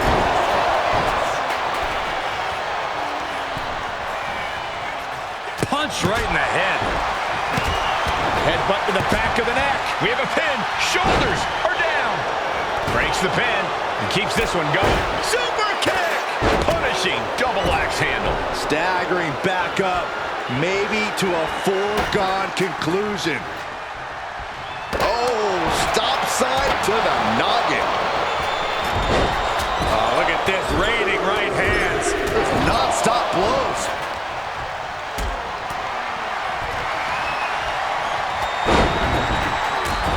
But meanwhile, Zayn. This has to be it. 2, 3, no. I cannot believe what I'm seeing right now. No one can. Oh, man, he is fired up now. Oh, God. Oof. Oh. Main event, Jey Uso just begging for a fight. The adrenaline is pumping, and the WWE... From behind, Schoolboy, shoulders down. For the win.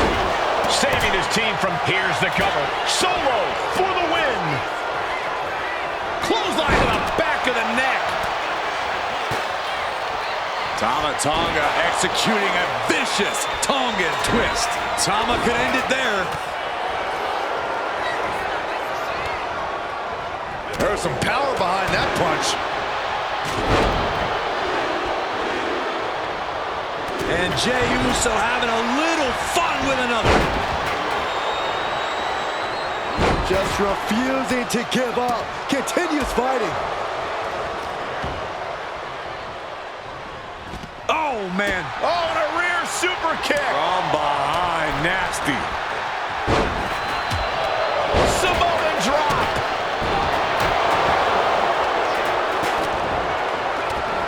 Making his way to the top here. From the top, headbutt. That looks painful. Took a gamble once.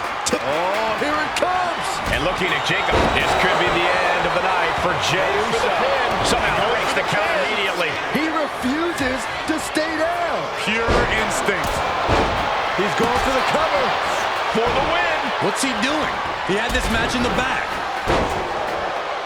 Shot to the chest. Uh-oh. Knew what was coming there. Oh, disabling the leg with that. Good grief. That stop sign flew like it was a Frisbee. Another target. The head of the table cinches it in. He lets his opponent out of the submission. Yeah, but who knows what damage has been done.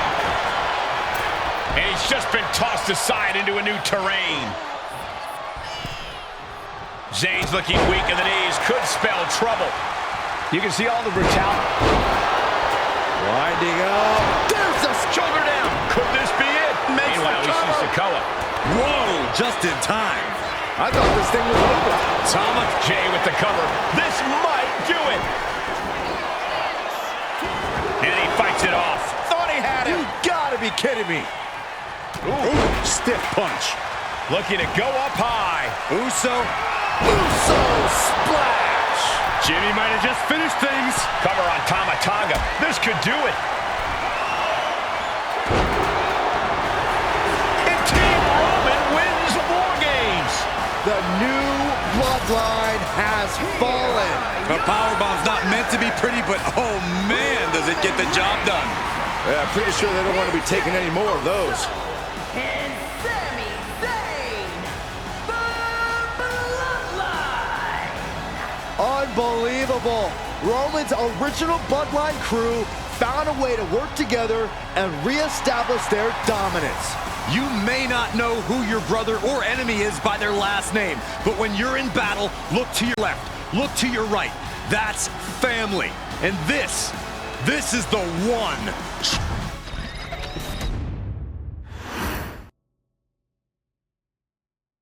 Okay, a little bit out of character for your wise man, but that was a little bit difficult for me to watch.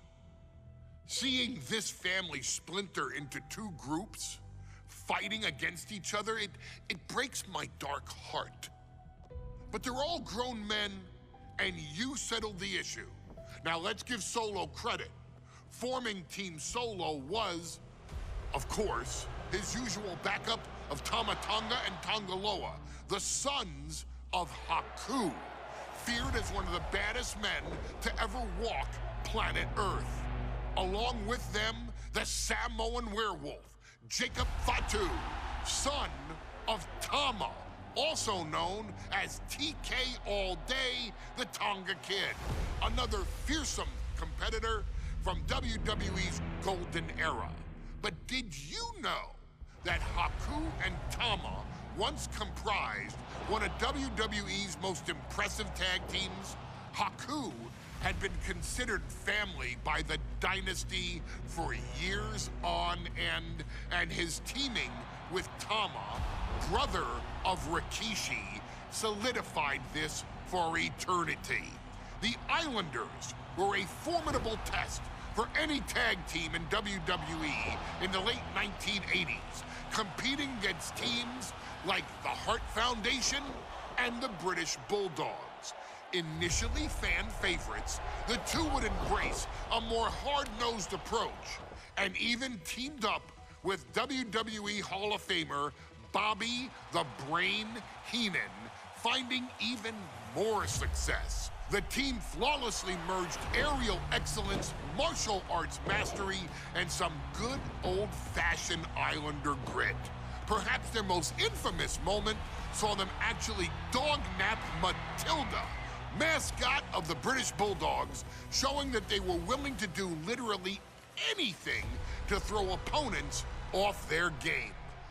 Both men are still revered today as two of the real legit tough guys in the industry, names that instill fear simply upon mention, and they absolutely taught their children well. Tama Tonga and Tonga Loa both loved to slowly brutalize an opponent in the traditional Haku style,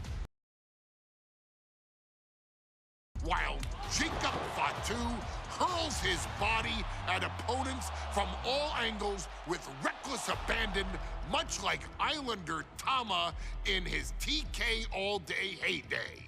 For their inclusion in the 2K25 showcase, we find the Islanders in a dream match, taking on another team that has mastered the air, ground fighting, and has their own brand of swag that keeps opponents guessing at all times. Ladies and gentlemen, I'm talking about the Street Profits. Montez Ford and Angelo Dawkins have put together one hell of a run in WWE, and the perennial tag team champions are going to find themselves in an unfamiliar setting, taking on Haku and Tama in a best 2 out of 3 falls match. Anyone can sneak a win out, but Haku and Tama often competed in this type of match to fully demonstrate the superiority to their opponents. And you can bet that they're out to do the same thing to Angelo and Tez. So get out there and showcase the tag team mastery that the Islanders used to terrorize their opponents. Lift your party cups and take one last sip for the Street Profits. And don't worry, no one will hold you responsible for the damage you and the Islanders caused them. Because I assure you, the Islanders can handle the smoke.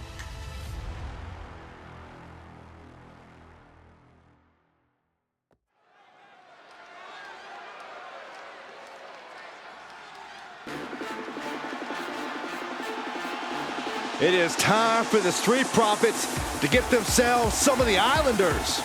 Well, with all due respect to the smoke and the party cups, but AD and Tez need to up their game. This could be the Profits' night, but it's not going to be easy.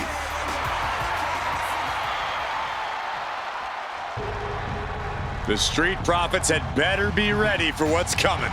Tez and Dawkins have to be ready to deal with any shortcut the Islanders can find.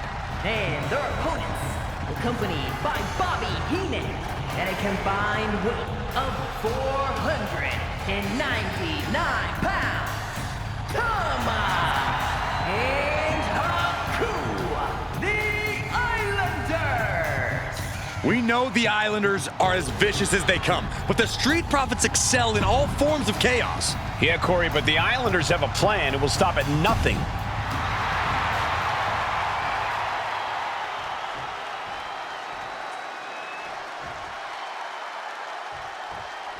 The Islanders and Street Profits facing off here in a 2 out of 3 falls match. Two teams that mix high flying and hard hits with ease.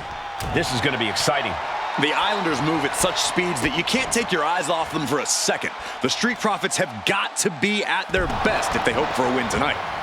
You can tell that Haku and Tama want to end the party for Dawkins and Ford. Luckily, they have the biggest party pooper in WWE in their corner in the form of the Weasel, Bobby Heenan.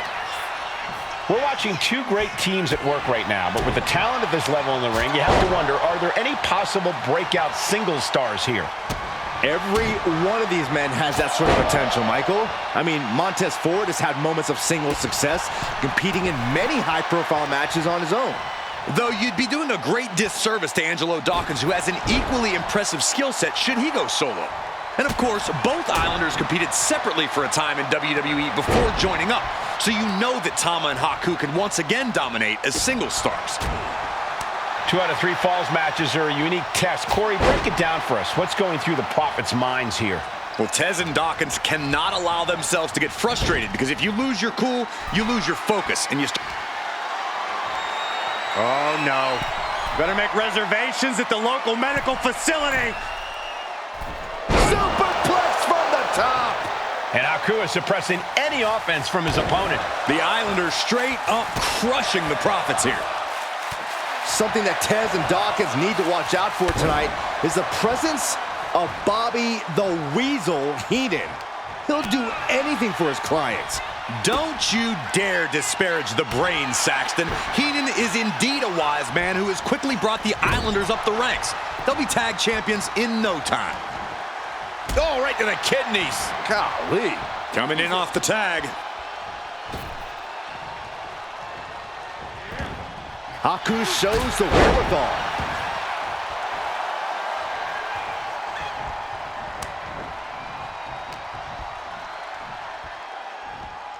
Wow, what impact. Quickly, the cover. An easy kick out there. Doesn't bode well if you still can't get more than a 1 count by now. Oh my gosh. Tags in here. Chop combination. Across the forehead and right to the chest and then the throat. Wicked. Boom. What a drop kick. On the mark. Drops the hammer. Right on the lower back. Ooh, what a headbutt. Big elbow. Puts the boot to the midsection. And Dawkins can't be thinking about parties after that maneuver.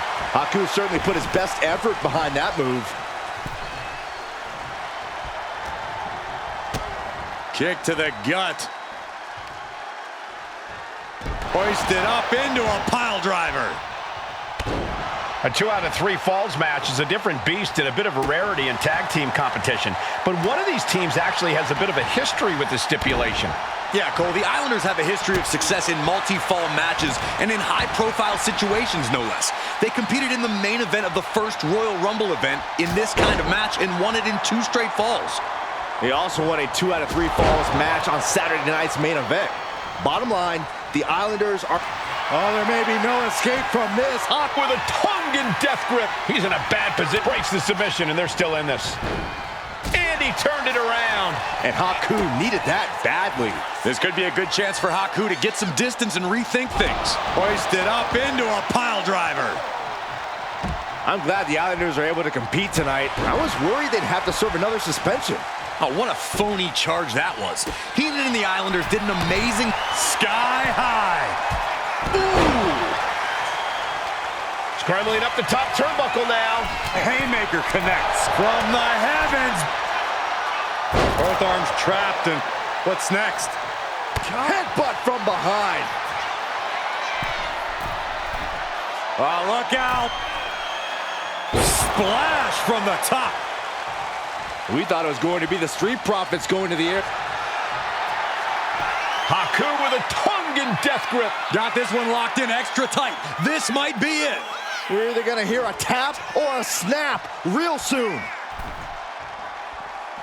He had it locked in. I didn't expect him to just let go. I don't know what he's thinking, but he needs to focus on the tap.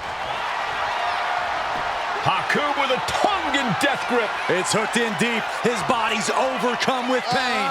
He couldn't take it anymore. Has to tap. Oh, yeah, it's on now. Big punch finds its mark.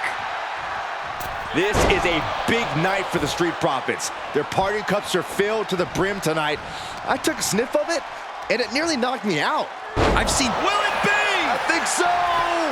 And a quick kick out. We're well into the match, and he still seems so fresh. It's almost unbelievable. Setting up for something here. What a throw.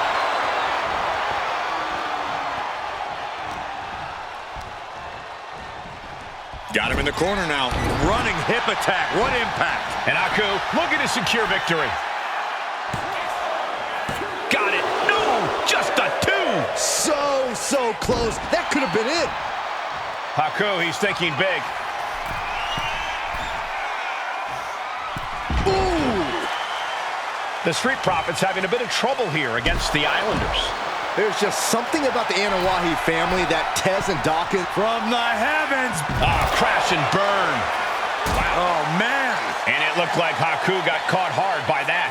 And now that might be a confidence booster for the Street Profits. And he makes the tag. Watch out. Coming in hot. Ooh, what a jumping headbutt.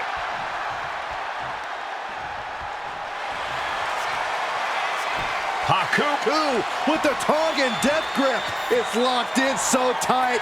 He gets there in time, and their team lives on.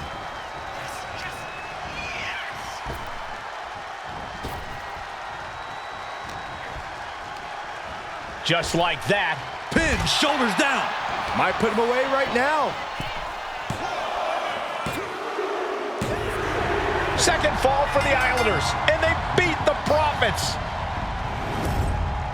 Here are your winners, Tama and Haku, the Islanders. What a matchup. The Islanders met the Street Profits at every turn in the air and the ground. This loss is going to hurt Dawkins and Ford for a long time. Look, we saw tremendous tag teams do what they do best, but only one could win. And the Islanders stepped up and got the job done. Tama and Haku just proved they are the best tag.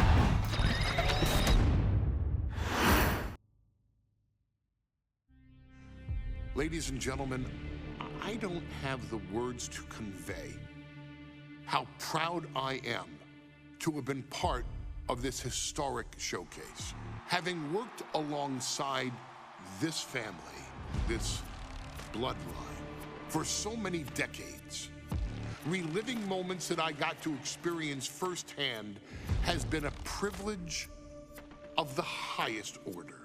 introducing you to WWE legends that I hold in such high esteem, and also spotlighting the modern day greatness their descendants have provided you in recent years, all to pay tribute to the greatest wrestling family I have ever known. Has truly been my privilege. To be successful in this industry is a 1 in a billion chance. To see one bloodline continuously pump out superstar after superstar, champion after champion, generation after generation, is a testament not only to the skills they possess, but also to the work they put in to become absolute masters of their craft. And it cannot be stated any other way. This dynasty, this family, this bloodline has mastered every single solitary aspect of professional wrestling. And by reliving their magnificent history, you've begun your path of mastery as well.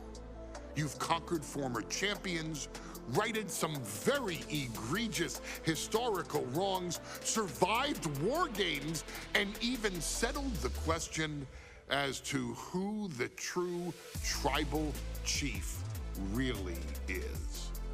You've unlocked WWE legends who are now ready to unleash their special brand of offense on current WWE superstars who didn't think they'd ever have to face these classic competitors like Haku or the Wild Samoans. It wasn't easy, and you definitely had to get a little oozy along the way. But you showed that bloodline spirit and determination, and now you stand at the top of the mountain. On behalf of WWE and the 2K families, we all thank you so very much for playing. And on behalf of every fan of this beautiful performance art known as professional wrestling, we thank you, the Anoa'i, Fatu, and Maivia clans, for decades of entertainment and generations of pure brilliance, for creating greatness with your hard work and sharing it with all of us so freely. Before we go, we do have one last surprise for you at home. Now that you've showcased your skills and earned a spot as an honorary Uce, it's time for you to choose who rules your WWE universe as the Tribal Chief. Is Roman Reigns still your Tribal Chief, or have you thrown in with the attempted coup by Solo Sikoa? Do you want to see Tamina finally rule over everyone, or is it TK all day, every day, don't you say? Regardless of who you choose, you've earned the right to acknowledge your Tribal Chief.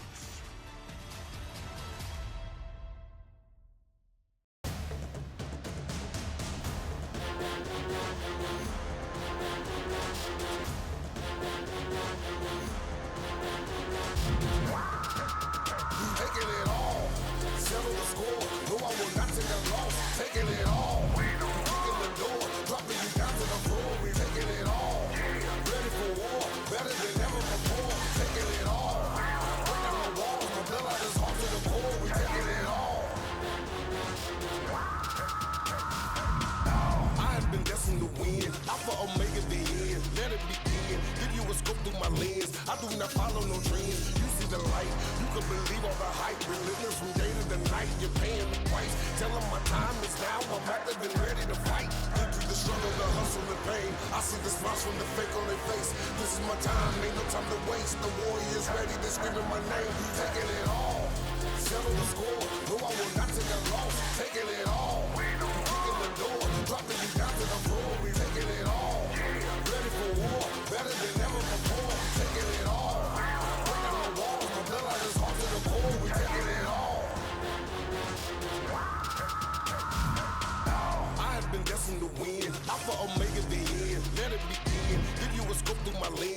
do not follow no dreams. You see the light, you can believe all the hype. Relentless from day to the night, you're paying the price. Tell them my time is now, I'm active and ready to fight. Been through the struggle, the hustle, the pain. I see the smiles from the fake on their face.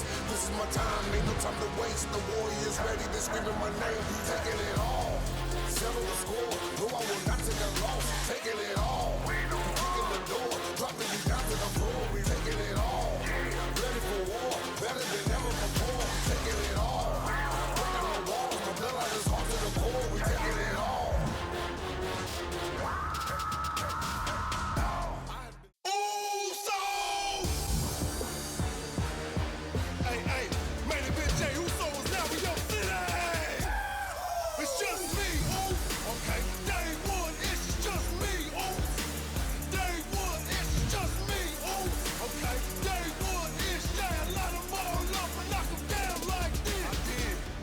It's on me now, Oos.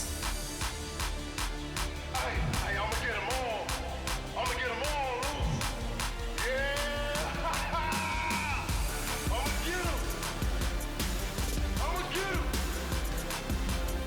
I'ma get them. Yeah. It's on me now, Oos. It's on me. Hey, main event Jey Uso is now in your city.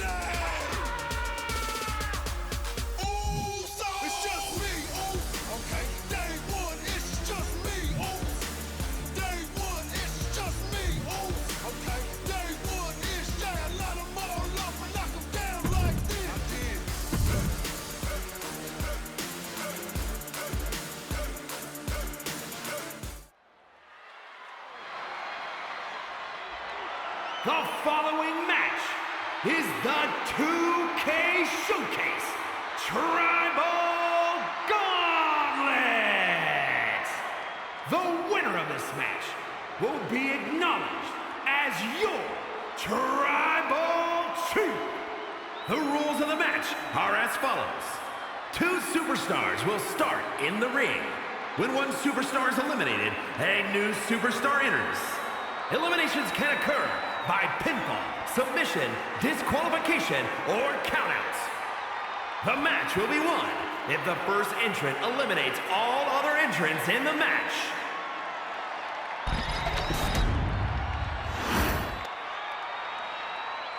The Bloodline Gauntlet match begins here, gentlemen, with our first entrant. A superstar with a daunting challenge ahead. And representing the Islanders from the Isle of Samoa, weighing in at 270 pounds, Haku. Grinding your way through the Bloodline, one of the biggest dynasties in history? Is it even possible? Well, it's highly improbable, but nothing's impossible in WWE.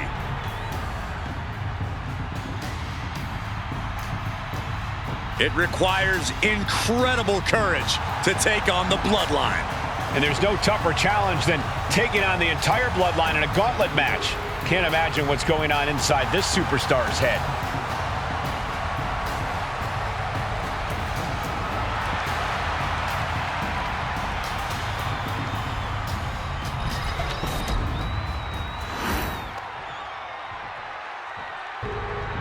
Wow.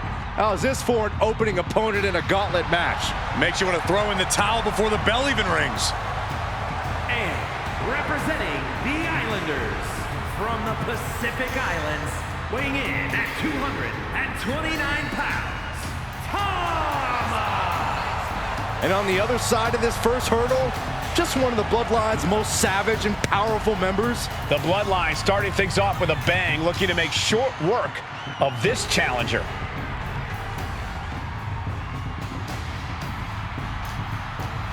This is where it begins. The ultimate gauntlet challenge against the full might of the Bloodline. Win or loss, this is an historic undertaking.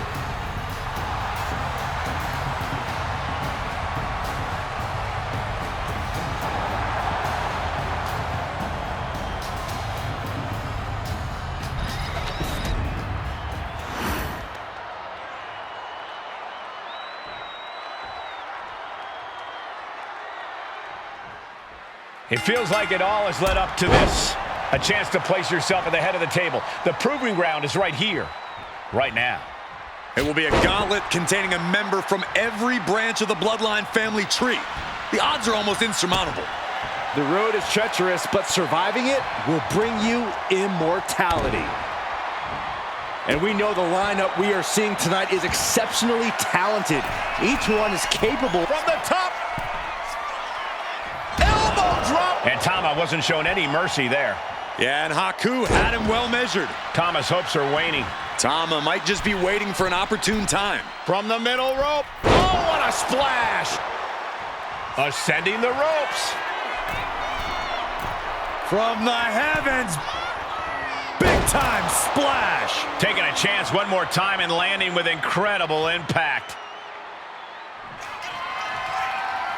And he's looking for it again. Hip taking flight. Splash! A helter-skelter attitude here, getting to the bottom and going back to the top again and again.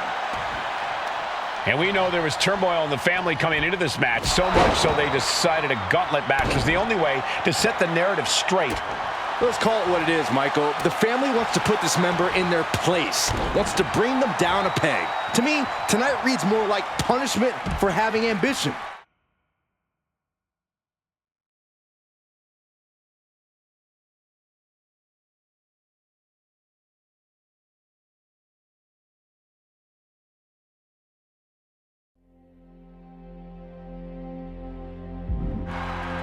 Many gauntlet matches have happened in WWE, but with... From the heavens, good Lord, taking flight. That was just incredible hang time.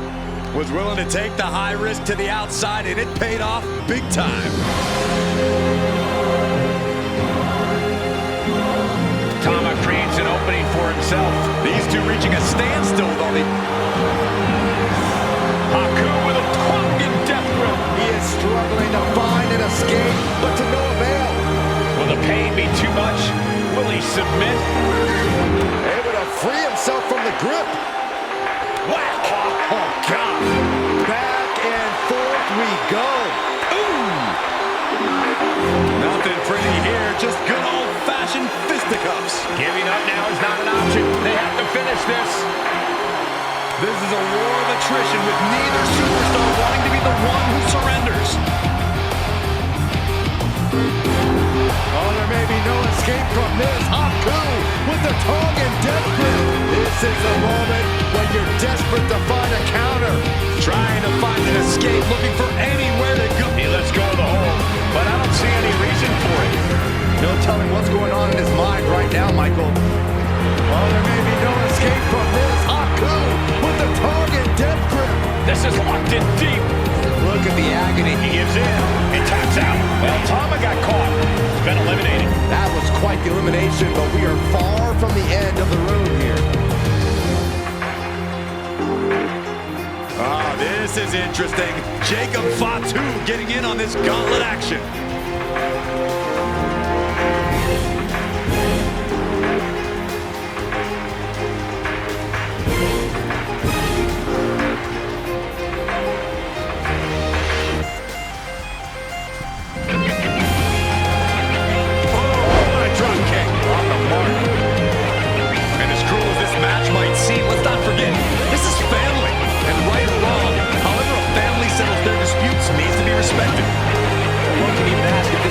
To fix a family or a night to control an entire business.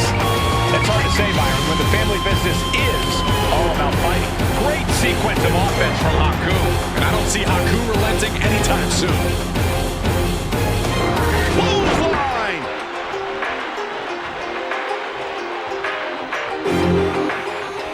Oh, my God. Haku, he's thinking big. From the heavens. Time splash. Really just laying it in. And let's not lose the reason for this match, the right, no, the honor to have sole possession of the seat that stands at the head of the table. Well, if you can survive tonight, you will be at the top of the mountain, casting an enormous shadow over every possible challenger.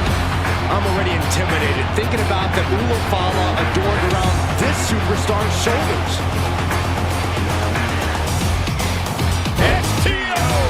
An overbearing assault on Jacob now.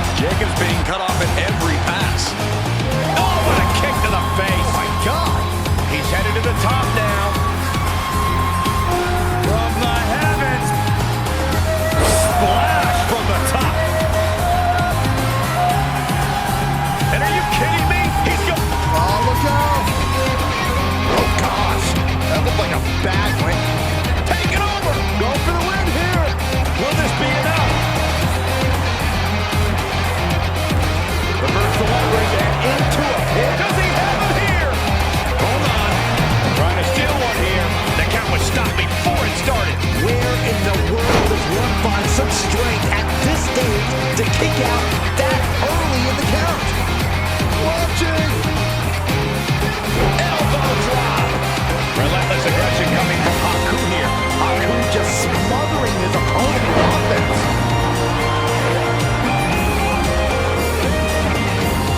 Boom, what impact. Oh, there may be no escape from this. On with a Tongan death grip. He's in excruciating pain. The hold locked in time. And he decides to let his opponent out of the hold. Into the cover.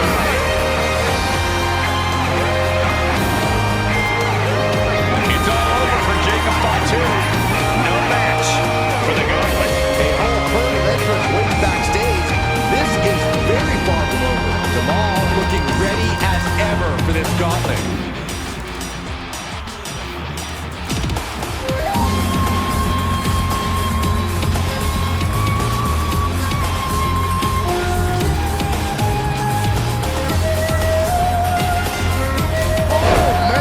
And that was a precisely measured attack. Jamal just getting knocked around. Jamal is being worked on heavily. Drops the hammer right on the lower back. Oh, headbutt. Oh, the elbow connects. Boot to the stomach. Oh, man. Jarring headbutt. And Jamal is derailed for a moment by that attack. Despite his toughness, Jamal actually looked pretty bothered by that one. Quick and effective delivery there by Haku. He's climbing to the top. From the heavens. Big body splash from the top. Oh, what a headbutt. Great sequence of offense from Haku. Big time offense from Haku. Oh, the headbutt. He's starting to look battered. Uh-oh. Head down to the gut. Oh, gosh.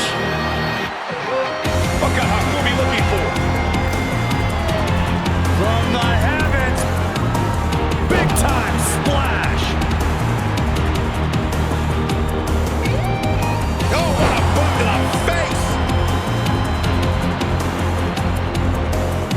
Oh, with authority. Jamal is getting picked apart right now. You gotta wonder, what does this do to Jamal's confidence? Haku with a Tongan death grip. This could be it. We could see a tap out any second. Able to free himself from the grip.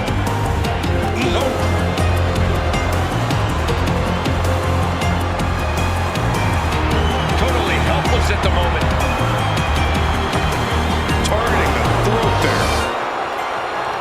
Uh-oh, no, don't do this, don't do this. Oh, not to the belly. Oh, just deadlifting their opponent and tossing them aside. Able to avoid damage with an evasive maneuver. Stiff headbutt. And there's another focused attack to his head. Oh, what a headbutt. Pounding the breadbasket.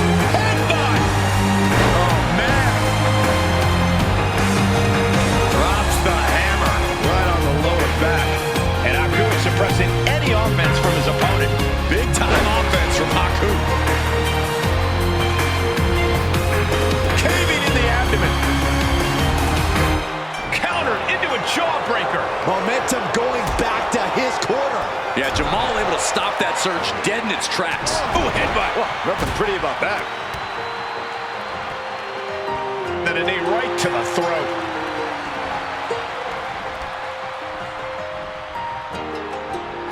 Oh, catches a kick to the face.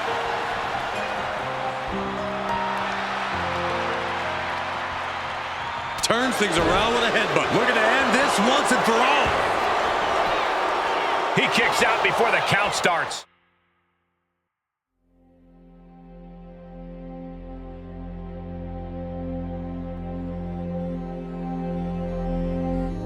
This deep into the match, and he's able to kick out before a 1 count. It's stunning. Jamal is getting picked apart right now. Haku with a fucking death grip. This is grueling. Look at the torque happening here. Taps out from the excruciating pain. And so Jamal is through with this gauntlet match. There goes one competitor, but there's still plenty of time and plenty of obstacles left in this one. The next combatant is Rosie, who's ready to take a crack at this gauntlet.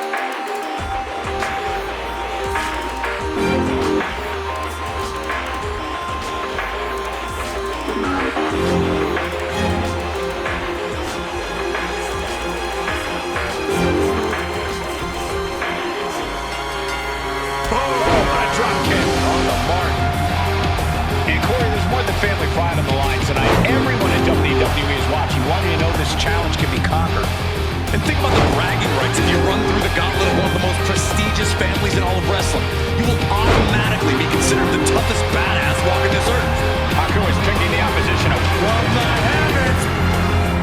Splash from the top. Oh, what a headbutt.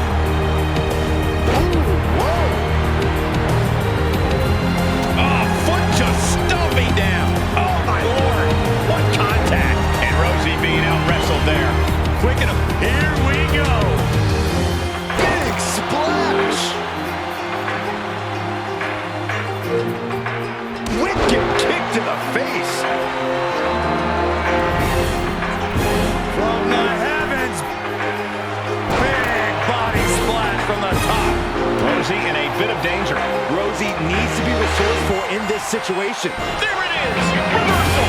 Rosie managing to get some control back now. Rosie weathered the storm, wants to create a flurry of his own. Headbutt!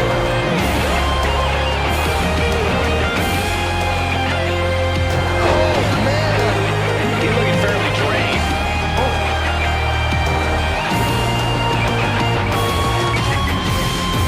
And Haku got tripped on my takedown. Gonna stack them up here. And there's the cover.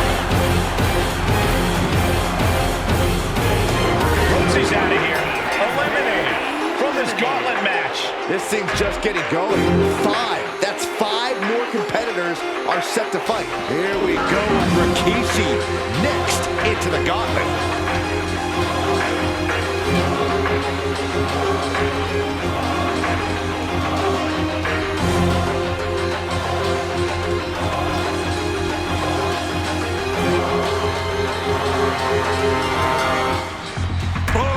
Drop kick on the mark. Haku is picking the opposition apart. Haku just smothering his opponent with offense. From the heavens. Through the air. And connects. Trying to do as much damage as humanly possible. But at what cost? Whip back into the ring. Oh, what a jumping headbutt. Oh, and a headbutt. Oh, what a headbutt. Oh, vicious headbutt. Oh, what a headbutt. Things now not going well for Rikishi. Yeah, Rikishi's on the wrong side of every exchange. Timed his defense perfectly.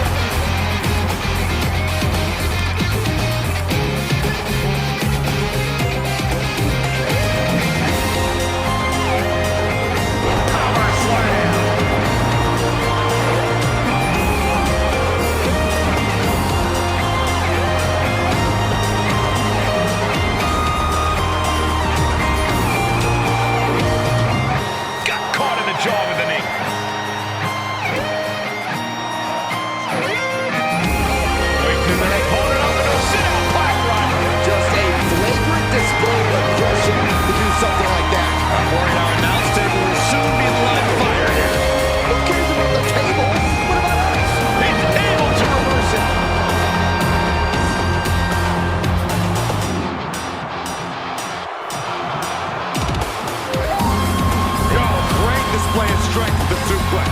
He's absorbing a lot of damage here. Going to the top rope. What's his plan? From the heavens. Look out for it. The 1-2 punch of high risk, high reward. Oh, my God. Clearing off the announce table. This can't be good. Nothing but bad intentions in mind, I'm sure. And he slides him back to the mat.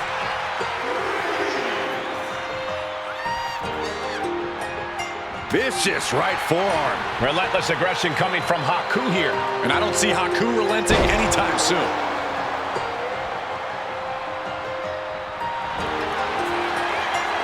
Haku with a tongue and death grip. Solid grip on. Able to free himself from the grip. Got him in his grasp. Oh my gosh, what impact. And his core might be a bigger target now. Great presence of mind by Haku.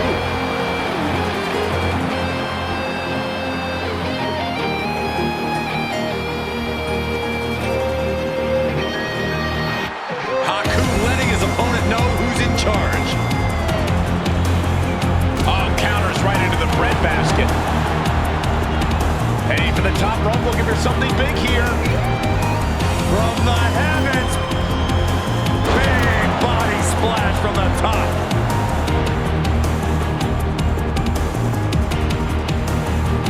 Oh, what a drop kick. On the mark.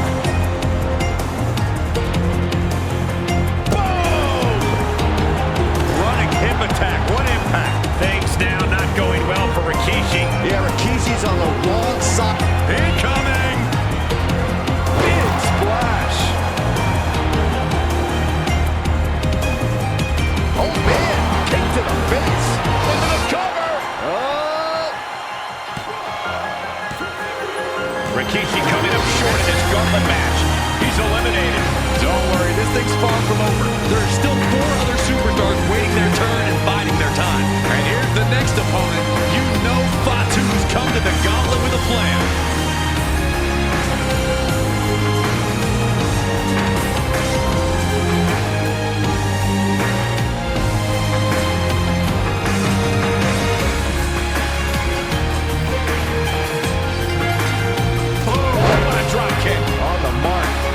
Suppressing any offense from his opponent.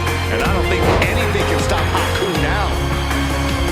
Just take a look at the WWE Universe. They know there is no better place to be than right here, right now. Ooh, boom, what impact. Oh my gosh. No.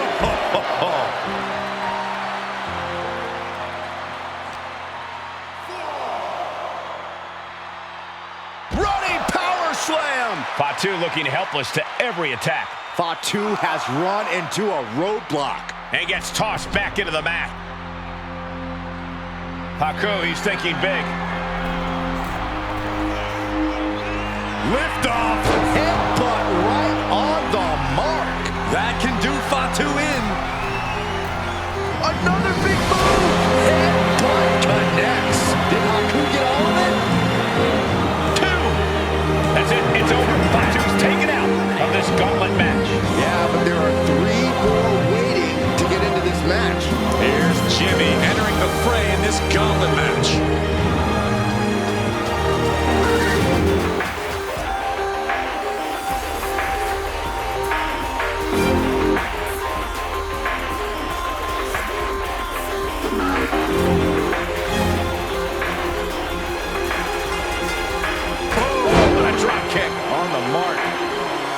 And at this point in the gauntlet, are you gentlemen stunned by how long this combatant has been able to survive?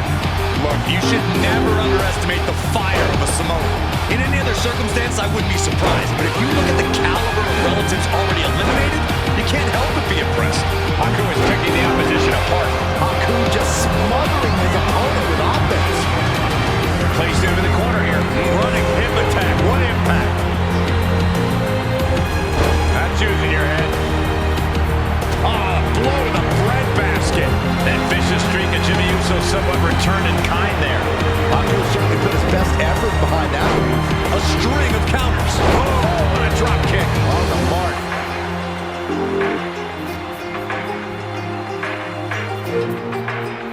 Running power slam.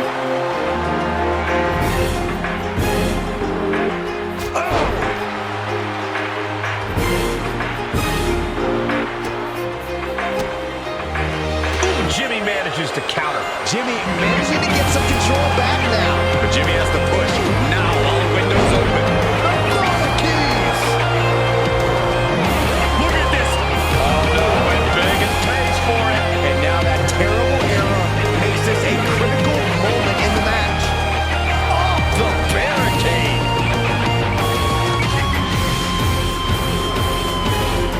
Sent straight to the barricade.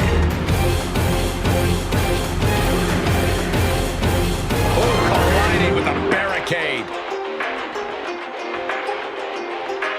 Running power slam. Oh, God. Chop.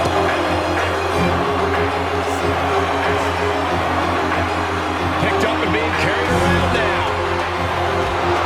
Hitting the edge of the ring like that can do some lasting damage to the body.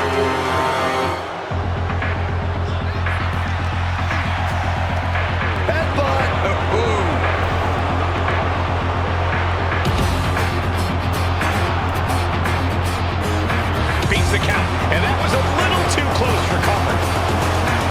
Oh, God, that looked devastating. Kick lands.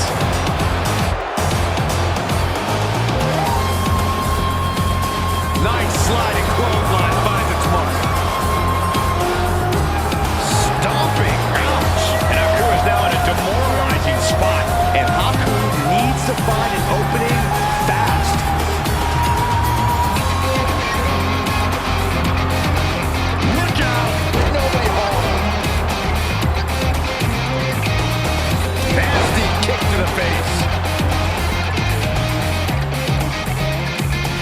That's using your head.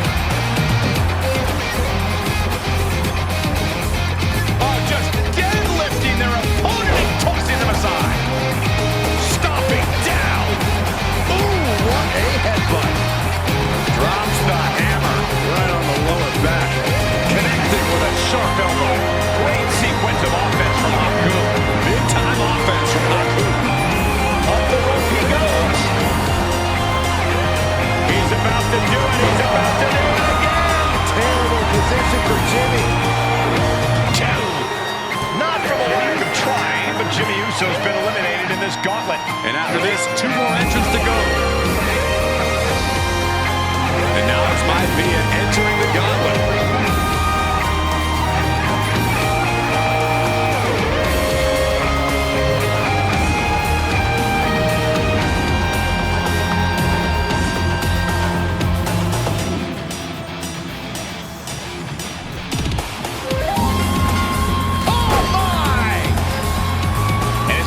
Into this war for the head of the table, the WWE Universe has gained hope. They're starting to believe a miracle is possible tonight. The energy in the arena has shifted. Members of the Bloodline may have expected things to be over by now, but somehow one of their own has proven to be defiant in the face of all challengers. What a match. What a match. And Peter Maivia can't mount any offense. Yeah, Maivia is having trouble fighting back.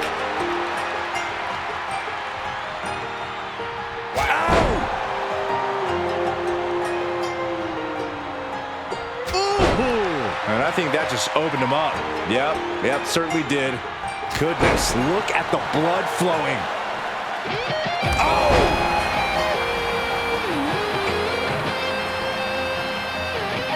Oh, God! Oh, strong impact! Oh, my gosh!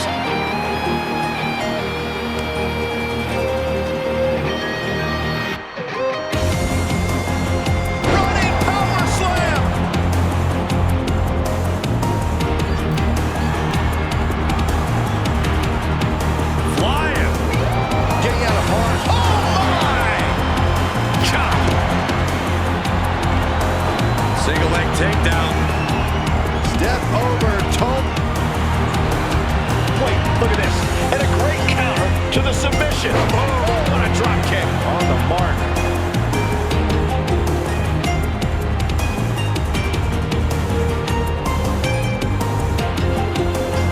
Right on target with a stop to the gut.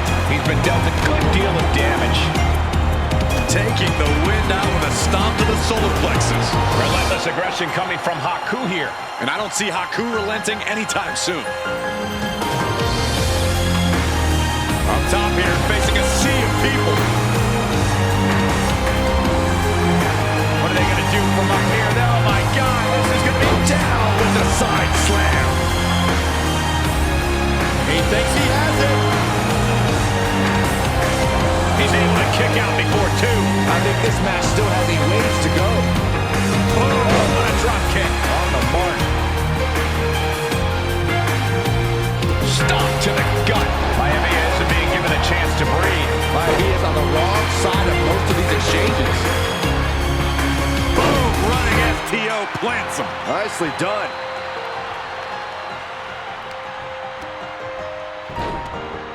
Look at this. Oh, from the rope. He's got him down to the pin here. Wasting no time getting his shoulder up. He is definitely struggling to keep him down at this point. Trading back and forth blows now. Boom. So much pride, so much resiliency on display. Neither competitor is backing down. Boom. Two fighters putting their haymakers on autopilot right now. Boom. Toe-to-toe, treating each other like heavy bags. Golly, that sounded rough. Oh, there may be no escape from this. Haku with the target dip. And he brings his own submission. This is it.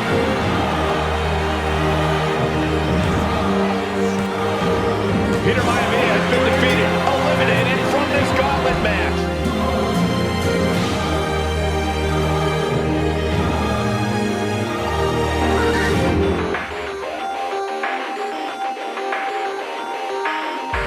Here they are, our final entry in this match. Oh, this is interesting. Alpha getting in on this gauntlet action.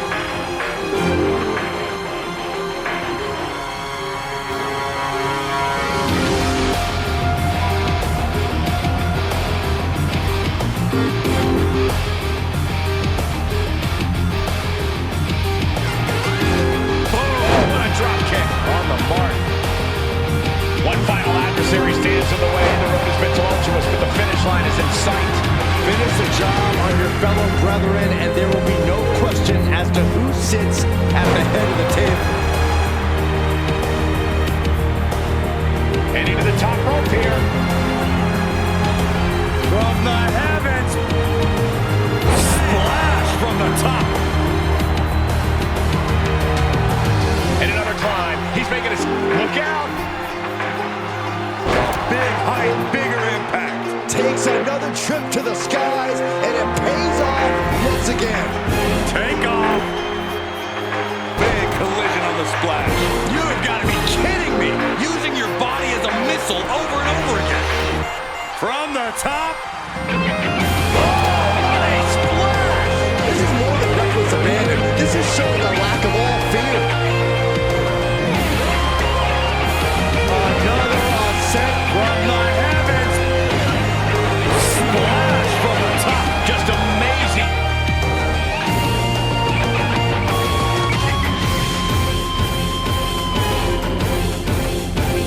Athleticism being shown here. Soaring. Oh, just squashing their opponent. Just amazing athleticism being shown here. Relentless aggression coming from Haku here. Haku just smothering his opponent with offense. Kick right in the face.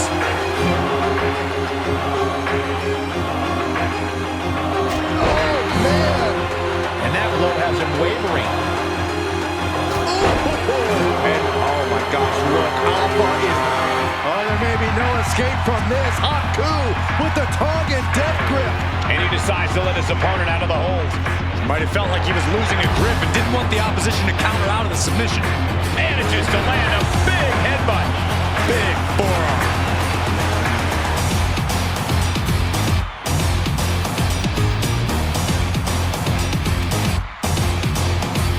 Stiff elbow will break that up.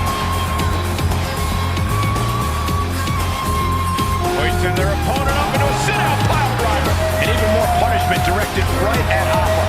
Haku is right where he wants to be, fighting on pure adrenaline. I don't know if Hopper can withstand much more of this. Hopper might be in panic soon. That's yours in your head. We've already seen a few blows land above the neck. He's getting fired up now, really feeding off this crowd. Down to opponent and a double axe handle smash. Hopper knows exactly what he wants to do next. Disrupts the attack with an elbow straight to the mouth. Oh, what a drop kick. On the mark. Oh, what a headbutt. Headbutt. Oh, what a impact. Kick to the stomach. Ooh, what a headbutt. Oh, jeez. Nasty kick to the face. Oh, there may be no escape from this. Haku with the target. He had it locked in. I didn't expect him to just let go. I don't know what he's thinking. Oh, there may be no escape from this. Hawk with a Tongan death grip. So much for the submission. He just lets go. His grip strength might have run out. Oh, there may be no escape from this. Hawk with a Tongan death grip. He is struggling to find an escape, but to no avail. He's forced to tap out. No other choice. It's over. Haku gets it done.